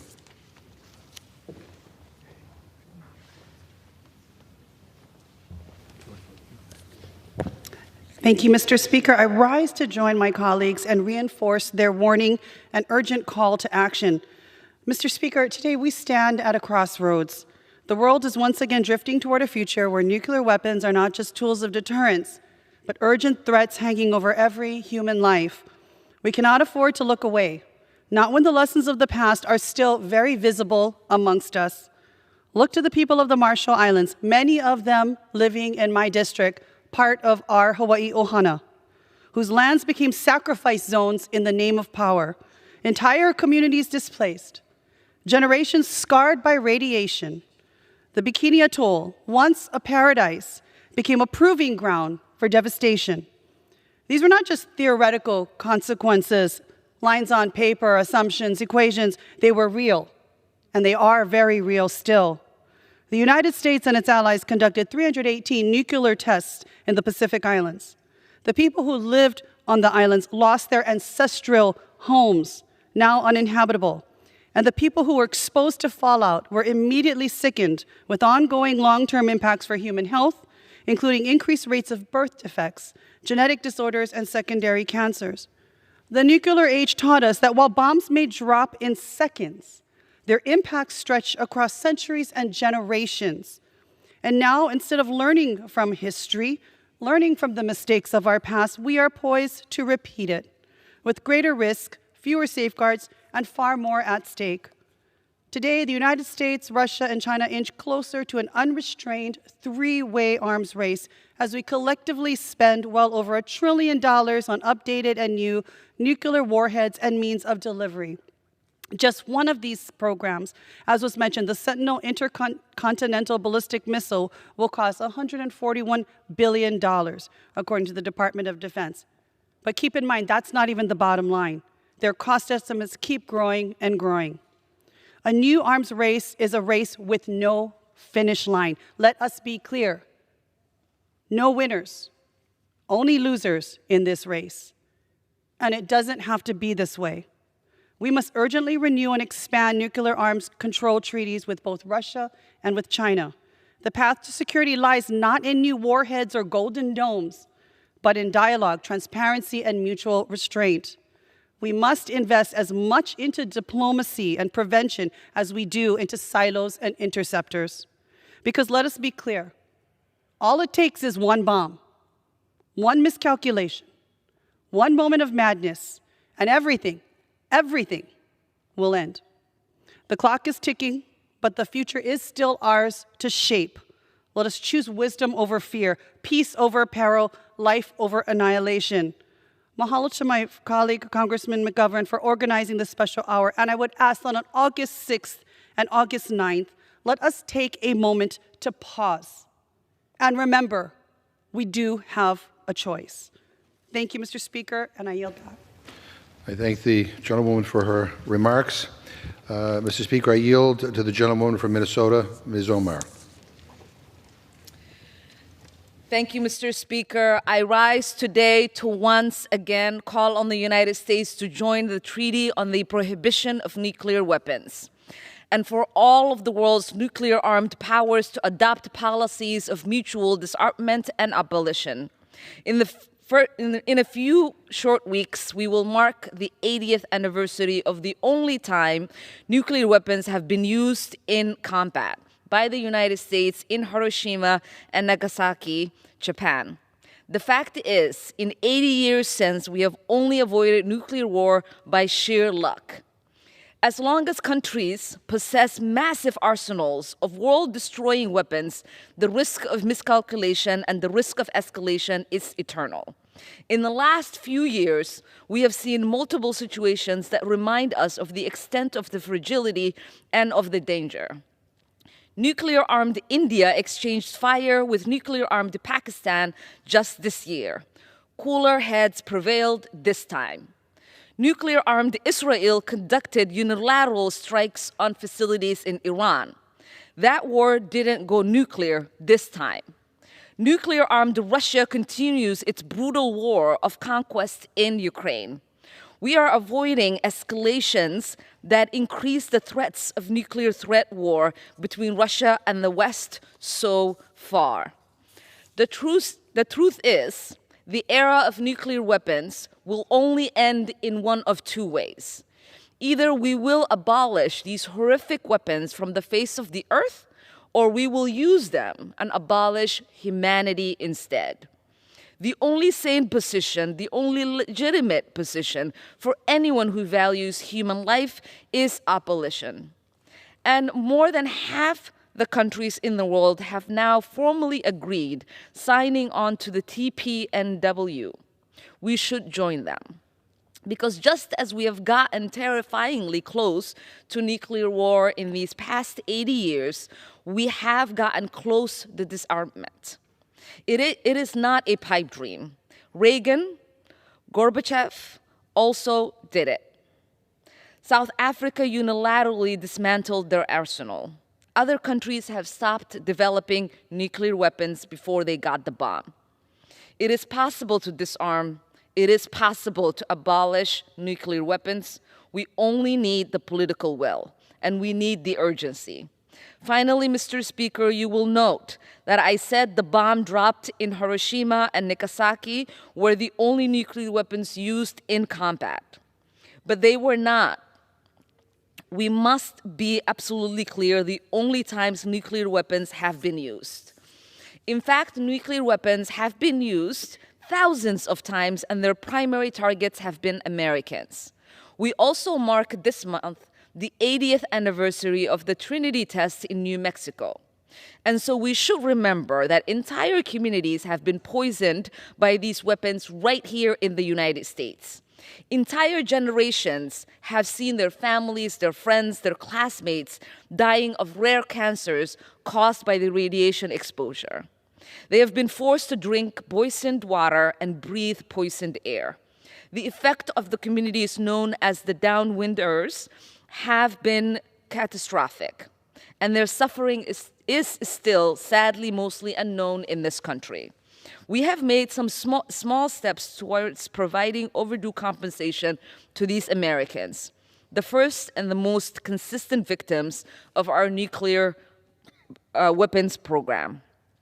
But we still have a long way from justice. So, Mr. Speaker, I want to thank Mr. McGovern for hosting this special hour tonight and for his years of principled leadership on this issue, and I yield back. Speaker, I want to thank the gentlewoman for her remarks. And, we're living at a time when there's great polarization in our politics. But the issue that we're talking about here today ought to bring Democrats and Republicans together. Because because Democrats and Republicans and liberals and conservatives, we do have a mutual interest in survival. And if nuclear weapons are ever used in current day, nobody wins. Nobody wins. And what we're talking about is the salvation or the destruction of our civilization from nuclear death. The stakes could not be higher. And yet what is shocking to many of us is the lack of urgency, the lack of attention to this subject. And I now, Mr. Speaker, would like to yield to the gentlewoman from Michigan, Ms. Tlaib. That's right. There is a lack of urgency. And we need to move with urgency because a nuclear war cannot be won and would have catastrophic human consequences. Our one warhead, has the power to wipe out an entire city. A full-scale nuclear war would devastate life as we know it. 80 years ago, the horrific U.S. bombings of Hiroshima and Nagasaki caused unimaginable death and immense human suffering, and survivors to this day face long-term health issues and radiation poisoning. So 80 years later, after these atrocities, we must, as a chamber here, recommit our efforts to finally achieving the complete and total abolition of nuclear weapons worldwide.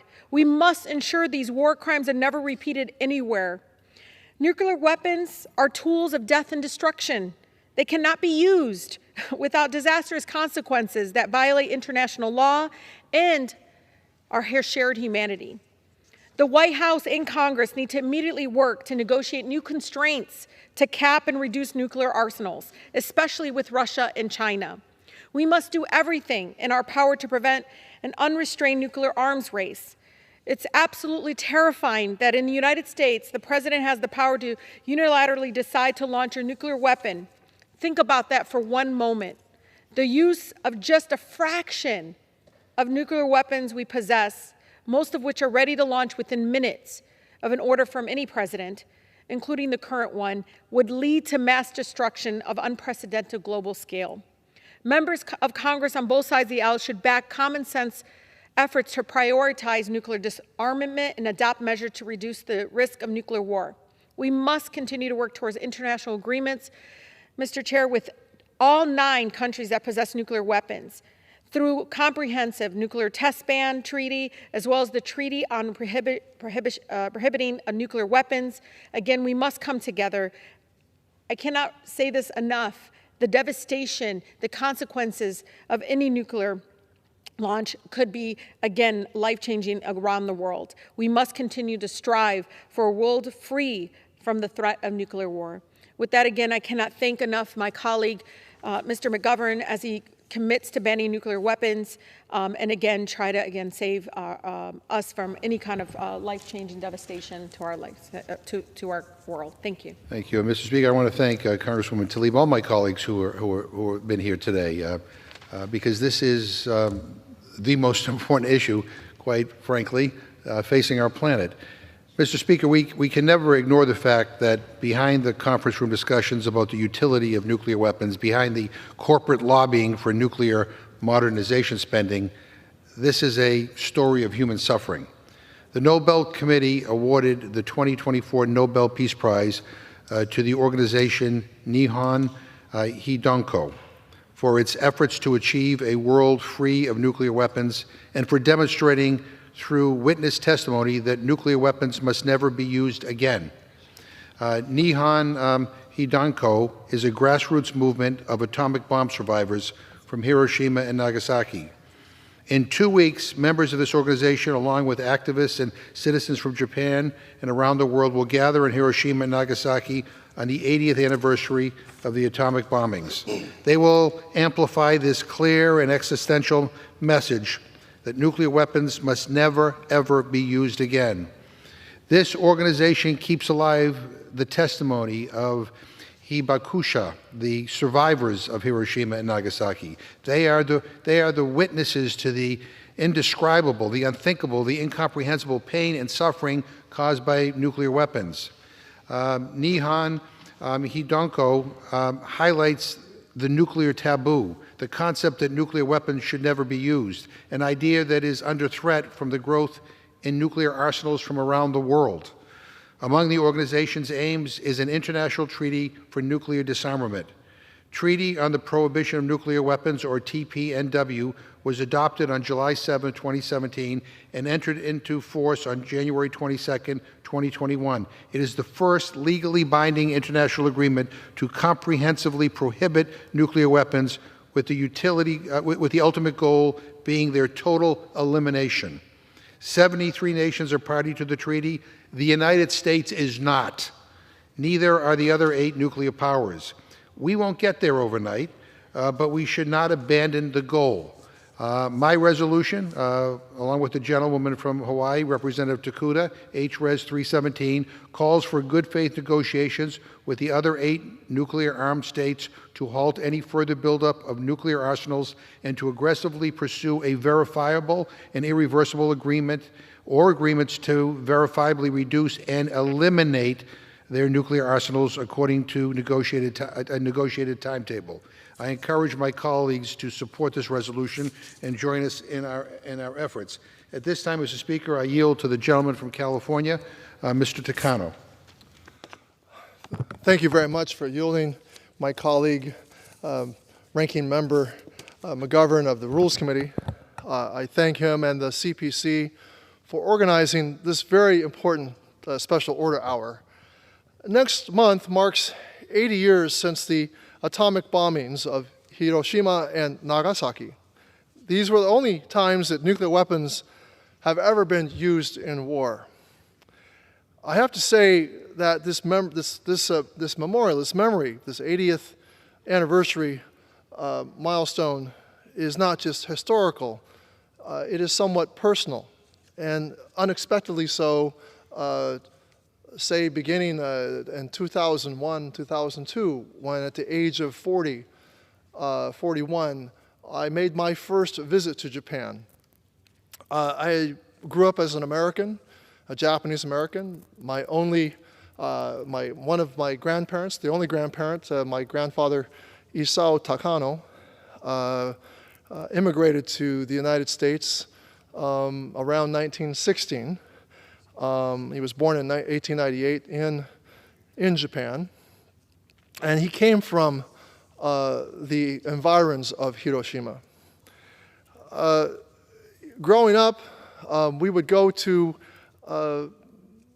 his niece, my second cousin, or one of my, I don't know how to appropriate the right sort of familial designations of who's a cousin, a second cousin, but Kikue Takagi was my grandfather's niece, who married an American and lived in Anaheim and worked at Disneyland. We knew that, we knew some facts, but we never in our times when we would get together for our family gatherings, would we ever discuss what happened in Hiroshima. But it wasn't until I was well into my adulthood on my first trip to Japan, visiting Hiroshima and visiting Kikue, who was there taking care of her mother, that I learned that she was hibakusha, a survivor. That's a Japanese word for a survivor of the atom bomb. She lived in the outskirts of Hiroshima. If you've been there, it's mountainous. It's a place, a delta with 5 different rivers converging. And she lived in the outskirts. And she was a middle school student. And on the day that the bomb dropped, she was still ill, so much so that her mother said, "You don't need to go into the city center to do your public service work." Because the middle school children were needed to clean up the debris of the area around the downtown of Hiroshima. They were doing an urban renewal project to widen the streets. They knew, the people of Hiroshima, the political class knew that Hiroshima was a target because it was an industrial city. But little did they know that the teachers, the middle school teachers, and the 13-year-olds who were there at the city center doing this public service work were all going to perish that day. But my cousin survived because she stayed home at the behest of her mother. And she had not visited any of the memorials until I had arrived in the early 2000s. And I felt a tinge of guilt for asking her to do this, because she had never really sort of delved into this history by visiting the Memorial Museum. Riding over the bridge of one of the rivers to the museum, the day that Kikue decided and I decided to go, she told me about how the river was not visible during the day that the bomb, and the days afterward, because of the numbers of bodies that just covered the surface of that water. And when you arrive at the memorial location, you can see bottles of water that many people who attend these memorials will leave for the thirsty souls of those who perished and those who were thirsty from the August heat. I feel a deep obligation and responsibility to carry this memory forward. And I remember as I crossed the bridge thinking to myself how I was personally connected by family to this historical event, that it was not something abstract. And it was a moment that who I was, my identity, somewhat shifted and changed. More than 200,000 people were killed. Most of them civilians, some died instantly, others suffered for months or years from burns, radiation, and grief. 80 years after the erasure of 2 cities, we have still not learned the lessons of these terrible bombings.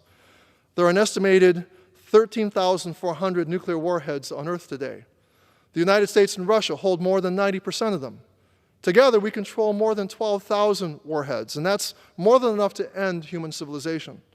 And while the United States and Russia maintain the largest stockpiles, China is rapidly building.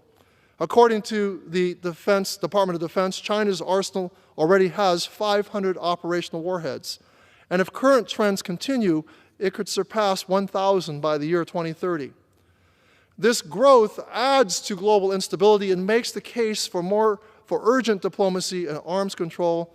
It makes the case even stronger for diplomacy and arms control. And yet, the most important arms control treaty still in force between the United States and Russia is set to expire in less than 200 days. If we let the New START treaty expire, we will be left with no legal limits on the size of the two largest nuclear arsenals in the world.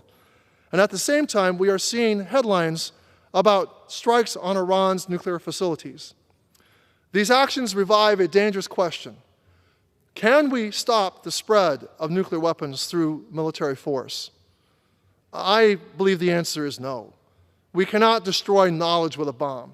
We cannot erase a nuclear program by targeting one facility. Strikes might delay a program, but they almost always provoke retaliation and harden resolve. And they do nothing to build the kind of long-term trust and transparency that actually reduces nuclear risk. That is why we need a strategy based on diplomacy, prevention, and protection. We know that this strategy can work because it did in the past. Iran's nuclear weapons program development ground to a halt under the Iran nuclear deal. It was only after President Trump ripped up the accord that Iran set itself on the pathway it is on today. And the recent strikes reinforced the military theocracy's paranoia that the only pathway to secure the regime's long-term survival is through development of a nuclear program. Because, like I said before, if a nation has enough willpower and know-how, they will develop a nuclear weapon. And that means U.S. national security cannot solely rest on deterrence. We should lead by example. That means modernizing verification tools, supporting international inspectors, and investing in the diplomatic capacity to negotiate real agreements. It also means rethinking how we can make decisions about the use of nuclear weapons. And Congress has a role to play. We cannot stay silent while the risks grow and the guardrails fall away.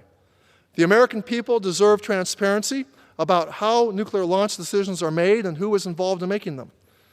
This is not just a matter of policy, it is a matter of survival. Mr. Speaker, Hiroshima and Nagasaki were not mere tragedies. They were warnings. The people who died there cannot speak for themselves, but we can speak for the future they were denied. We can choose a path that avoids repeating the worst mistake in human history. Let us honor the lives lost not only with remembrance but responsibility. Let's choose diplomacy over destruction, prevention over provocation, and peace over peril. And let me return back to that scene of riding over that bridge over the river with my cousin Kikue, and the thought that I had that every world leader who has some control over a nuclear arsenal should make it a commitment to visit Hiroshima and walk the grounds and understand what happened there, what happened in Nagasaki, because I think that's the only way that one has the moral stature and authority to be a leader of a country that has a nuclear arsenal. Thank you very much, and Mr. Speaker, and I yield back to my good friend, Mr. McGovern. And Mr. Speaker, I want to thank the gentleman for his eloquent remarks, and there's so much more that needs to be said, but our time is coming to a close, so let me end by saying the following. You know, when I was in college in the late 1970s, I interned for Senator George McGovern, no relation, but a leader on arms control issues. And I was able to accompany him to a debate with William F. Buckley at Yale University entitled "Resolve that the SALT talks are in the interest of U.S. national security." And of course, by that, the SALT talks were the strategic arms limitation talks. And George McGovern closed the debate, and I remember this like it was yesterday, but I thought very powerfully. He said that he recalls that when he was a young senator in 1963, they were debating the limited nuclear test ban agreement. And Senator Everett Dirksen, who was the Republican Senate minority leader at the time, took to the floor to close the debate. and he had said that he had just reread John Hersey's Hiroshima, the description of what happened to that great city the morning after. The scene of one family sitting charred around the breakfast table. Out in the yard, bits and pieces of children's clothing, the broken arm of a doll, toys and debris scattered over the landscape. And he said, you know, I thought about that scene, and I said, someday Everett Dirksen will be buried in Illinois. And when that happens, I don't want them to put on my gravestone, he knew about this and he didn't care. Well, Mr. Speaker, we all know the realities of nuclear weapons and their devastation, and the fact that if they were ever used, it will result in the total annihilation of our planet. The question for all of us is, are we going to do anything about it? You know, I said earlier that one of the most troubling factors in this whole topic is the lack of urgency here in Congress. I mean, we don't talk about this. We're not pushing for arms control. We're not setting goals of the total abolition of nuclear weapons. Instead, we are just, out of habit, voting in favor of military budgets that contribute to the problem. And I think at this moment, as we approach the 80th anniversaries of these horrible events, this is a time for us to step up and to do something before it's too late. And so I urge my colleagues to commemorate, to have moments of silence to remind their constituencies of the anniversaries of the bombing of Hiroshima and Nagasaki. And I urge them to join with us in a bipartisan way in doing something about it. George McGovern ended his debate with William Buckley at Yale by saying this. He said, many years ago, in ancient wisdom, it was said, I have set before you two choices, life or death. Therefore choose life, that thee and thy seed may live. And that's the choice I want the United States to make at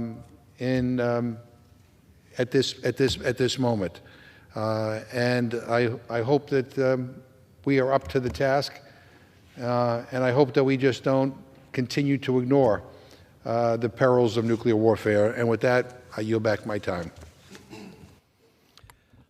Under the Speaker's announced policy of January 3rd, 2025, the Chair recognizes the gentleman from Arizona, Mr. Schweikert, for 30 minutes. Thank you, Mr. Speaker Pro Tem. I'm going to yield to my friend from California as much time as he may consume. Thank you very much to my friend from Arizona. Mr. Speaker, in 2010, California voters overwhelmingly voted to establish a Citizens Redistricting Commission. The voters said, we want to take the process of drawing district lines out of the hands of politicians. They said that voters should choose their politicians. Politicians shouldn't choose their voters. And that commission has drawn our district lines through the last 2 rounds of redistricting. And yet now, the governor of California has announced a plan to abolish the Citizens Redistricting Commission and to seize its powers for himself. He initially proposed simply ignoring the commission, ignoring the Constitution, and overriding his maps with those that he and the legislature drew. But apparently someone told him that that would get immediately struck down in court. So now what they are plotting is a special election where they will use confusing ballot language and other means of deception to try to convince voters, to fool voters, into dismantling the very independent commission that they recently established. And the point of this is that the governor would like to reduce the representation of Republicans in Congress in our state to 3 members out of 52, so that Republicans will hold 6% of the seats, even though Republicans typically get over 40% of the vote in statewide elections. It could be the single most egregious act of corruption in the history of our state. And you don't need to take my word for that. You can take the word of Common Cause, which is a group that typically almost always aligns with Democrats on elections and voting issues, whose executive director said, quote, point blank, it is a dangerous move. Or you can take the words of Patricia Sine, who is a Democrat serving on the Citizens Redistricting Commission, who said the very purpose of the state's independent redistricting commission is to protect voters from partisan power grabs like this. If this were to succeed, it would set a dangerous precedent for suppressing voters across the nation. Mr. Speaker, this is a moment for every Californian and every American of decency, regardless of party affiliation, to speak out against the abject corruption that our governor is attempting. Mr. Speaker, I rise today to recognize Heather and Jeremy Reynolds, the first and second place winners of the 69th annual Tevis Cup, a grueling 100-mile endurance trail ride from Roby Park to Auburn, held on July 12th of this year. This year's competition proved even more challenging than usual, with the heat and rocky road providing unforgiving conditions for all competitors. Of the 105 entrants, only 43 were able to complete the ride to Auburn. However, the couple persevered through, crossing the finish line in 17 hours and 45 minutes. Over the span of more than 20 years of competitive riding, the two have accumulated countless awards, including 8 Tevis Cups and 5 Hagen Cups. Despite their many accolades, the one challenge they had never conquered was crossing the finish line together. In this year's competition, they did, crossing the finish line with their hands joined together, marking an astounding new achievement that's been a goal of theirs for over 2 decades. Together, Heather and Jeremy Reynolds embody perseverance, teamwork, and competitive excellence. Their achievement serves not just as personal fulfillment, but also as an inspiration to their peers, fellow competitors, and our community at large. It is an honor to represent remarkable individuals, such as Heather and Jeremy in Congress. Therefore, on behalf of the United States House of Representatives, I proudly extend my heartfelt congratulations to Heather and Jeremy Reynolds for their exceptional athletic achievement at the 69th Annual Tevis Cup, and commend them for their unwavering dedication to the tradition and sport of equine endurance riding.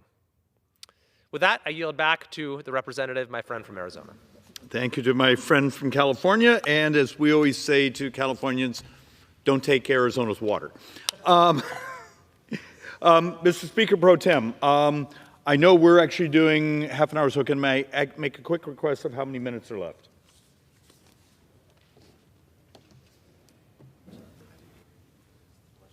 Would you gentlemen repeat? Mr. Speaker Pro Tem, may I inquire into the remaining time? The gentleman has 25 minutes remaining. Thank you. Perfect timing. Mr. Speaker Pro Tem, I'm going to try to do a run-through of a couple things here. I'm going to try to walk through some economics. Then I'm going to actually try to walk through some warnings that are in the documents that are around us that very few people seem to bother to read. And then I'm going to actually do some things that are hopeful, because I think sometimes I'm a bit dour and I don't do enough of this. So first off, look, August, Republicans, we're going to go out and tell the morality of people's taxes not going up next year, what we did in the reconciliation budget of incentives to invest in America, to build new plants of equipment, for working people to have some things to actually draw them back into the labor force, no tax on tips, no tax on overtime. Some of these things, if you actually look at one of the reasons those things are in there, and we're actually starting to see some of the models of the economic side actually saying some very optimistic things of, we think this is going to change labor force participation, small changes. The left will actually sort of do a bit of schizophrenia of, you cut spending over here, but too much of this money is borrowed. I agree, it's too much is borrowed. I want to cut more spending. But then you attack us when we try to actually point out misalignment, bad acts. In fact, we have what was the report that just came out a couple days ago? We found, what is it, 2.8 million of our brothers and sisters enrolled in subsidized ACA plans as well as Medicaid plans. We're not allowed, they don't want to talk about that because it sort of screws up their pitch when you actually walk through what we see in the math. We know the American people believe and understand the morality and the great economics of encouraging those that are able-bodied, able to work, to participate in society. And if anyone's a geek out there, it's probably 4 or 5 years old. University of Chicago, 4 of their PhD economists wrote a brilliant paper talking about if you actually ask people to participate in society, in the economy, to take a job, even if you give them welfare, government subsidies, because they have attachment to the economy, to work, that at the end of 10 years, those who actually had the work requirements actually end up much wealthier and off of government support. Because it's the morality of learning to get up, building attachment, learning skills, moving up in an organization. So, but somehow that I don't, and there was a time that was actually left ethos, the argument of work as moral, and somehow that left the Democratic Party. So let's walk through a couple things. I've used this board for months now. It'll probably be the last time I use it. Understand, baseline, over the next 10 years, according to the Congressional Budget Office, we're going to spend $86 trillion. Think of the screaming and gnashing of teeth and protests, so they're all ginned up. You cut, what is it, $800 billion from this and a little bit from a couple other things. It was less than 2% of that spending. Are you telling me that the left doesn't believe that if you're spending $86 trillion as your baseline spending, and understand, I'm going to show you some of the charts, how much of this is basically demographics. We got old. Our healthcare costs. I'm going to show you a couple charts here in a couple of moments that I really want folks to understand. But for the American people, when you see someone from the Democratic Party behind a microphone going, they cut spending, it's this off of a base of this. It's the lack of understanding. And look, one of the points that you keep trying to make over and over and over and over and over again was the Democrats' plan that they wanted to raise taxes on everyone, because that was automatic. That was coming at the end of this year. Your taxes were going up back to the pre-2017 tax reform. Everyone wants you to get, well, you shouldn't have extended the tax policy for the highest income. Okay, but that's a tiny, tiny portion of the total dollar amounts. And look, when they had control of everything, they didn't do it. But just from a point, and this is more for everyone to understand, particularly even staff. You see the blue here, non-defense, defense, every dime of that is borrowed. And I think this year we'll probably borrow, let's call it $400 billion of Medicare. So my best estimate, and we're going to actually hold a contest shortly to see who can guess the final borrowing for this year. And the economy's actually been pretty good. We're tracking, we think actually, customs receipts. If any of you think of it as tariffs, we may have another $70 billion on top of baseline. It's probably going to come at $2.2 trillion of borrowing this year. So this doesn't have the tax reform, many of those things much built into that base. But understand, in this country, how do I help folks understand? Here's where we're already at. And this will make sense in a little while. For every dollar we take in tax receipts, we spend $1.39. We spend $1.39 for every dollar we take in tax receipts. But if you saw that previous chart, you've noticed that only about 24 to 26% is in discretionary, what we really get to vote on. That's why you end up having to use what we call these reconciliation budgets. 1974 Budget Control Act allows us to move a bill if it has certain fiscal properties to it through the Senate without having to get 60 votes. It's all a dance to deal with the 60 votes. If we were actually a little more honest about math, maybe we wouldn't have to do this dance. And why this is important is I'm a little freaked out because this is the MedPAC report. And I know every member of Congress has read every word of it because it's really important. But there's a chart in here if you actually read the footnotes. Now look, for anyone that's paying attention, you know I'm trying to bring Medicare Advantage back where the incentives actually are about helping populations be healthier and not about risk scoring them that it's a concentration of illness, but the incentives that if populations are healthier, the plans can make more money.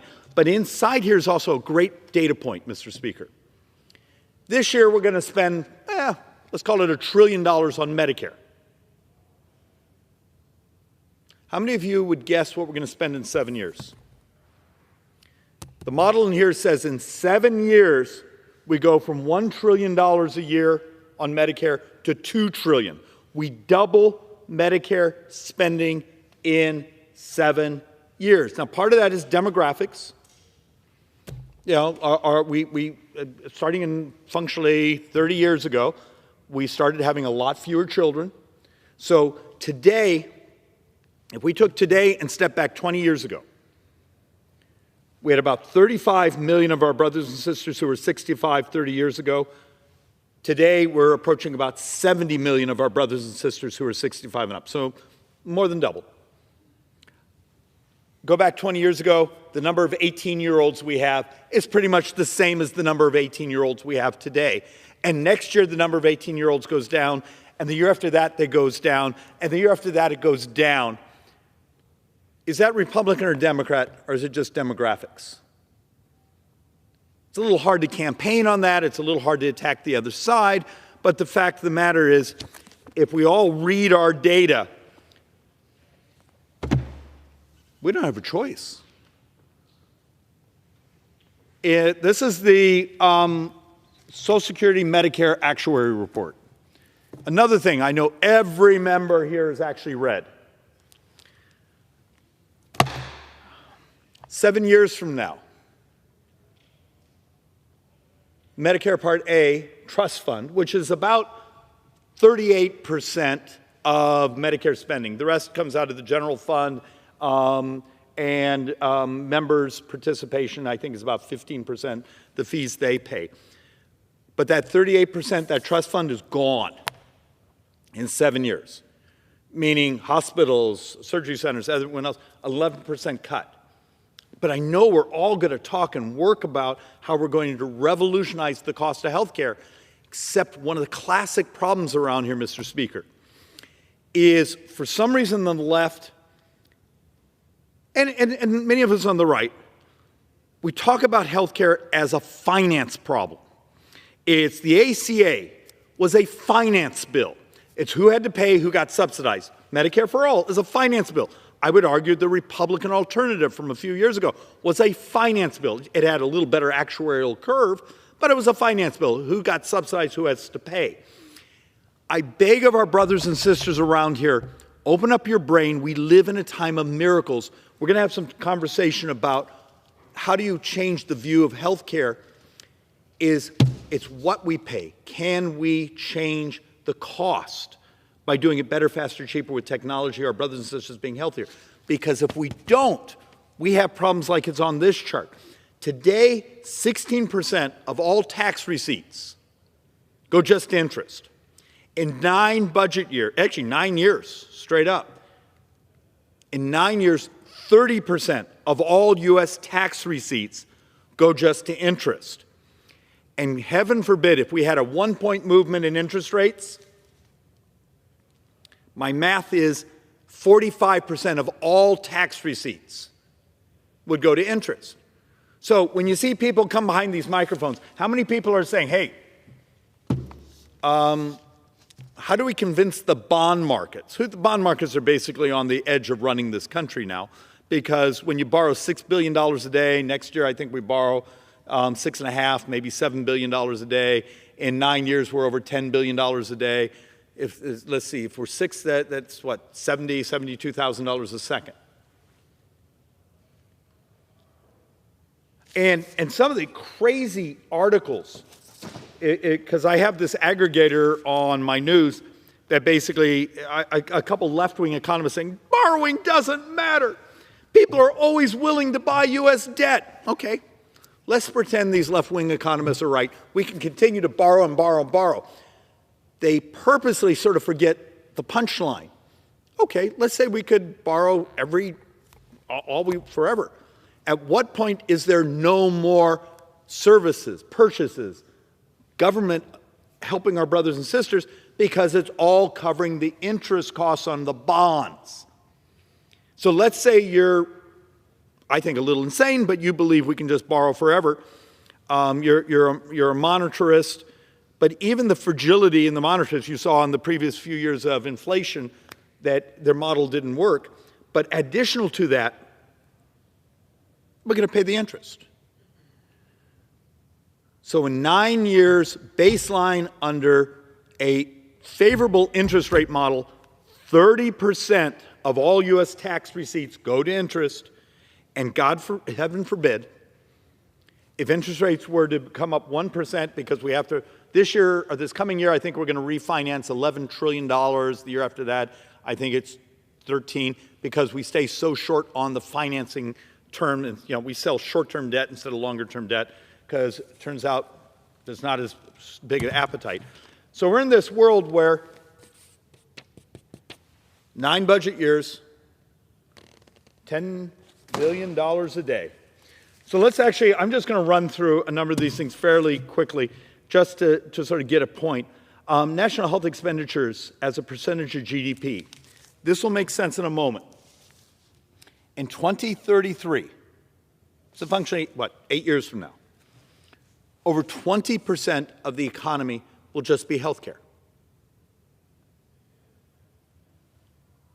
Why? The Joint Economic Committee 2 years ago wrote a report that I thought I was going to get the crap kicked out of me, but we spent months and months and months grabbing every bit of literature and said, can someone tell me what obesity costs America, what it costs society, what it costs family formation, what it costs. We came up with a number, this is 2 years ago, of 9.1 trillion additional health care costs. And we had some mortality statistics, the number of multi-chronic conditions, the misery out there. Now, what is fascinating is we have some articles right now that talking about that we may have actually hit something crazy, and it's an odd way to phrase it, but it is what the researchers, we may have already hit what we call peak obesity. So when we published the report 2 years ago, we still had about 4 or 5 more years of growth of obesity. In some states, actually approaching 50% of their population being technically obese under the BMI calculations.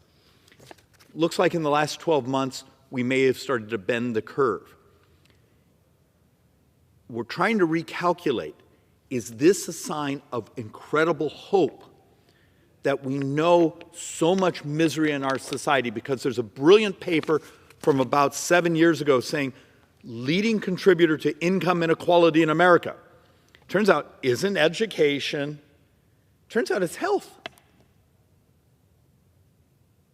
And if you think about it, the cascade of the cost of someone with severe diabetes, when we already know diabetes is 33% of U.S. healthcare, what if things like this actually could help our brothers and sisters? Is this Republican or Democrat? It's just good policy. It's just always been uncomfortable to talk about. And maybe the society is starting to open up saying, hey, maybe a healthier society actually is a really good, really moral thing. So, look, as we walk through these, I want to come back and sort of hit a punchline here. These charts have been available to us for years. The curve keeps getting steeper.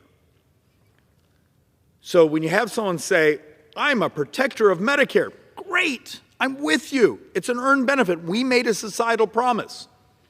Are you telling the truth about its financing? Oh, David, we can't do that. Someone will say something mean about us. So what also? In 7 years, also is empty. The Social Security Trust Fund. I'm sure you all dove into the Social Security Medicare Actuary Report and saw the point in there where it says in 2033, actually we think it's 2032, our brothers and sisters on Social Security take a 24% cut. Our model says we double senior poverty in America. Absolutely immoral. But have you also read the papers of the scale of tax hikes, of policy? Now, is the left offering to work with those of us on the right who are willing to step on the third rail and do the moral thing to actually take on these? Hell no. I've talked to so many people who are in Ways and Means and other things with me who basically look at me in terror and run out of the room because the political consultants care more about the power of the politics than the fact that in 7 years, Medicare is $2 trillion a year. In 7 years, the Medicare Trust Fund is empty. In 7 years, the Social Security Trust Fund is empty. And one of the rough numbers we had is the first full year, just if you wanted to backfill that shortfall in Social Security, is $618 billion. So basically, what is that? 2/3 of what the entire defense budget is. There's a lack of understanding of the scale of almost the dystopianism that comes from what happens when these trust funds are empty. Hey, Mr. Speaker Pro Tem, may I make an inquiry in how many minutes I have left? The gentleman has 6 minutes remaining. Thank you, Mr. Speaker. I'll learn to talk faster, but the poor person trying to take my words down, I apologize too. I can sometimes. I'm going to skip over some of the other charts. You get the punchline. In the next decade, the vast majority of debt is driven by interest, healthcare costs, and we're often very uncomfortable to talk about it. So let's actually talk about things that are great, that if we would get policy right, can lower that healthcare cost, not just argument about who gets subsidized, who gets financed, be really good for society, really good for the budget. So you all saw the Economist article last couple days talking about the miracle of how much cancer, the statistical benefits we're having on the number of cures, particularly lung cancer, blood cancers, and their model that we are on the cusp of having continued major breakthroughs. You all saw this article a couple of days ago about a Microsoft platform. I didn't even know they were specializing in this. And what was stunning about the data sets they had in here, AI system diagnosed patients 4 times more accurately than a human doctor. Now, I just upset some of my brothers and sisters in the Doc Caucus, but the data is the data. Should we, Mr. Speaker, legalize technology? If I have something I can blow into called a breath biopsy, if it's statistically as accurate or more accurate than a human and knows what I have, should it be allowed to prescribe? Uncomfortable, but it would help crash the cost of health care. It would actually help us move some of the facts that we have shortage of medical professionals.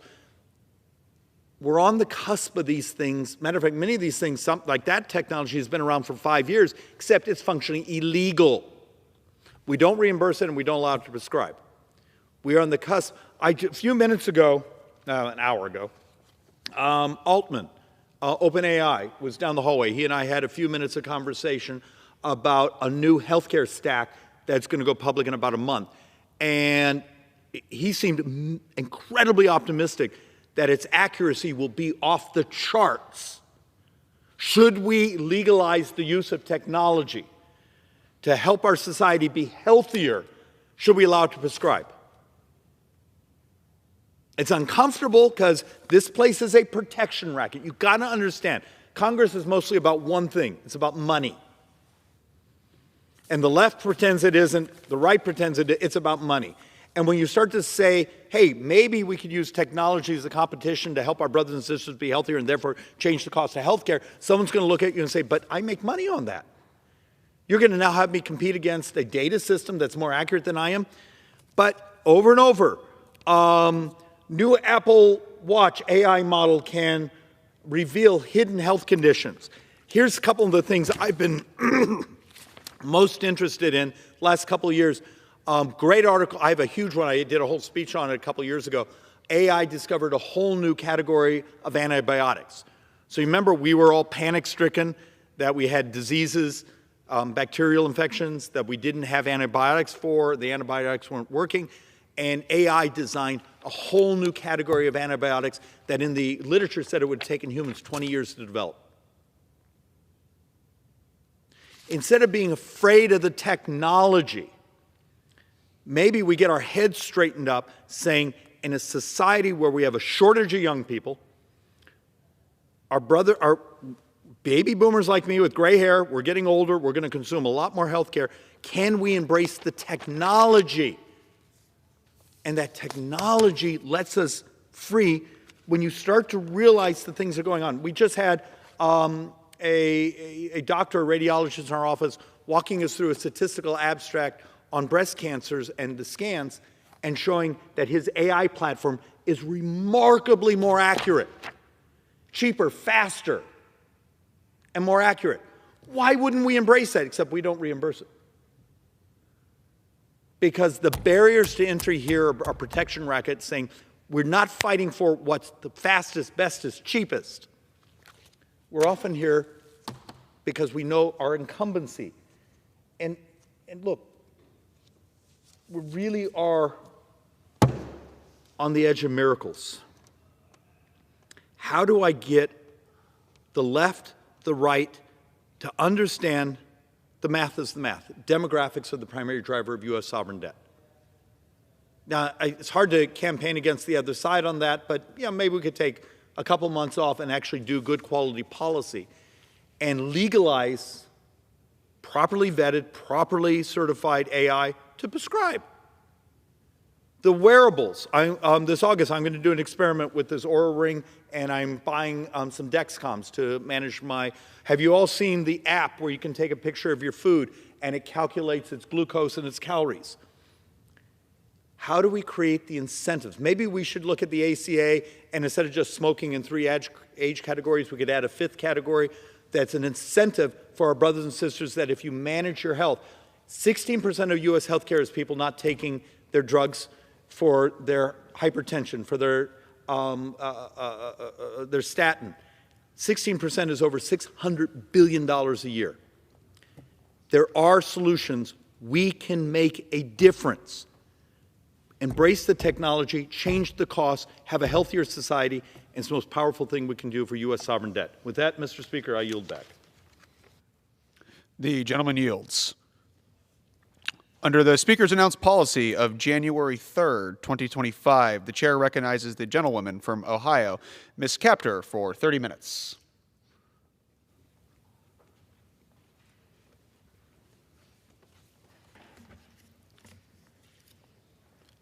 Thank you, Mr. Speaker.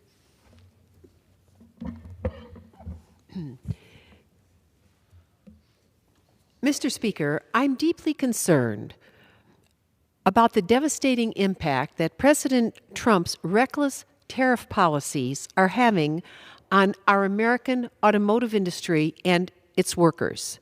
The latest financial figures from Jeep Stellantis, for example, the proud maker of Jeep and Ram vehicles that are so popular, paints a deeply disturbing picture. Nearly $2.7 billion in losses that are tied directly to these tariffs. That translates into plant shutdowns, canceled programs, and over 900 American workers already laid off. The General Motors chief executive officer similarly said tariffs cost GM $1.1 billion this quarter, and that the next quarter will be worse. This is real money in an industry that America has been striving to bring back to full production in this country. We've lost so many jobs abroad to cheap labor in places that have no labor rights. Now, this is what happens with tariffs when you lead with flashy headlines instead of well-thought-out trade strategy. Tariffs without a plan don't punish China. They don't balance our trade accounts. Our trade accounts get worse. They punish Toledo. Bad tariff policy punishes manufacturing America. These tariffs punish Ohio. They punish Michigan. They punish Indiana. They punish Illinois, America's manufacturing heartland. Tariffs punish Missouri. They punish Wisconsin. They punish every worker on the line who's just trying to build a better life for themselves. And the families, the workers that work in these plants do hard work. They deserve to earn a fair wage with good working conditions and benefits, health benefits, retirement benefits. American workers need real trade reform, balanced trade accounts, and sensible tariff policies, not gimmicks. I urge the Trump administration to stop the damage now, before the bleeding gets worse. Our chief trading partner in northern Ohio is Canada. We like Canada. Our industry is integrated. Parts pass over the border sometimes 6, 7 times. Tariffs make no sense in an integrated economy.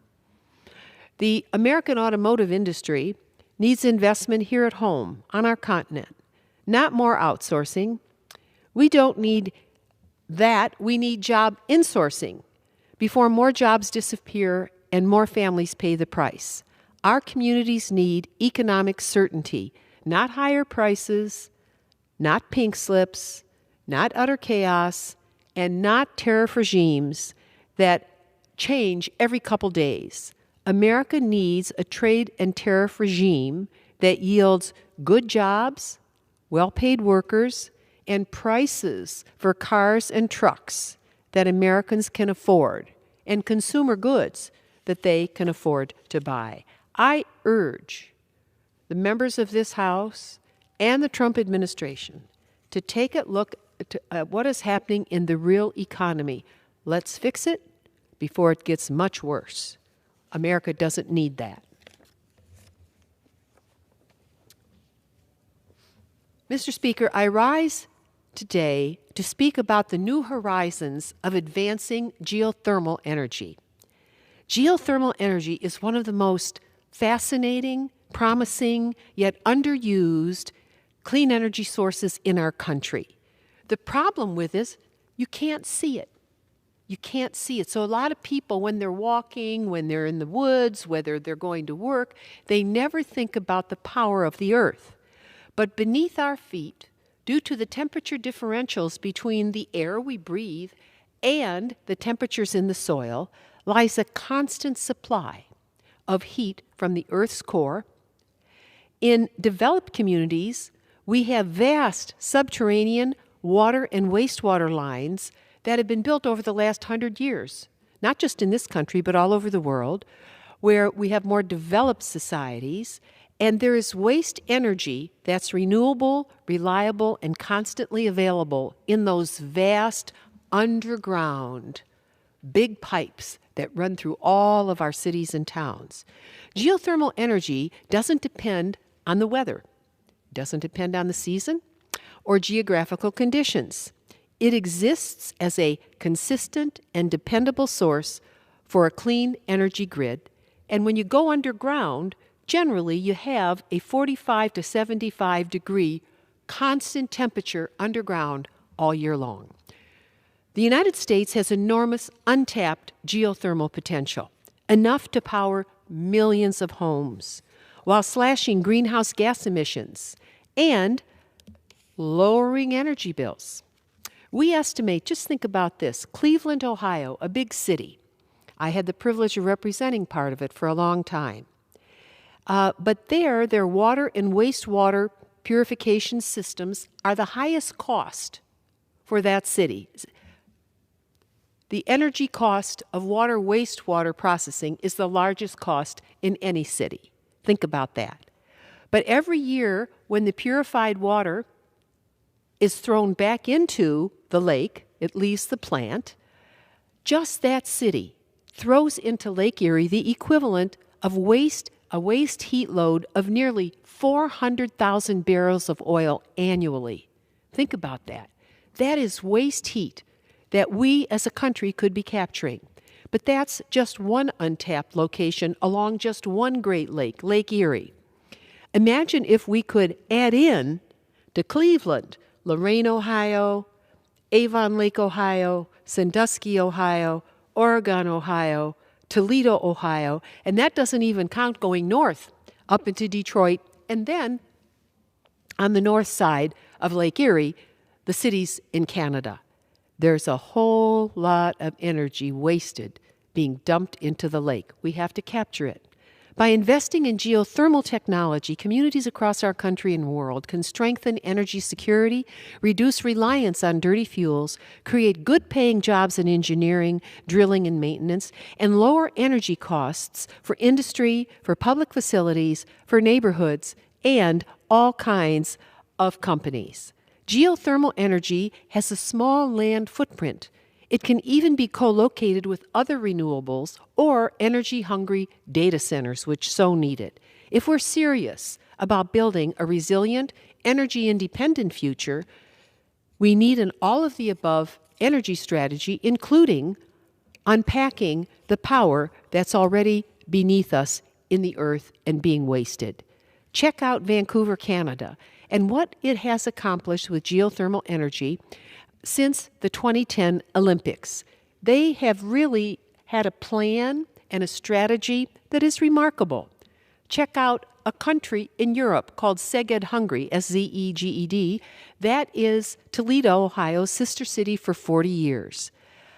The good news is the Trump administration appears ready to posture across America to draw forth geothermal power, and we're interested in doing exactly that, particularly in manufacturing America. And I'm privileged also to represent a vast, vast agricultural region, and grain drying is so expensive when we have to dry corn and dry soybeans and so forth.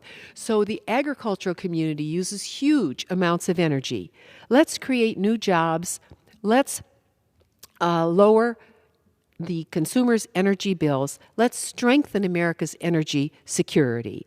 And geothermal energy holds the potential to achieve all of those goals. Let's get it done and move America to an affordable and energy-independent future for the decades to come.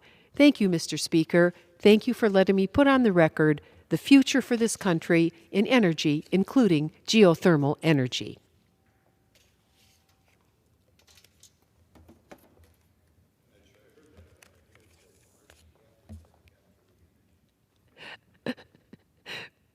Thank you.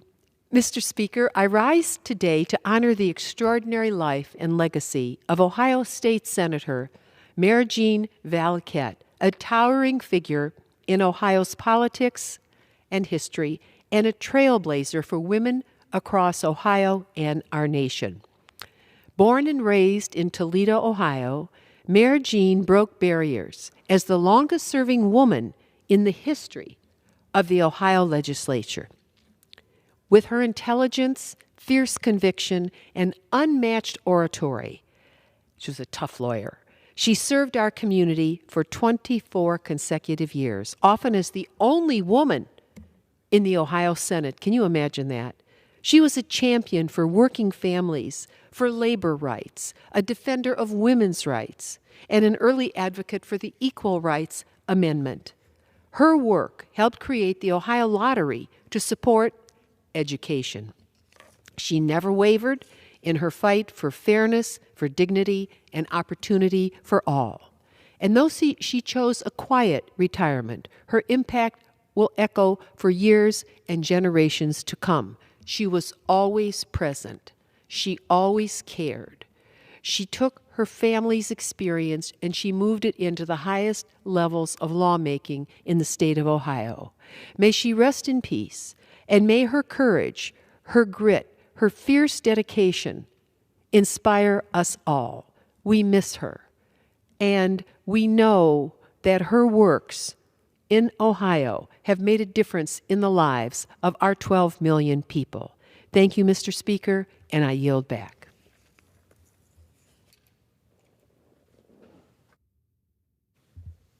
The gentle lady yields. Under the Speaker's announced policy of January 3rd, 2025, the chair recognizes the gentleman from Wisconsin, Mr. Grothman, for 30 minutes. We're unwell today, so we're going to make this speech short. I'm going to cover 3 short topics. The first topic, 5 years ago yesterday, there was a horrific incident that happened in Milwaukee, Wisconsin. Bernard Tranel, who was holding a Donald Trump sign, was assassinated. Somebody came out on a bicycle with a mask over his head. We don't even know if he was a black man or a white man, but with a mask over his head. He saw a guy named Bernard Tranel holding a sign for Trump, and that person came up and killed Bernard Tranel. Bernard Tranel was kind of an iconoclast. Okay, Bernard Tranel was a Rastafarian. I'm not sure I pronounced that right. He was for Black Lives Matter. He frequently endorsed Democrat politicians, but for whatever reason, Bernard Tranel was in the very liberal east side of Milwaukee, or the River West neighborhood of Milwaukee, very, very left-wing. Bernard Tranel swam upstream and decided to carry a Donald Trump sign. He was assassinated. This is the type of thing, as we see America decline, we ought to have been talking more about.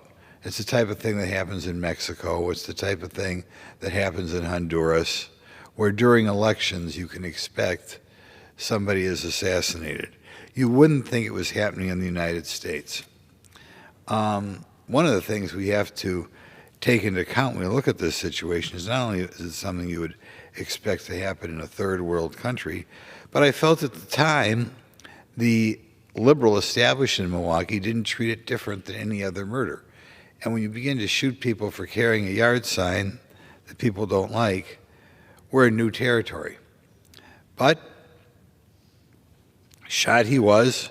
I went down and saw his neighborhood, and we cannot allow this to go on. We cannot allow these people to do such a thing. I don't like talking or describing people as black or white, but in my opinion, at that time in 2020, the Democrat Party was afraid of some black people voting for Trump, and I wondered if that's one of the reasons why they decided to target Bernard Tranel.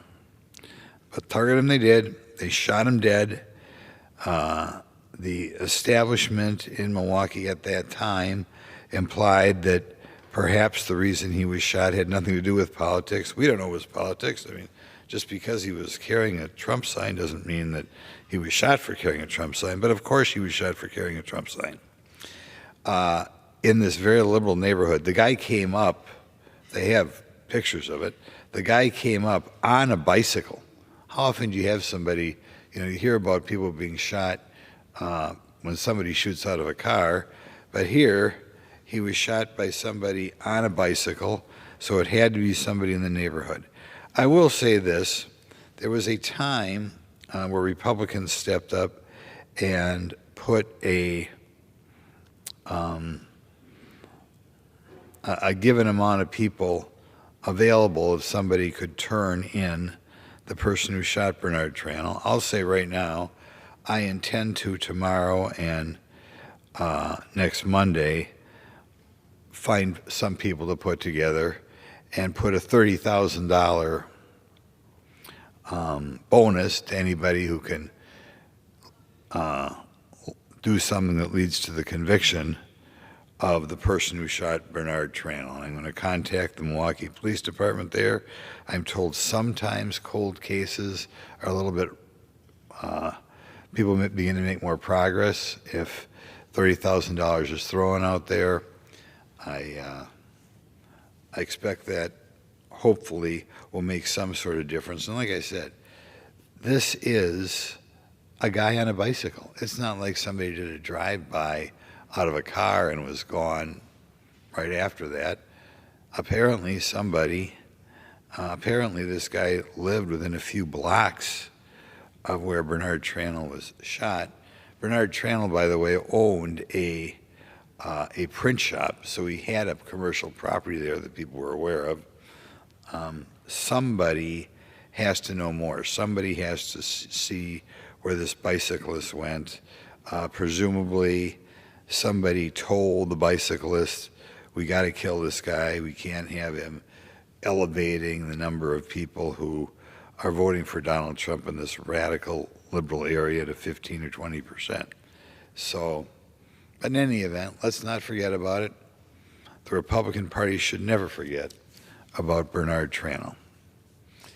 The next thing I'm going to talk about here, it kind of bothers me when I think the conservative Republican movement, of which I consider myself one, aims so low below the target.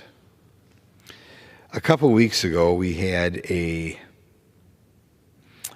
newspaper article dealing with the U.S. Supreme Court and the U.S. Supreme Court allowing children or parents to opt their children out of graphic LGBTQ books in Montgomery County, Alabama, or Montgomery County, Maryland. And this was supposed to be a great conservative victory, that a second grade child did not have to read books that were clearly designed to promote a lifestyle, a sexual lifestyle. And the Republicans considered this a great victory. It really bothers me that Republicans considered this a great victory. Was this a great victory? Because of the Supreme Court decision, we wind up having maybe, I don't know, maybe 1 out of 20 parents who are on the ball enough to say that we are not going to allow or not going to force parents to or parents are not going to create a situation in which their children have to read LGBTQ books. That's preposterous.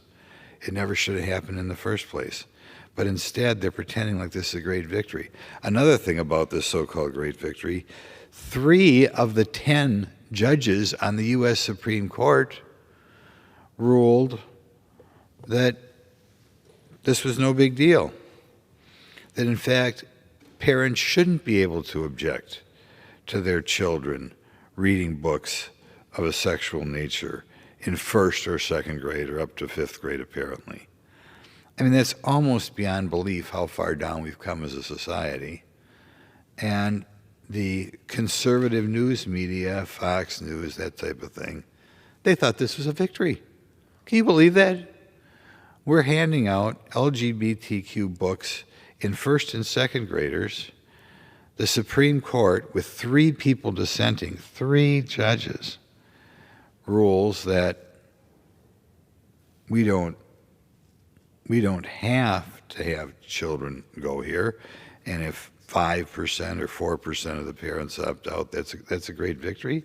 Is that what America has come down to? I would hope the comatose clergy in this country wake up, demand that schools not do any of this stuff,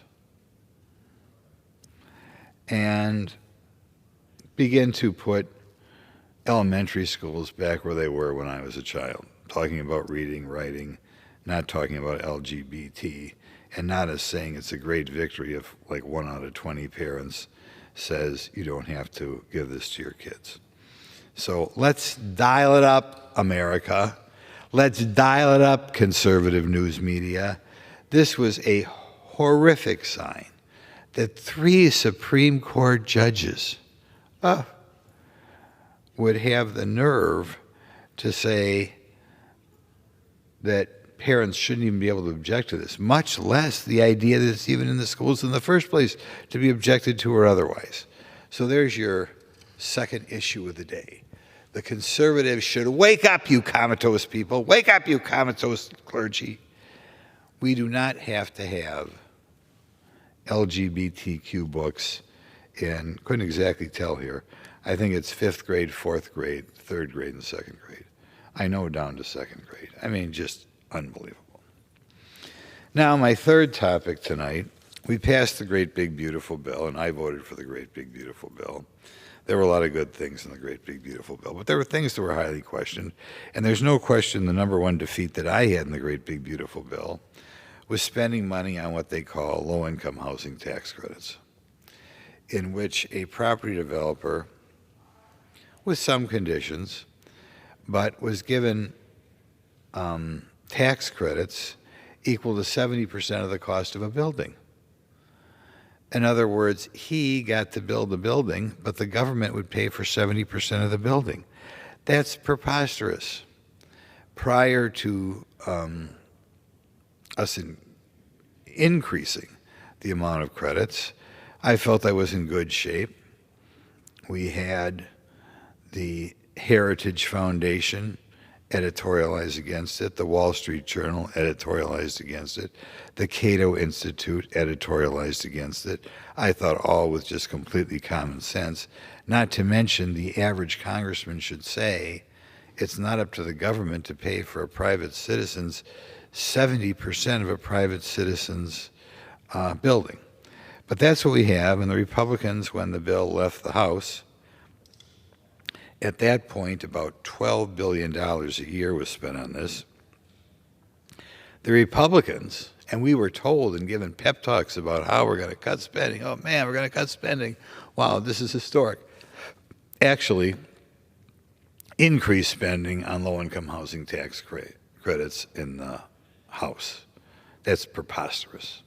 Then we sent it over to the Senate, and I was hoping, because I had a couple buddies over there around my side, that at least we'd go back to where we started in the Senate. But no, in the Senate, the free spending Republicans went up again.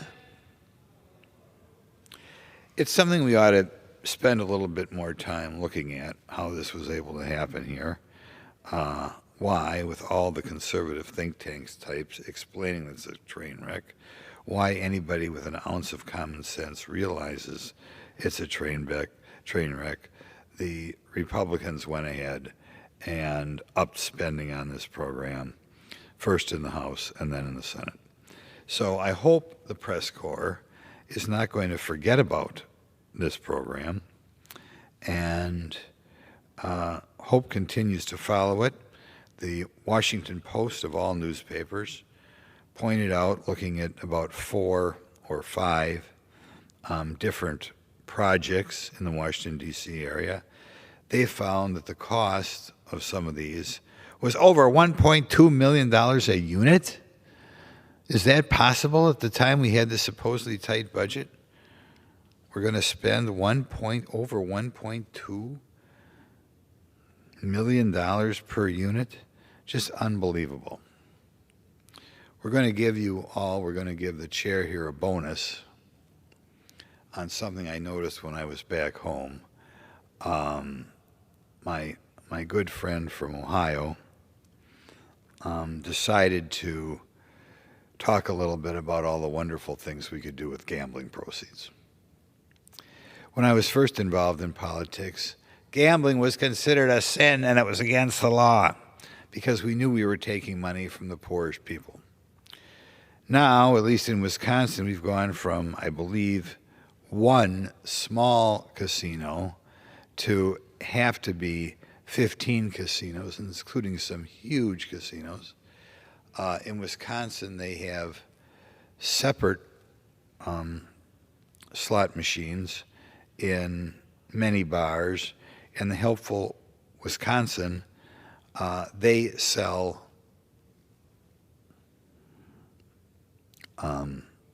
scratch-offs in gas stations throughout the district.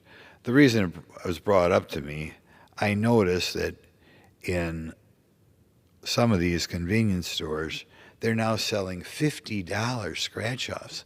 Can you believe the horrible state of Wisconsin is selling $50 scratch-offs? My goodness, they're just shameful the way they take advantage of the poor and the dumb. It's just horrible. I don't think we would have put up with that when I first got involved in politics, but apparently Tony Evers thinks it's a great way to get more state money in to take advantage of people who are buying $50 lottery tickets. In any event, it's maybe not the biggest problem in America, but the number of people who are losing money at these slot machines and scratch-offs is not a small number. It's not something we should be proud of. I guess I shouldn't be surprised that the Democrat Party feels it's a great way to increase funding on schools, take advantage of people. But I don't think it's a good thing. And I wish my brothers and sisters in the state legislatures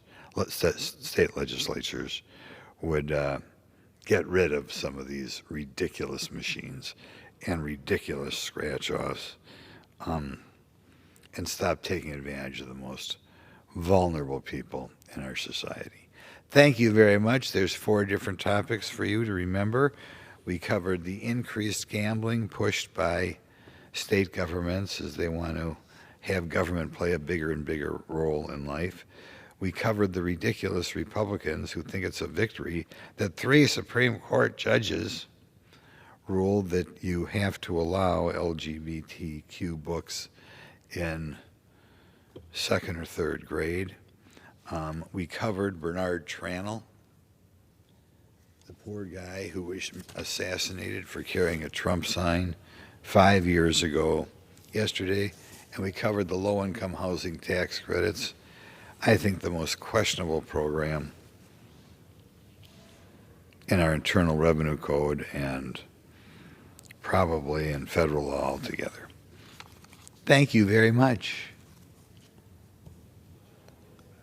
The gentleman yields back. Can I make a motion? No motion is necessary. I'd like to move that we adjourn. Well, pursuant to Clause 13 of Rule 1, the House stands adjourned until 11 a.m. on Friday, July 25th, 2025.